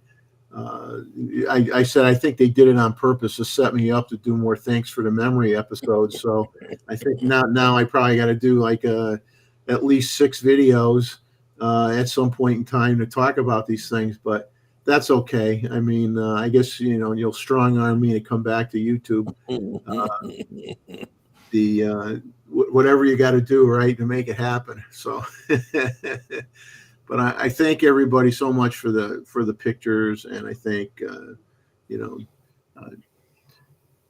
Jim and Janet for the gifts here of the camera gear and everything, because it means a lot. I just love cameras. I mean, and speaking of someone who loves cameras, the guy at the bottom of the screen here on the far right, and that's a guy that loves cameras. I mean, I do. Now where I would say I got one of these, and Roy. That's when Roy opens up the desk or box and says, "Well, I got 15 of them." I try to keep it down to 2 or 3 of each. Yeah. But David, you get some sleep before you go on your long trek. And thank you for coming on. And thank you both. Thank you for your images that you sent in. Oh, it's always great being here, Jeff, and we got a great bunch of people, and the photography that is pushing me to improve, and to do things that are different, get out of your comfort zone and see what you can find, and I may accidentally come across the bird, but I doubt it. Somebody's got to have balance, can't all be photographers. Yeah, it's sad. It's sad to say that I see too many. I see more when it comes to owls. Unfortunately, I see more dead ones on the highway down here than I do live ones. Wow. They get creamed. They chase the field mice or whatever across the highways, and they get focused, man. They just get clocked by trucks and stuff all the time. It's sad. But I mean, it is what it is. But anyway, you have a good night, and we'll see you hopefully. Now, will we see you next Saturday, or are you going to be out on the road in the middle of nowhere? No, I should be home next Saturday, so I'll have my normal background again. Because I'm at an English right now, so that's why I've got this background, and we're heading out from here. Okay. And so we got the next 3 nights in the Jasper area. So hopefully we'll find something there to shoot. We know where there's a bald eagle's nest at my 800 feet.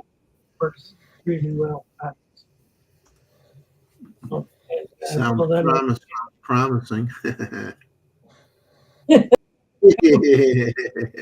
David might get a bird photo after all. We're working on them, folks. We're working on them. Yes, that's all.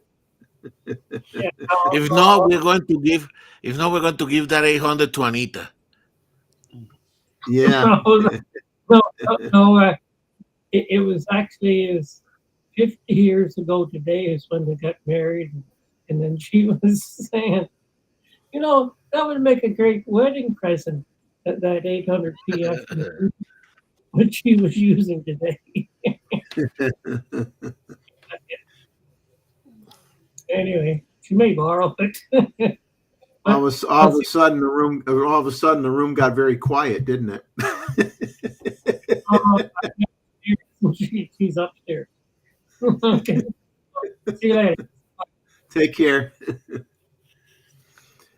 I'm going to share some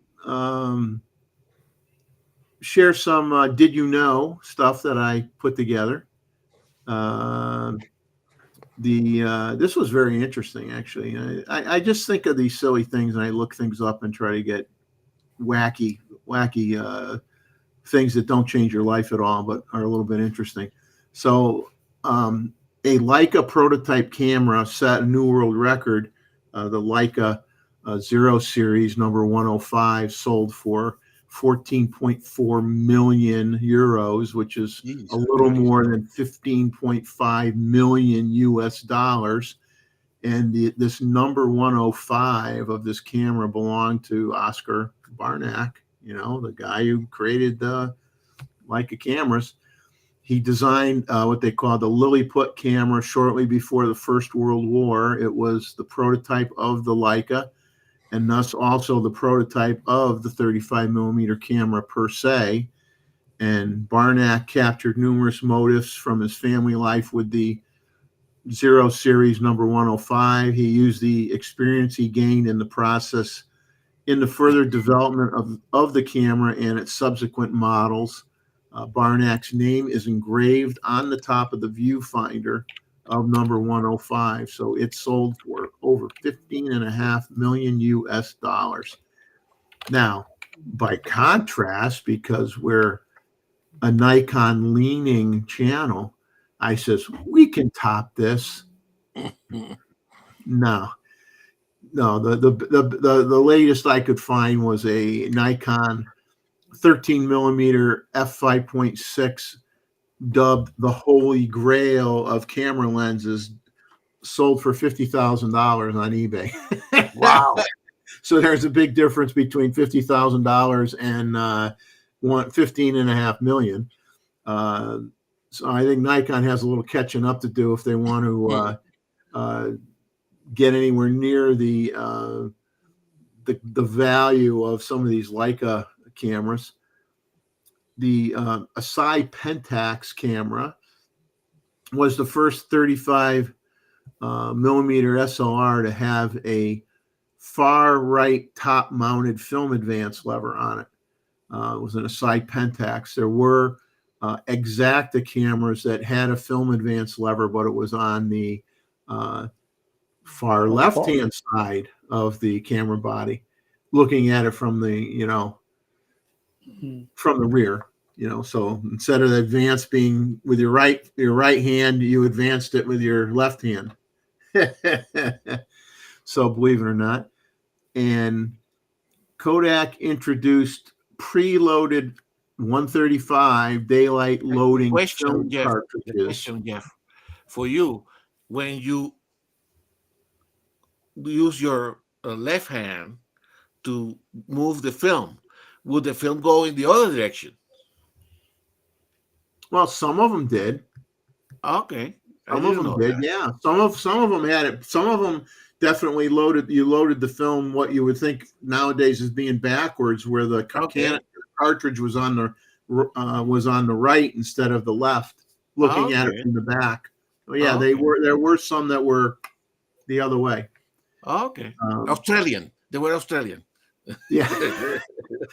I heard that. You sure it wasn't Canada now? They get confused too. Where's David? David was a Canada. So Kodak came out with the preloaded 35 millimeter or 135, they call it, daylight loading film cartridges in 1934. Okay.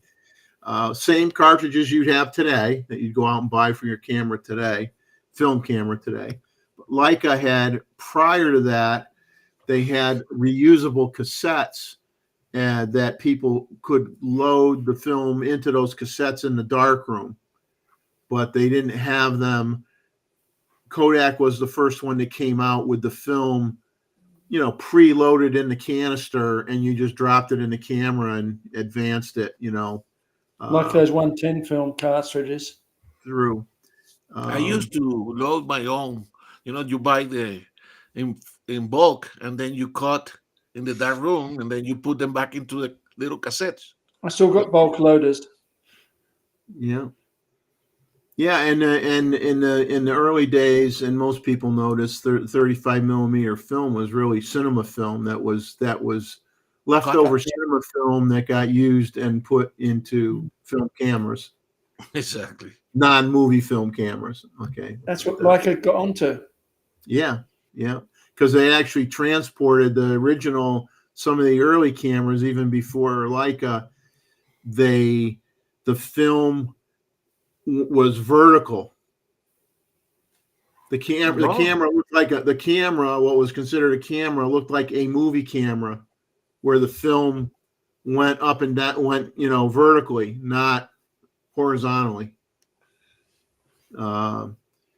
So that's 35 millimeters. So that's a few things. In terms of gear, since make sure that we do. Yes, Luis, you could send a picture in from your phone if you want. Just send it to me. Send it to my email. We'll throw it up there. Voigtlander has a 75 millimeter f1.5 knocked lens for the Z mount that's going to come out on May 15th. It's list now. The Leica mount version of that lens is $999, basically $1,000. So that's coming more out for expensive. SEMA, in May 15th. Now, I know some of you are probably really getting antsy with your wallet right now with all the Nikon sales going on. Roy's looking to spend some money. So they got the $500 trade-in bonus on a Z9. Now I will I can't state have it. that don't know the Z9 is not on sale. Okay, so the Z9 is not on sale, but if you trade in an old camera, you'll get an extra $500 above and beyond what they estimate your camera being worth. So just for ha-has, I decided to go into their system and say, I still got a D850, which I'm not selling, but I said, let's pretend, right? So I put in the D850. I put down, excellent condition, which it is. So Nikon says, oh, we'll give you $1,100 for it. Plus you get the extra 500, so you get $1,600 off. Wow. So, Not bad. You go, oh, okay, that isn't bad, but you don't really have the Z9 on sale. You're just doing this trade-in thing. So then I said, okay, can I trade in that camera on a Z8? Okay, now the Z8 is on sale, $500 off. Okay, you go on the thing now, it says Z8, $500 off. So here's the kicker. If you want to take that same trade in and you want to apply it to the Z8, you don't get the $500 off. You got to pay sticker price. So you still get the $1,100 plus the $500 bonus on your trade. So you still have $1,600, but you don't get an extra $500 off because it's on sale for $500 off. So it's kind of sneaky, isn't it? No, but you can understand it. I mean, it's yeah. So there's a lot of good deals on there. They got $500 off the 600 millimeter PF lens. They got $500 off the 800 millimeter PF lens.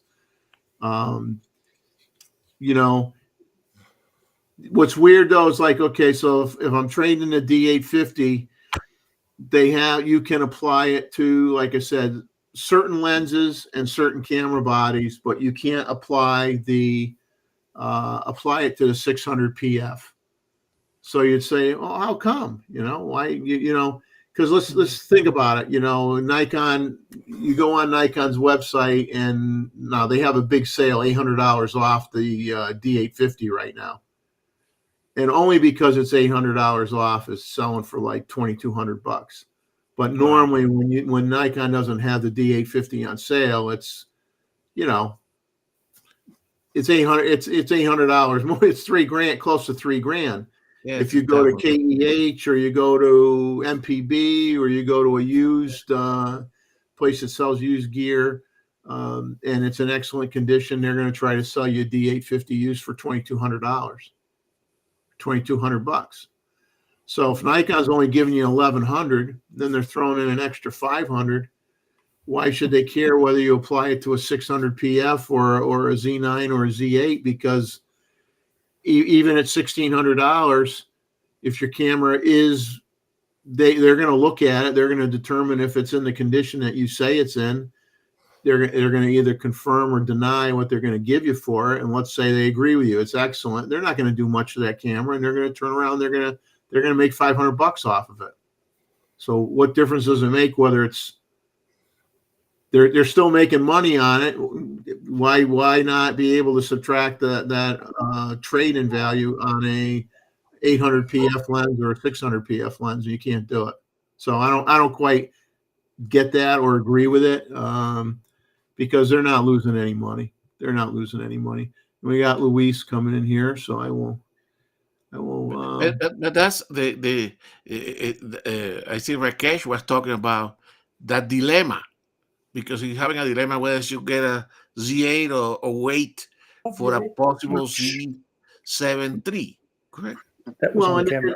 then the thing is, when you look at they have that bread financing on Nikon USA. Okay. So here's the kicker too. So let's say I want to buy the 600 PF lens, and I'm not going to get into exact numbers, but let's just say I want to buy a 600 PF lens, and I got a very high credit rating. I got a very good credit rating, and so you can finance it for 1 year. For me anyway, because of my financials, okay, I could pay on it for 1 year interest free, or 2 or 3 years for 7.99%.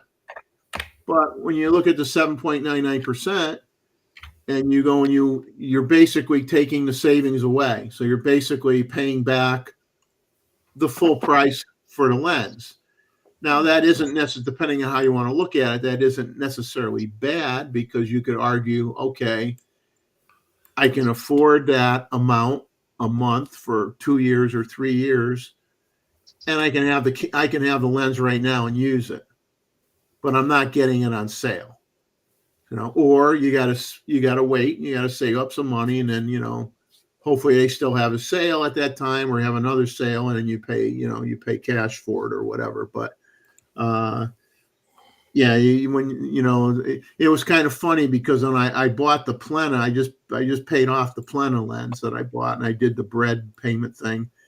And originally, when I asked for using that scenario, it was 1 year, same deal. It was 1 year 0%, 2 or 3 years it had a certain percentage rate on it, and then it was like a month later, Nikon came out with a program, and they said 0% for 3 years on certain things, and the Plena was 0% for 3 years. Wow. Okay, now I paid it off in Yeah. early, because I always do that. I don't like to owe money, so I paid it off as early as I could. So I paid it off in 3 months or whatever. I paid it off, but it's nice to know I didn't have to, and I wasn't paying any interest on it, but. Now I got to figure out whether I want to invest in a 600 or not. Hey, and you get balloons too. What's that? That's the universe telling you something. You get confetti and balloons. Yeah, how did I do that? Oh, look at that. So we lost Luis for whatever reason. Luis.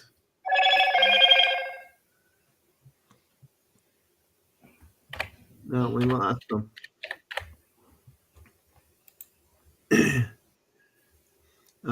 So what else do we got going on in the world of photography? We got we talked about the trade-in. You got a Viltrox autofocus 16 millimeter f1.8 full frame lens for a Z mount, which is right now available in Germany and China only. It's not yet in the United States.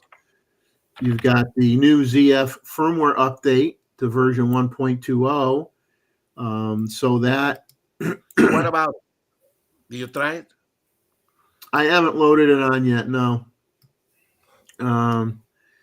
It basically, it's doing the same thing as all the other firmware updates, with default values for settings on your hooking up wirelessly with your encryption keys and stuff like that, which, I don't care about personally. But it says the color temperature for the first shot will now be applied to the rest of the series of photos taken in pixel shift photography when the white balance is set to auto or natural light auto. Luis is trying to get back in here. So this was, some of these were bug fixes for the ZF, releasing the shutter with the monitor in the storage position would not darken the viewfinder if silent mode was set. You got all these conditions. You got, if this is set for this, and this, something weird could happen, and we took care of that problem. So, noise could be noticeable in the live view display during photography and video recording, as well as in the shadows of pictures taken and videos recorded when set picture control was set to deep tone monochrome, and a positive value was selected for contrast, and a negative was set for brightness. So, all these weird combinations where somebody had a little bit of a problem and they got to go in and do bug fixes. So they did all these bug fixes. So it wasn't a major thing, I guess, unless if you have the bug, then you're happy it got fixed. But not a lot of improvements, mostly bug fixes. Good.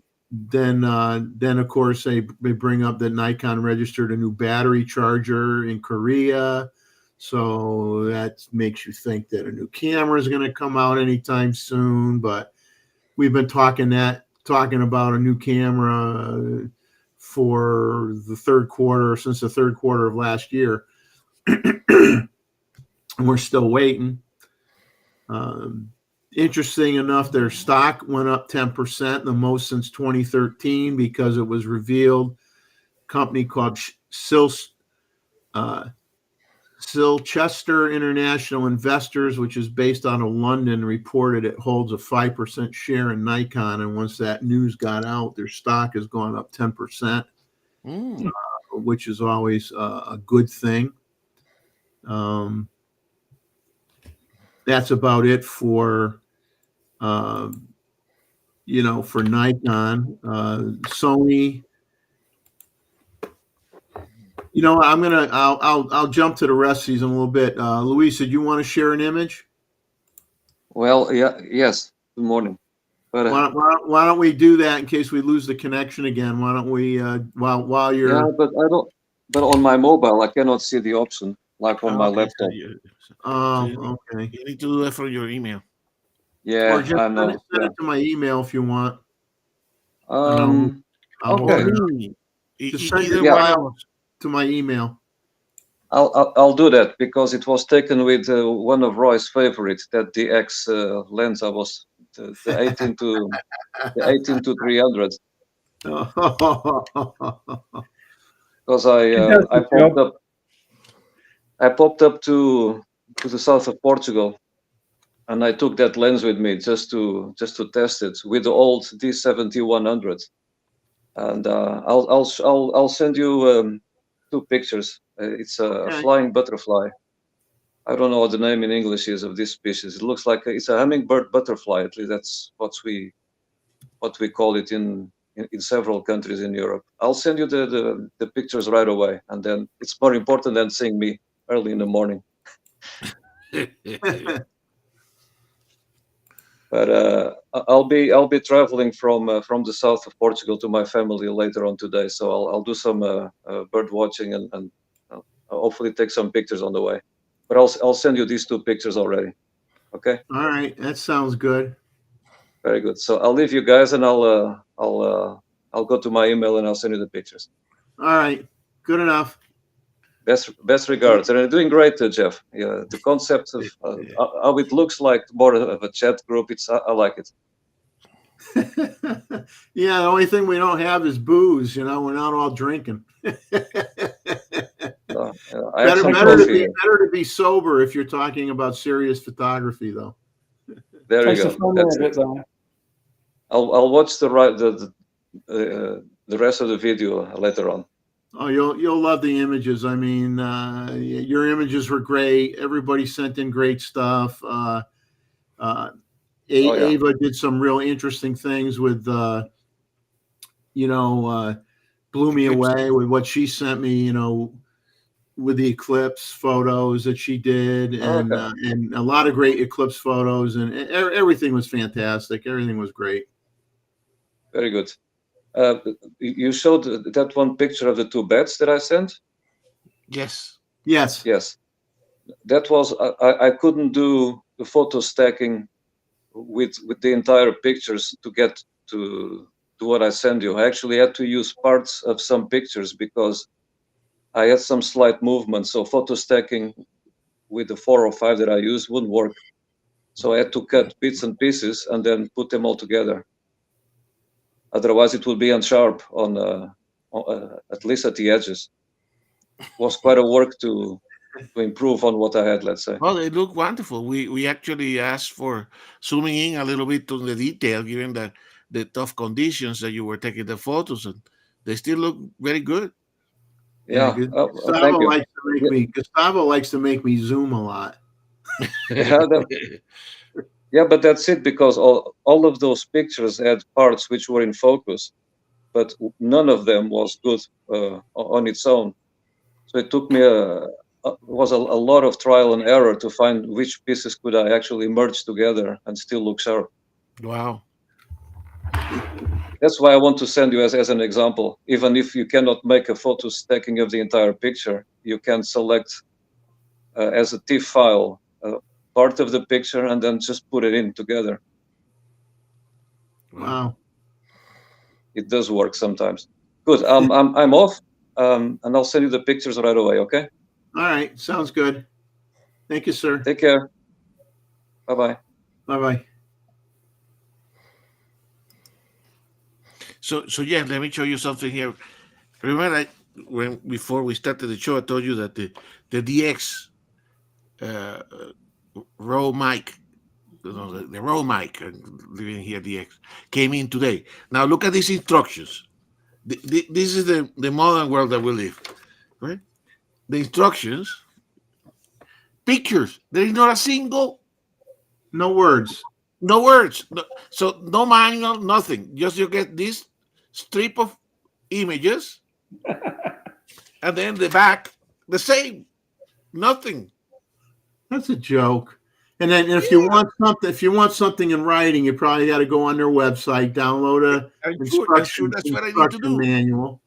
I mean, obviously, mics are not that complicated, but I when I was looking at this, this is supposed that instruction there, because I didn't know how to charge it. I mean, I know it has a connection. I mean, that's crazy, correct? Crazy. Look at that. Yeah, I think I made a comment even on a manual or Nikon, with their user manuals that they put in, even with their camera bodies, are a joke. There's like a few paragraphs of information, a few pages of information, and then you got to go and print out the reference manual, which is 1,000 pages long, and of course a few snippets that are in that manual make up the user manual, but the user manual you get for the camera is so limited that it's pretty much useless. I mean, they should call it the useless manual instead of the user manual, because they're not worth anything. Not worth anything. I got a lot of manuals. Most of them are still in plastic, though. Even some of the lens manuals now, you open them up.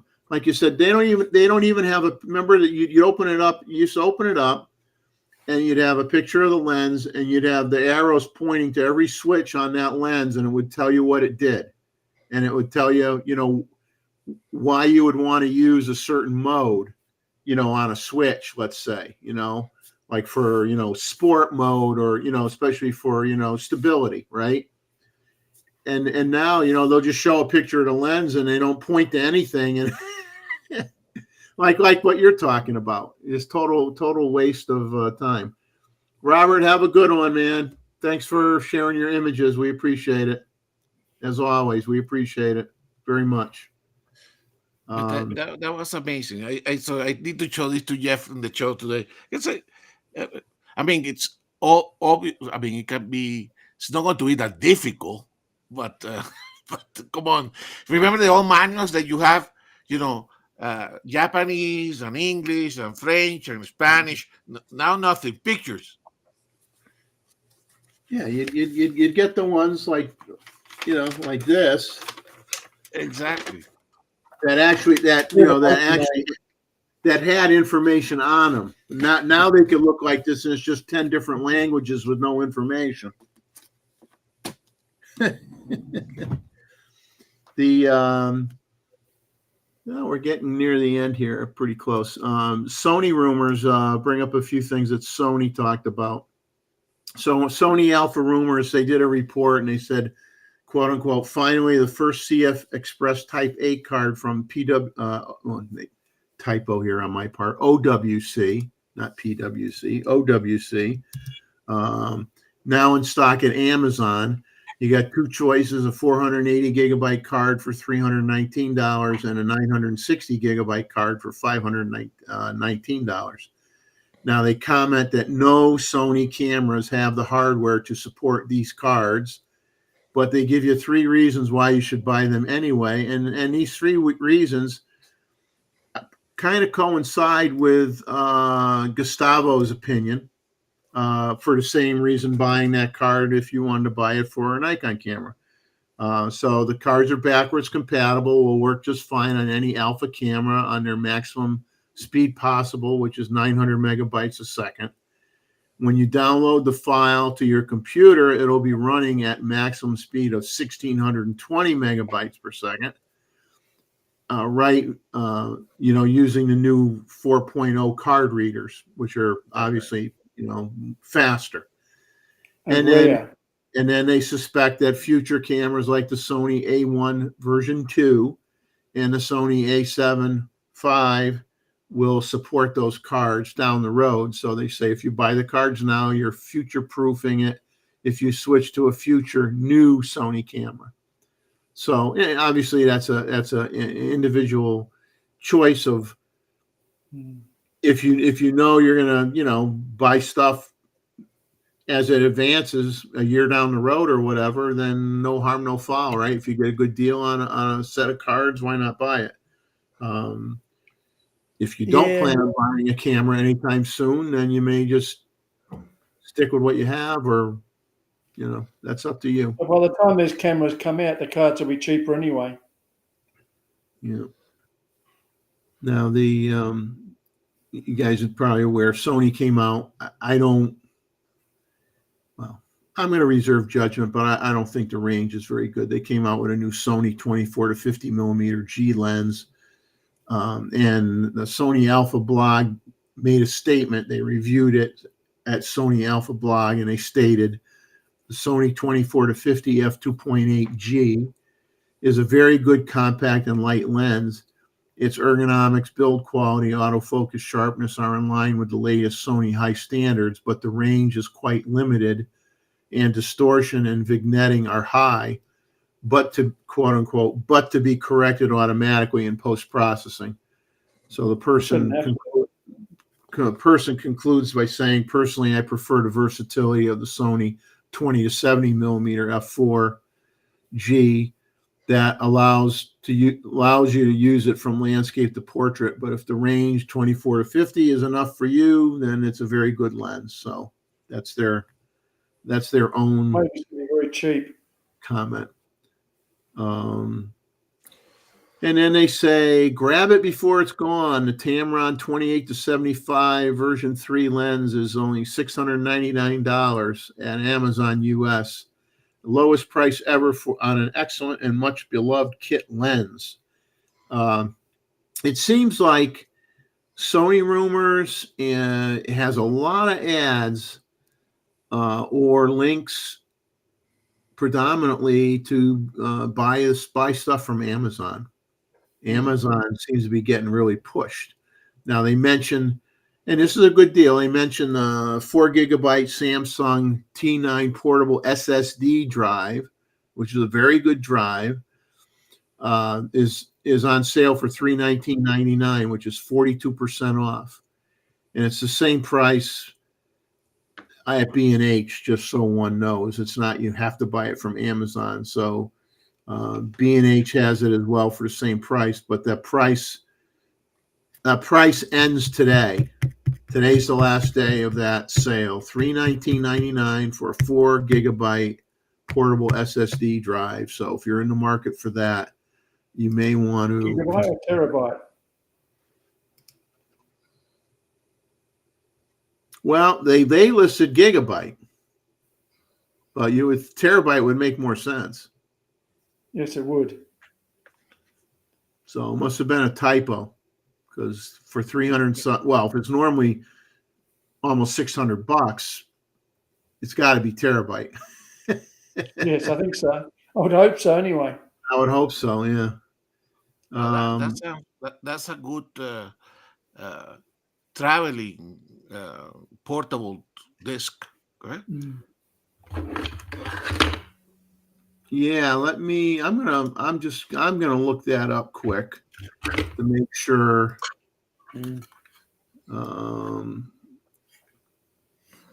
Let's see. I use them a lot.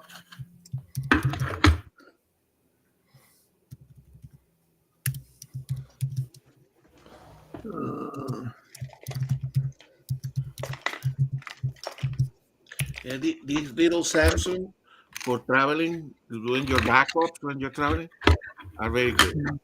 But the one that you're mentioning, I don't know, this is 2 terabyte or I should say it. this is the T7, but 4 terabyte. Man, that's a All mine are 8 terabyte though.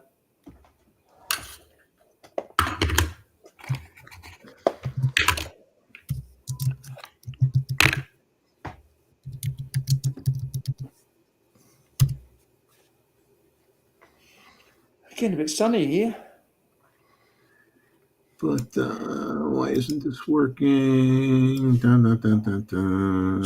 I heard, so the other thing in the news is I didn't see the whole video, but Simon, the ordinary filmmaker, was saying that the Canon cameras are coming May 15. Yeah, they've got a new model about to come out, I think. The R5. Yeah, that one. So that would be Oh, interesting. Yeah. I got that in my notes here too. So the issue is how the camera makers are going to release all the if there is a Z3 and a Z7 III, whether they are going to be before or after the Canon announcement. I think the Z6 III is about to be released because it's already amongst reviewers. So it could be as early as next week, because otherwise it will be on the same week, the same week than Canon, Roy, and that I don't think that's a good idea. Given Luis, I got you on, Luis. Let me see if you sent the email. You did. So let me. Oh, I know. I've seen these before. I've seen these suckers or heard of them. I've never seen one. I've heard of them. So let me put these. Send these images to my desktop. The new Nikon 28-400 lens is interesting. Be a great travel lens. Oh yeah, I would like to see some images. Yeah, it's probably not the greatest lens, but for travel, it'd be brilliant. Yeah.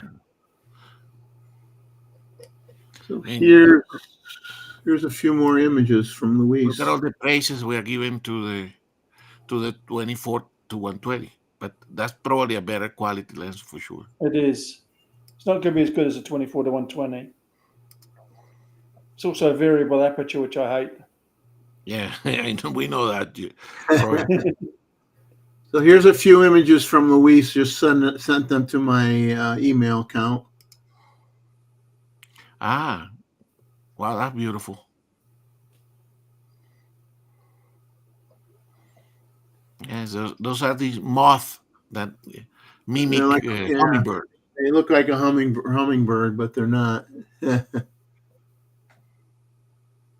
And Luis, this was in Europe. I think he mentioned that. I don't know if he hears us or not. I'm gonna. I'll put up the other image that he has here. Because if it was in Europe, that would be interesting, because there are no hummingbirds in Europe, correct? And that's beautiful. I love it.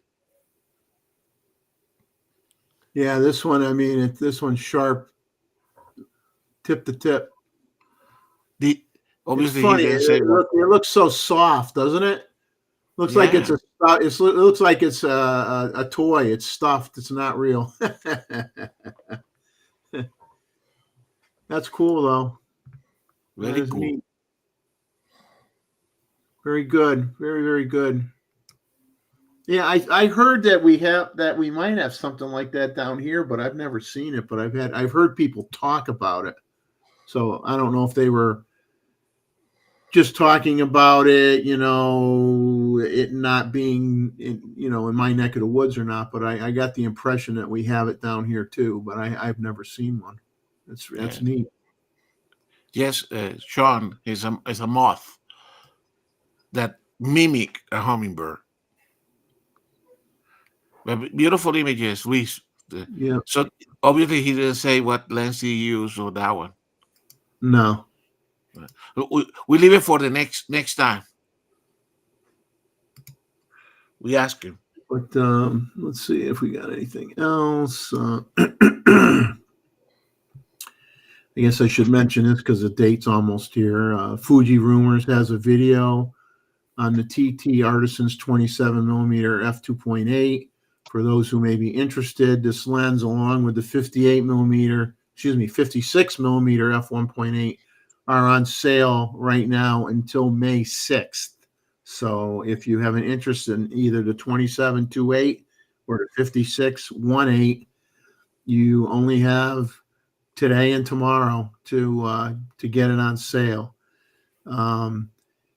They had an interesting article on Fuji Rumors talking about the Fuji X-T50 they on that camera they replaced the drive dial that would be on the left-hand side of the camera when you're looking at it from the back, where you'd set your drive modes. Well, they changed it so that no longer has drive modes on it. It has film simulation modes on it.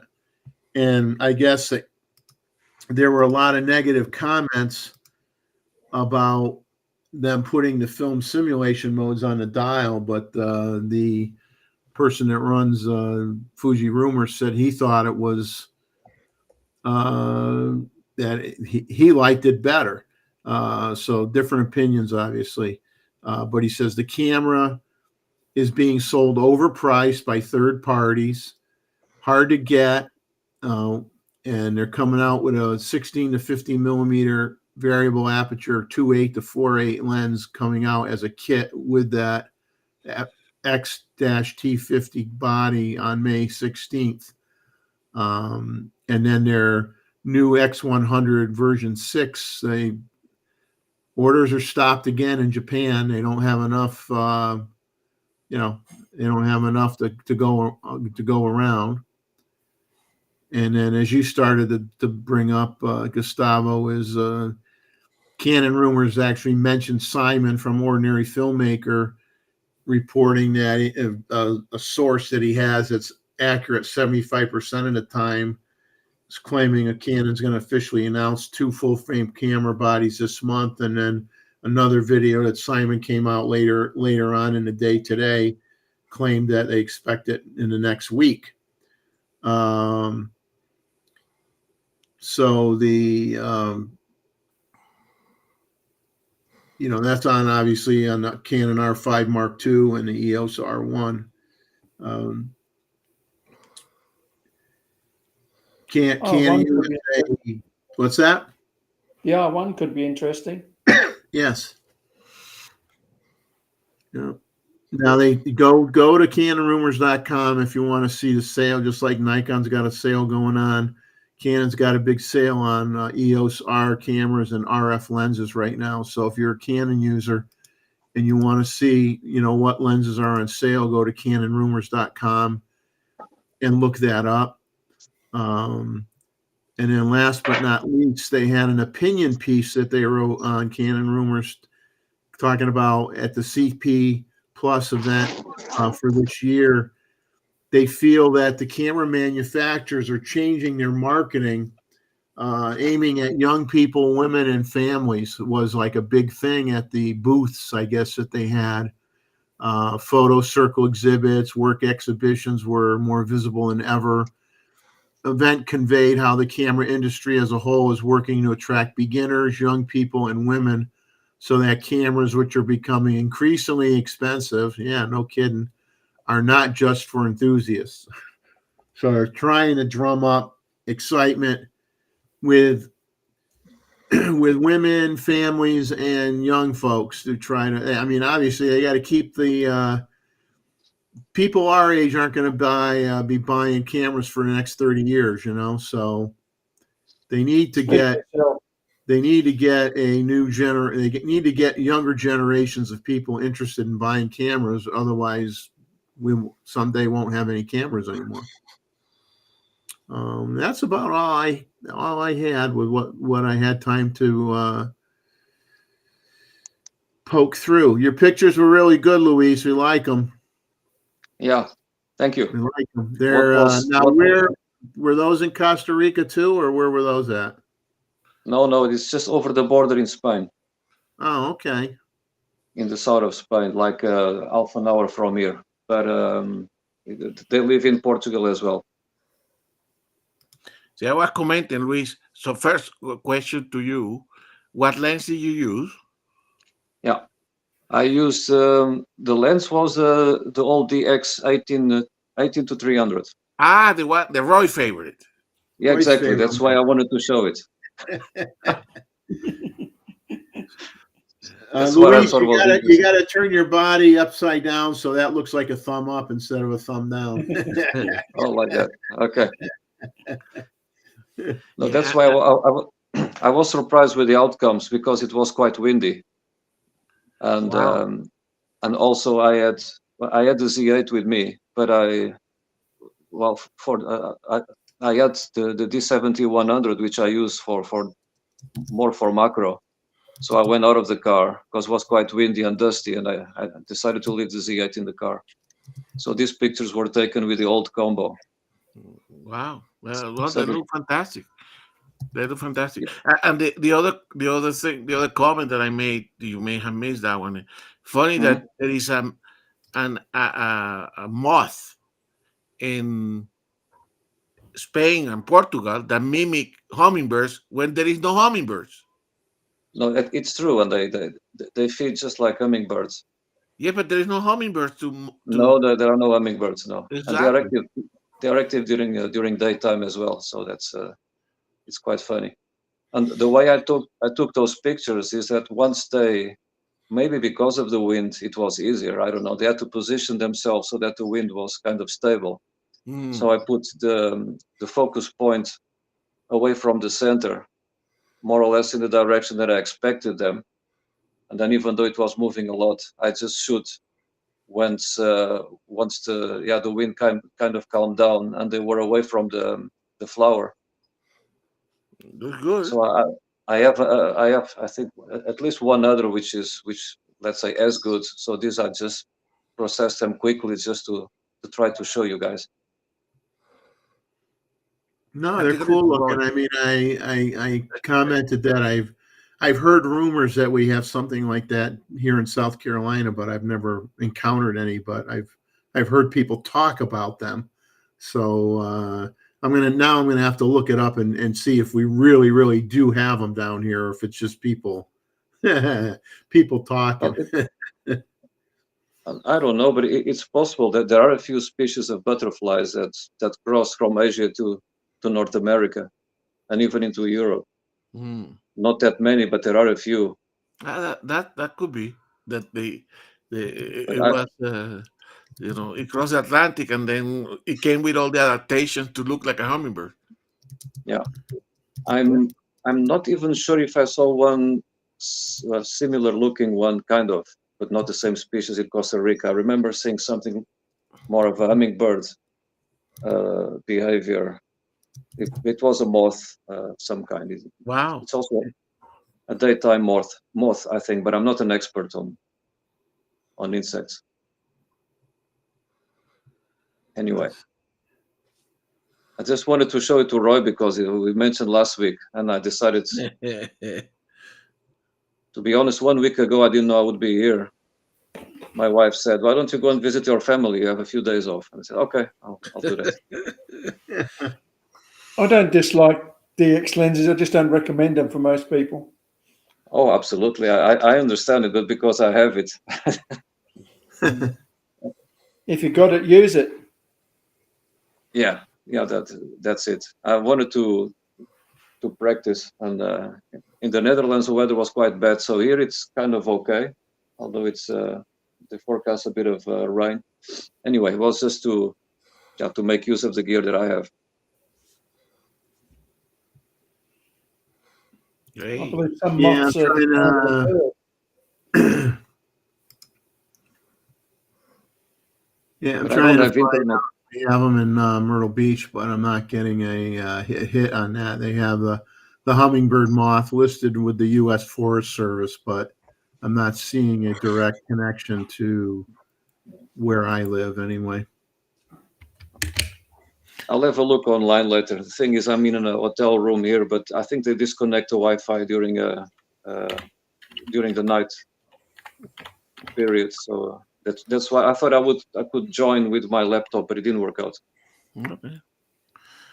Well, safe travel, Luis. Yeah, that's gonna be all right. It's just a couple of hours going north, and I'll be birding on the way. Okay. Well, And, good. but I Good. will fly back. I will fly back from Lisbon, so I don't have to drive all the way back here. Oh, that's a long drive to Yeah, Maastricht.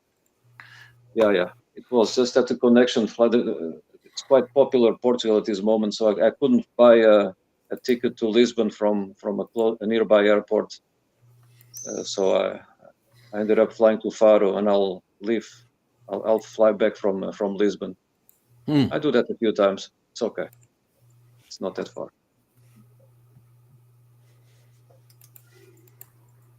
Let's see. This moth is about a foot across. The giant, whatever it is. Yeah, Mothra. but that's an Mothra. Asian one. Yes, that's here. I've seen that in the Godzilla movies. Big moth. Yeah, that's not the same. No, these are very small. These are like 1.5 inches, more or less. I like big ones. They're easier to photograph. All right, Mr. Jeff. I think we made it. Yes, we made it. We somehow once again. Well, it isn't too hard for a photo review to go till 2:00. A little more difficult on the other weeks, but we still managed somehow to do it. I have not quite figured out how we have done that. I mean, I hope I get information and feedback from people in terms of what they like or don't like about the channel, so that it can be tweaked or adjusted or whatever. I just gear talk on new gear will come once we know stuff, but I'm just not someone that it's good for a discussion, for a show or two maybe, but to me there's so many people on YouTube that are gonna talk about the same thing that I personally don't want to get into that situation where that becomes the predominant focus on the channel. I think it's a part of the channel, and it's but not the whole thing. I mean, I think I like to try to balance. I'm trying to balance things out, and I'm trying to get engagement and different conversations and sharing. And I really like how the photo review has really grown since it started. Well, part of that's too is, got rid of the one picture limit. We got 4 pictures, and sometimes we get more than 4 pictures, and I don't care if somebody sends me 6. I'm not going to cry about it. I'll show all 6.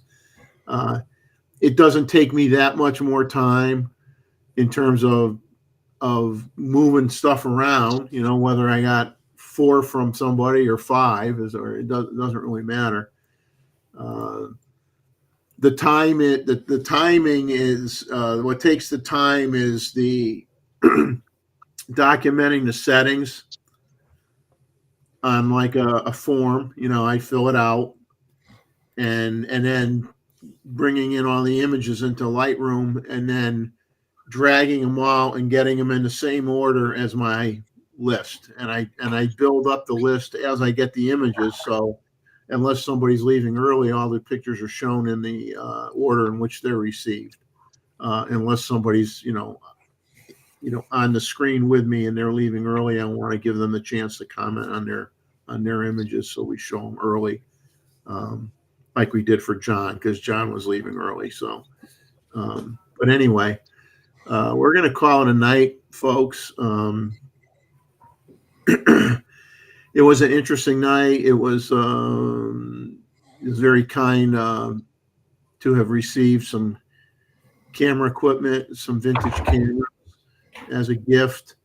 Was a pleasant surprise. Now I have to do some work cleaning everything up and reading about them, and eventually doing a video about them, which that's okay. Like I said, I know Albert's waiting for my my Konica review. That camera is difficult to talk about. Not all cameras are easy to talk about, Some of them, some of them have all sorts of interlocks and different things you got to worry about, and how far do you want to talk about it? How deep do you want to go? How deep a dive do you want to go?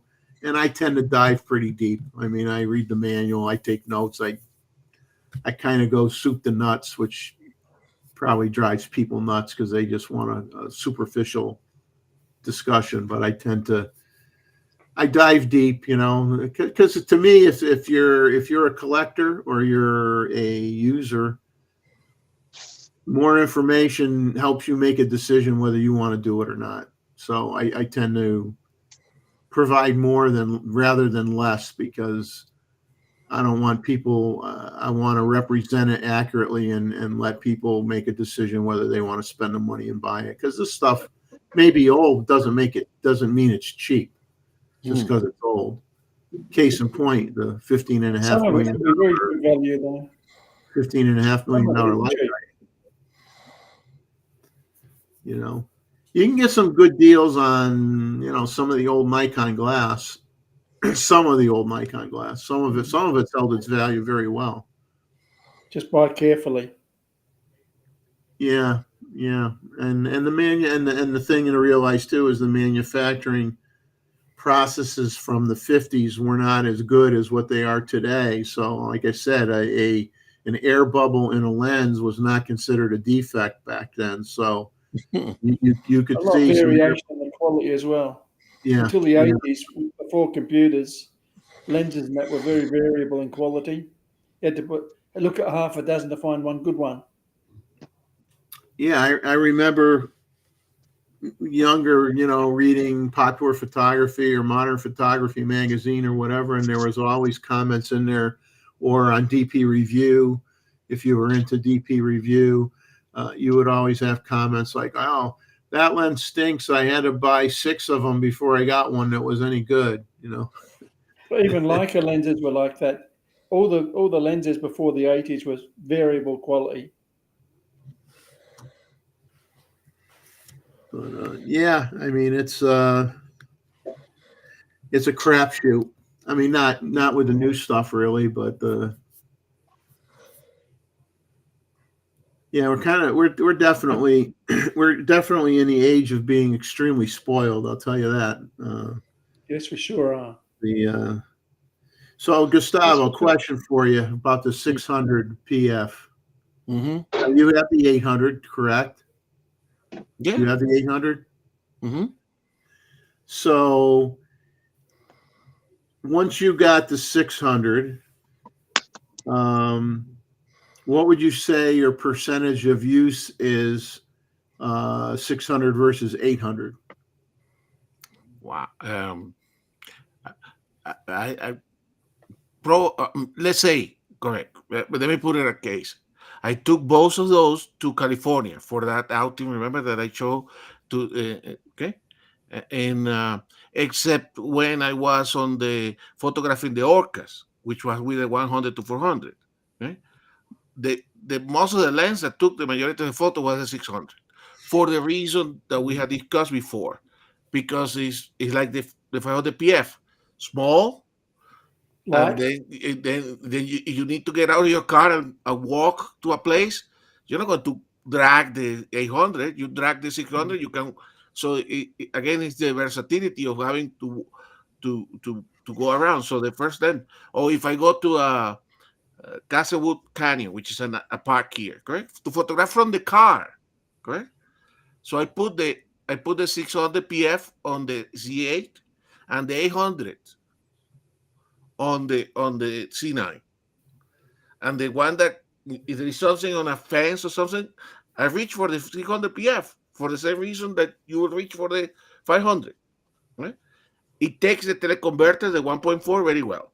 Right? So you get easily to 840 with a very light, and we use it also in Costa Rica. The 600. Yeah, it's very good, very light as well. So you need to walk, correct? I think it's even a little bit sharper than handheld, the 800. this with a converter. I mean, it's that.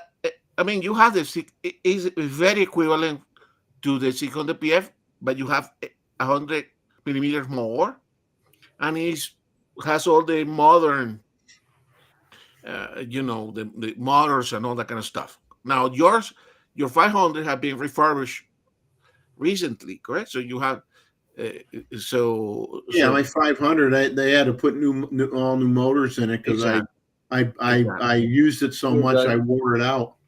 Exactly. So that's the reason why I like it. Is I doubt, correct, that because now you talk about this 800. Eventually, you have to have a tripod. Okay, the 600 TC, you need to have is a heavy lens, correct? So, but that 600 PF is wow, man. That is such a super. I mean, Luis would tell you, okay, you have to walk into one of those trails in Costa Rica. I mean, the 600. Yeah, it doesn't have to be in Costa Rica. Even the 180 to 600 is a lot bigger than the 600. Exactly. And while I did carry it a lot, if I don't want anybody to see that I have a camera with me, it's quite difficult to conceal that one in a small backpack. But the 500 PF and the 600 still fit anywhere. Exactly. I mean, that's a good point. And and that's one of the reasons why I think about it, because I've walked I don't know how many kilometers in Bangkok with a 500 PF on my backpack, and nobody ever knew that I had a camera with such a lens. So you're not easily recognized as a potential target, let's say, with those lenses, and they have good reach. 600 is the same story. They fit anywhere, and you are kind of relaxed about it. You don't have to. And then you are in a park, you just look around and then you take it out and take some pictures. So there are advantages for that as well. Most reasonably sized camera bags, you could put the 500 or 600 millimeter on the camera body and fit it in your bag without too much trouble. I'm talking more about. You're not going to about a small bag. Yeah, you're not going to fit an 800 on the body in any camera bag. I don't think the 800 is not going to be on that camera. It may fit into the bag with the lens hood reversed or. I'm doing a Roy thing here, something like this. Exactly. No, it's Jeff this morning, correct? I mean, you will see some photos of this, hopefully on the next photo review, correct? I have the 800 or the 600 on a tripod, correct? And I'm shooting with a remote, and in the other hand, I'm shooting with the 600 PF. Correct? Because cameras, isn't it? One I have on a target, correct? And then I shoot it remotely. And but the 600 PF is the one that a birdland here, a birdland there. That's the one. I mean,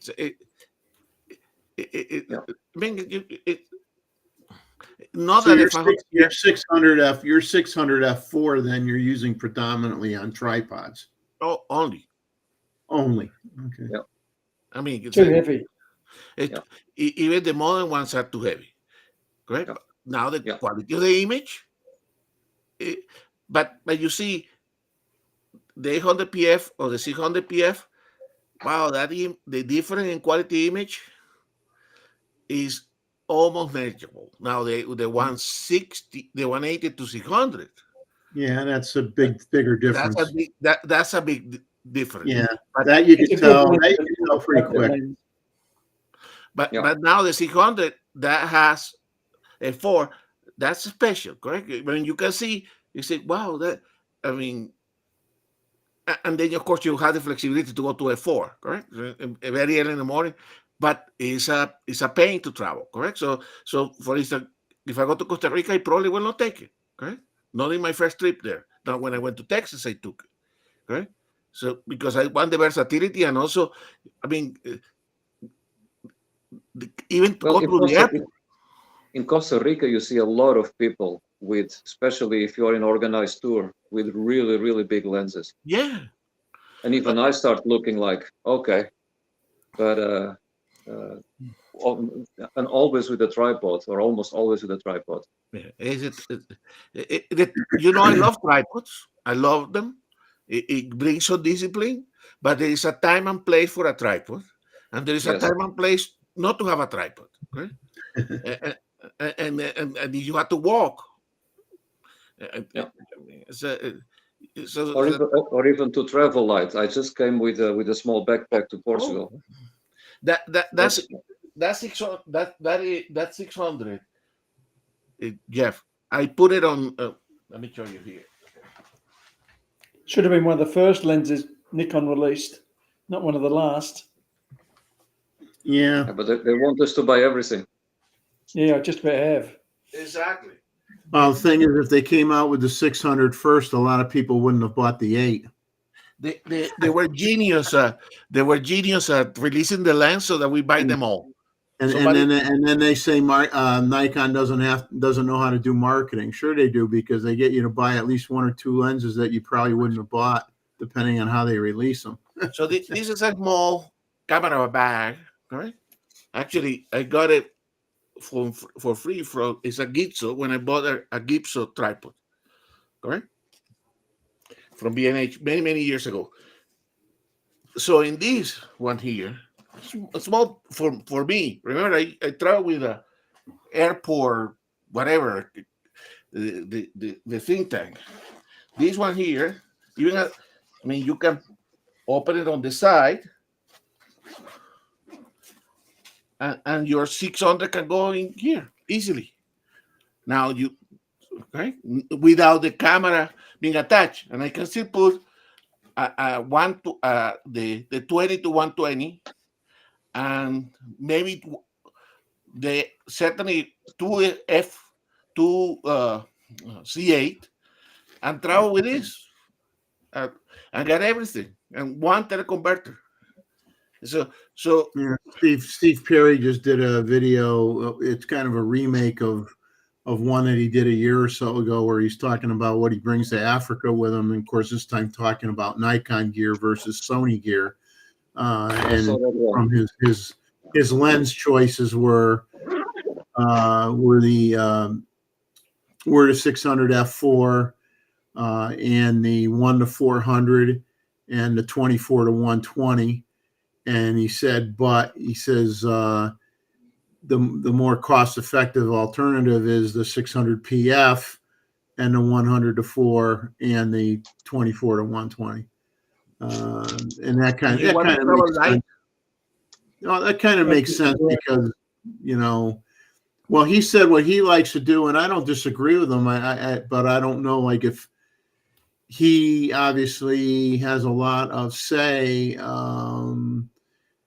having gone there so many times or whatever, and in his status as a photographer, he has the safari driver stay farther away from the prey, from the target, so that he's lined up with it and Oh, that makes sense. not shooting up at it or shooting down at it or being too close to it. So he likes to have it where he's the perspective is, you know, you're in line with your subject, which is what you ideally want to be, and that puts him a little bit farther away. So that's why he uses the 600.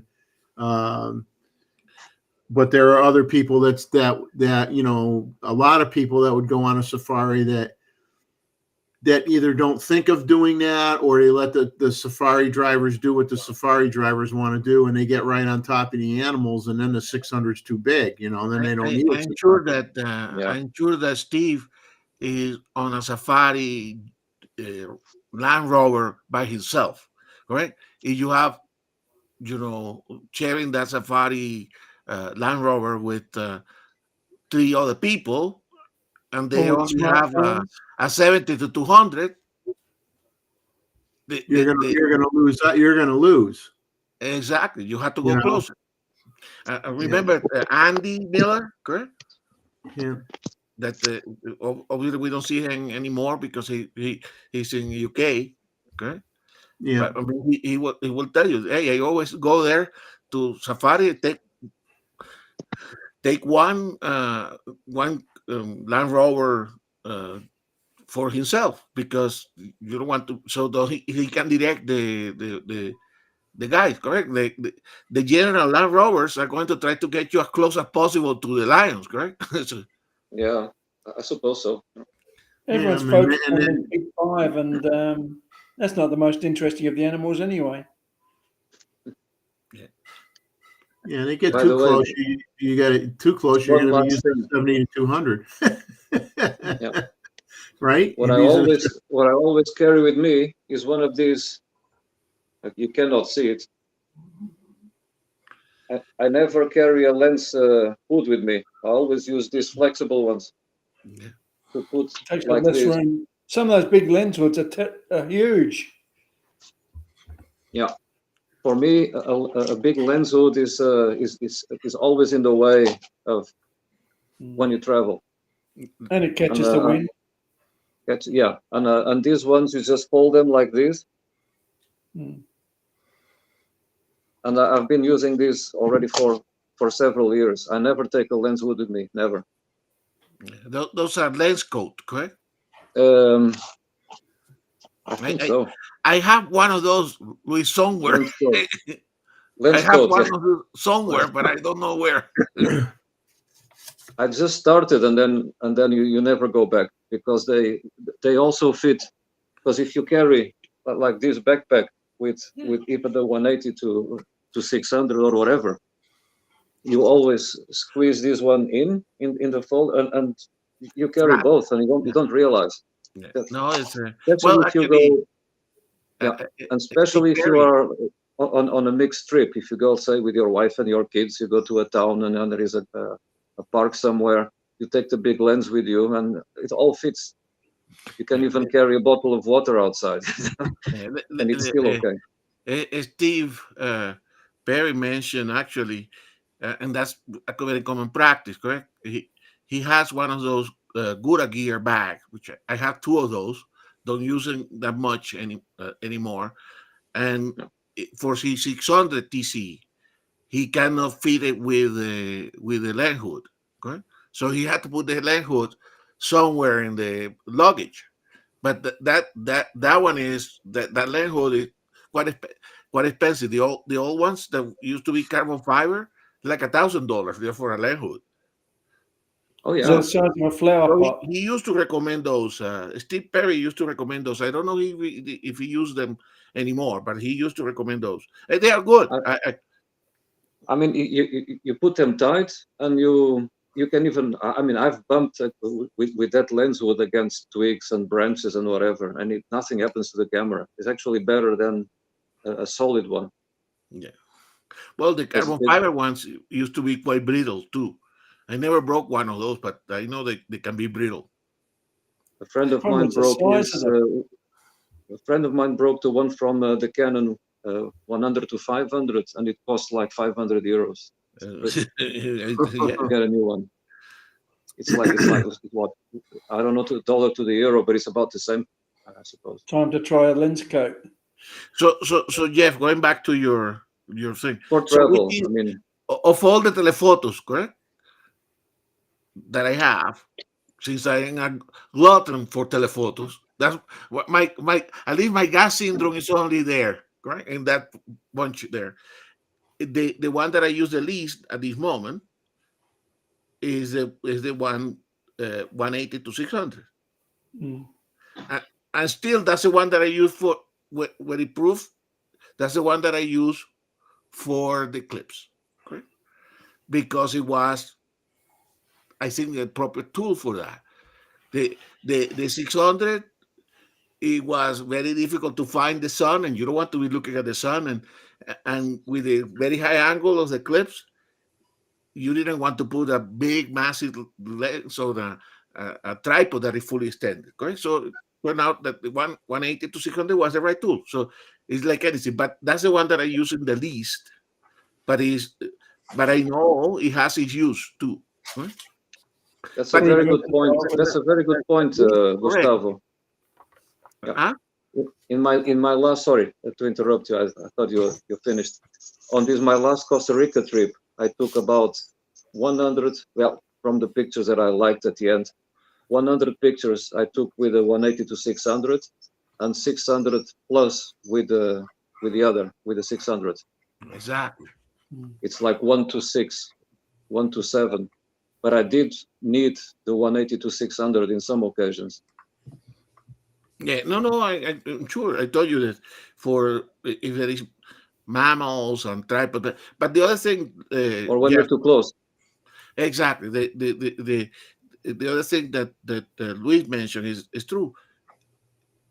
Somehow, I don't know, maybe because I'm getting old and weaker, but there is a difference in weight between the 180 to 600 and the 600. You feel it. If you're carrying it around, you feel the difference. And the length, it's a lot longer.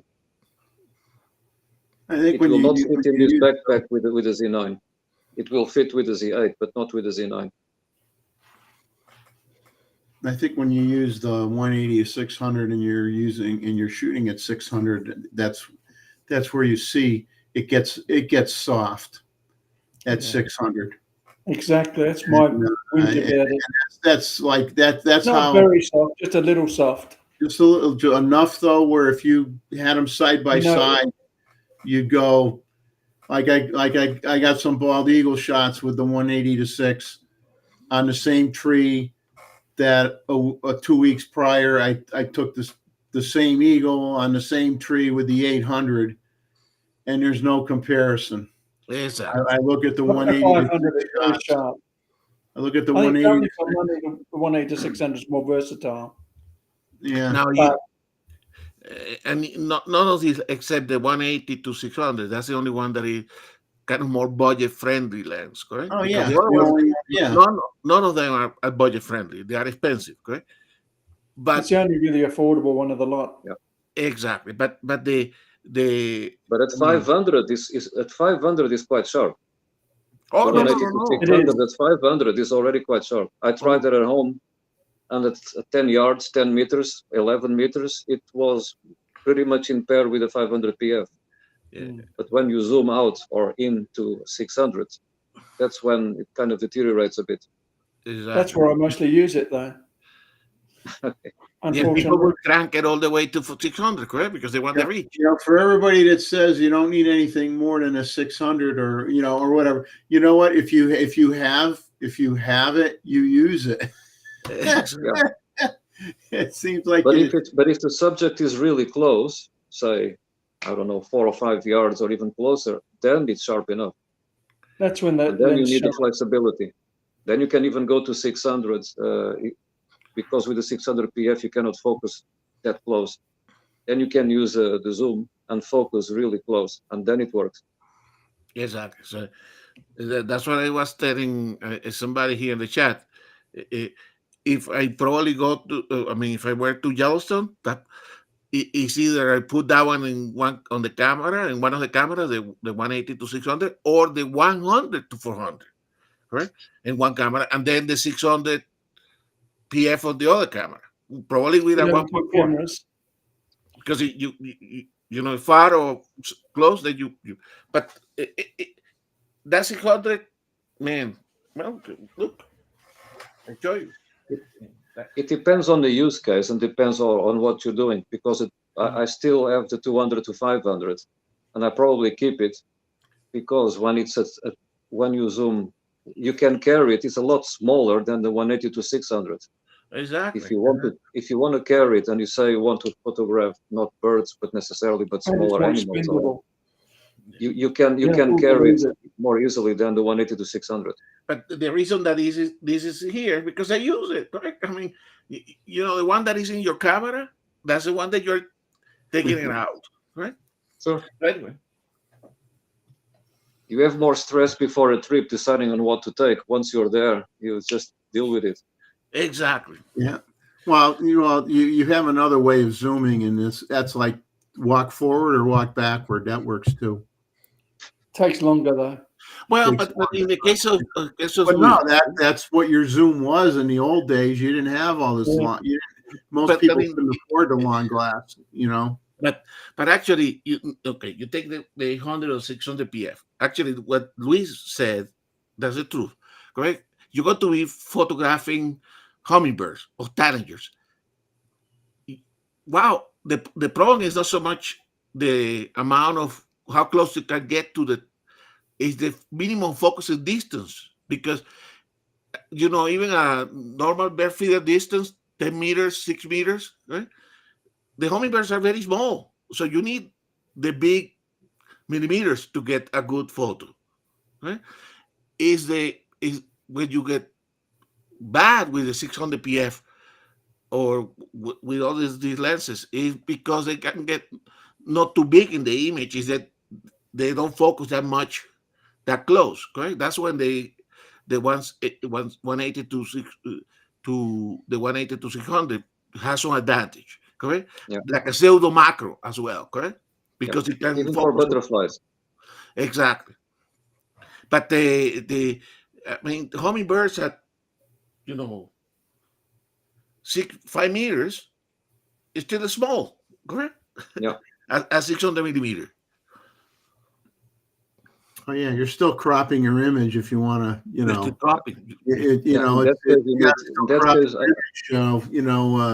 30% or a little more sometimes when the bird's that small.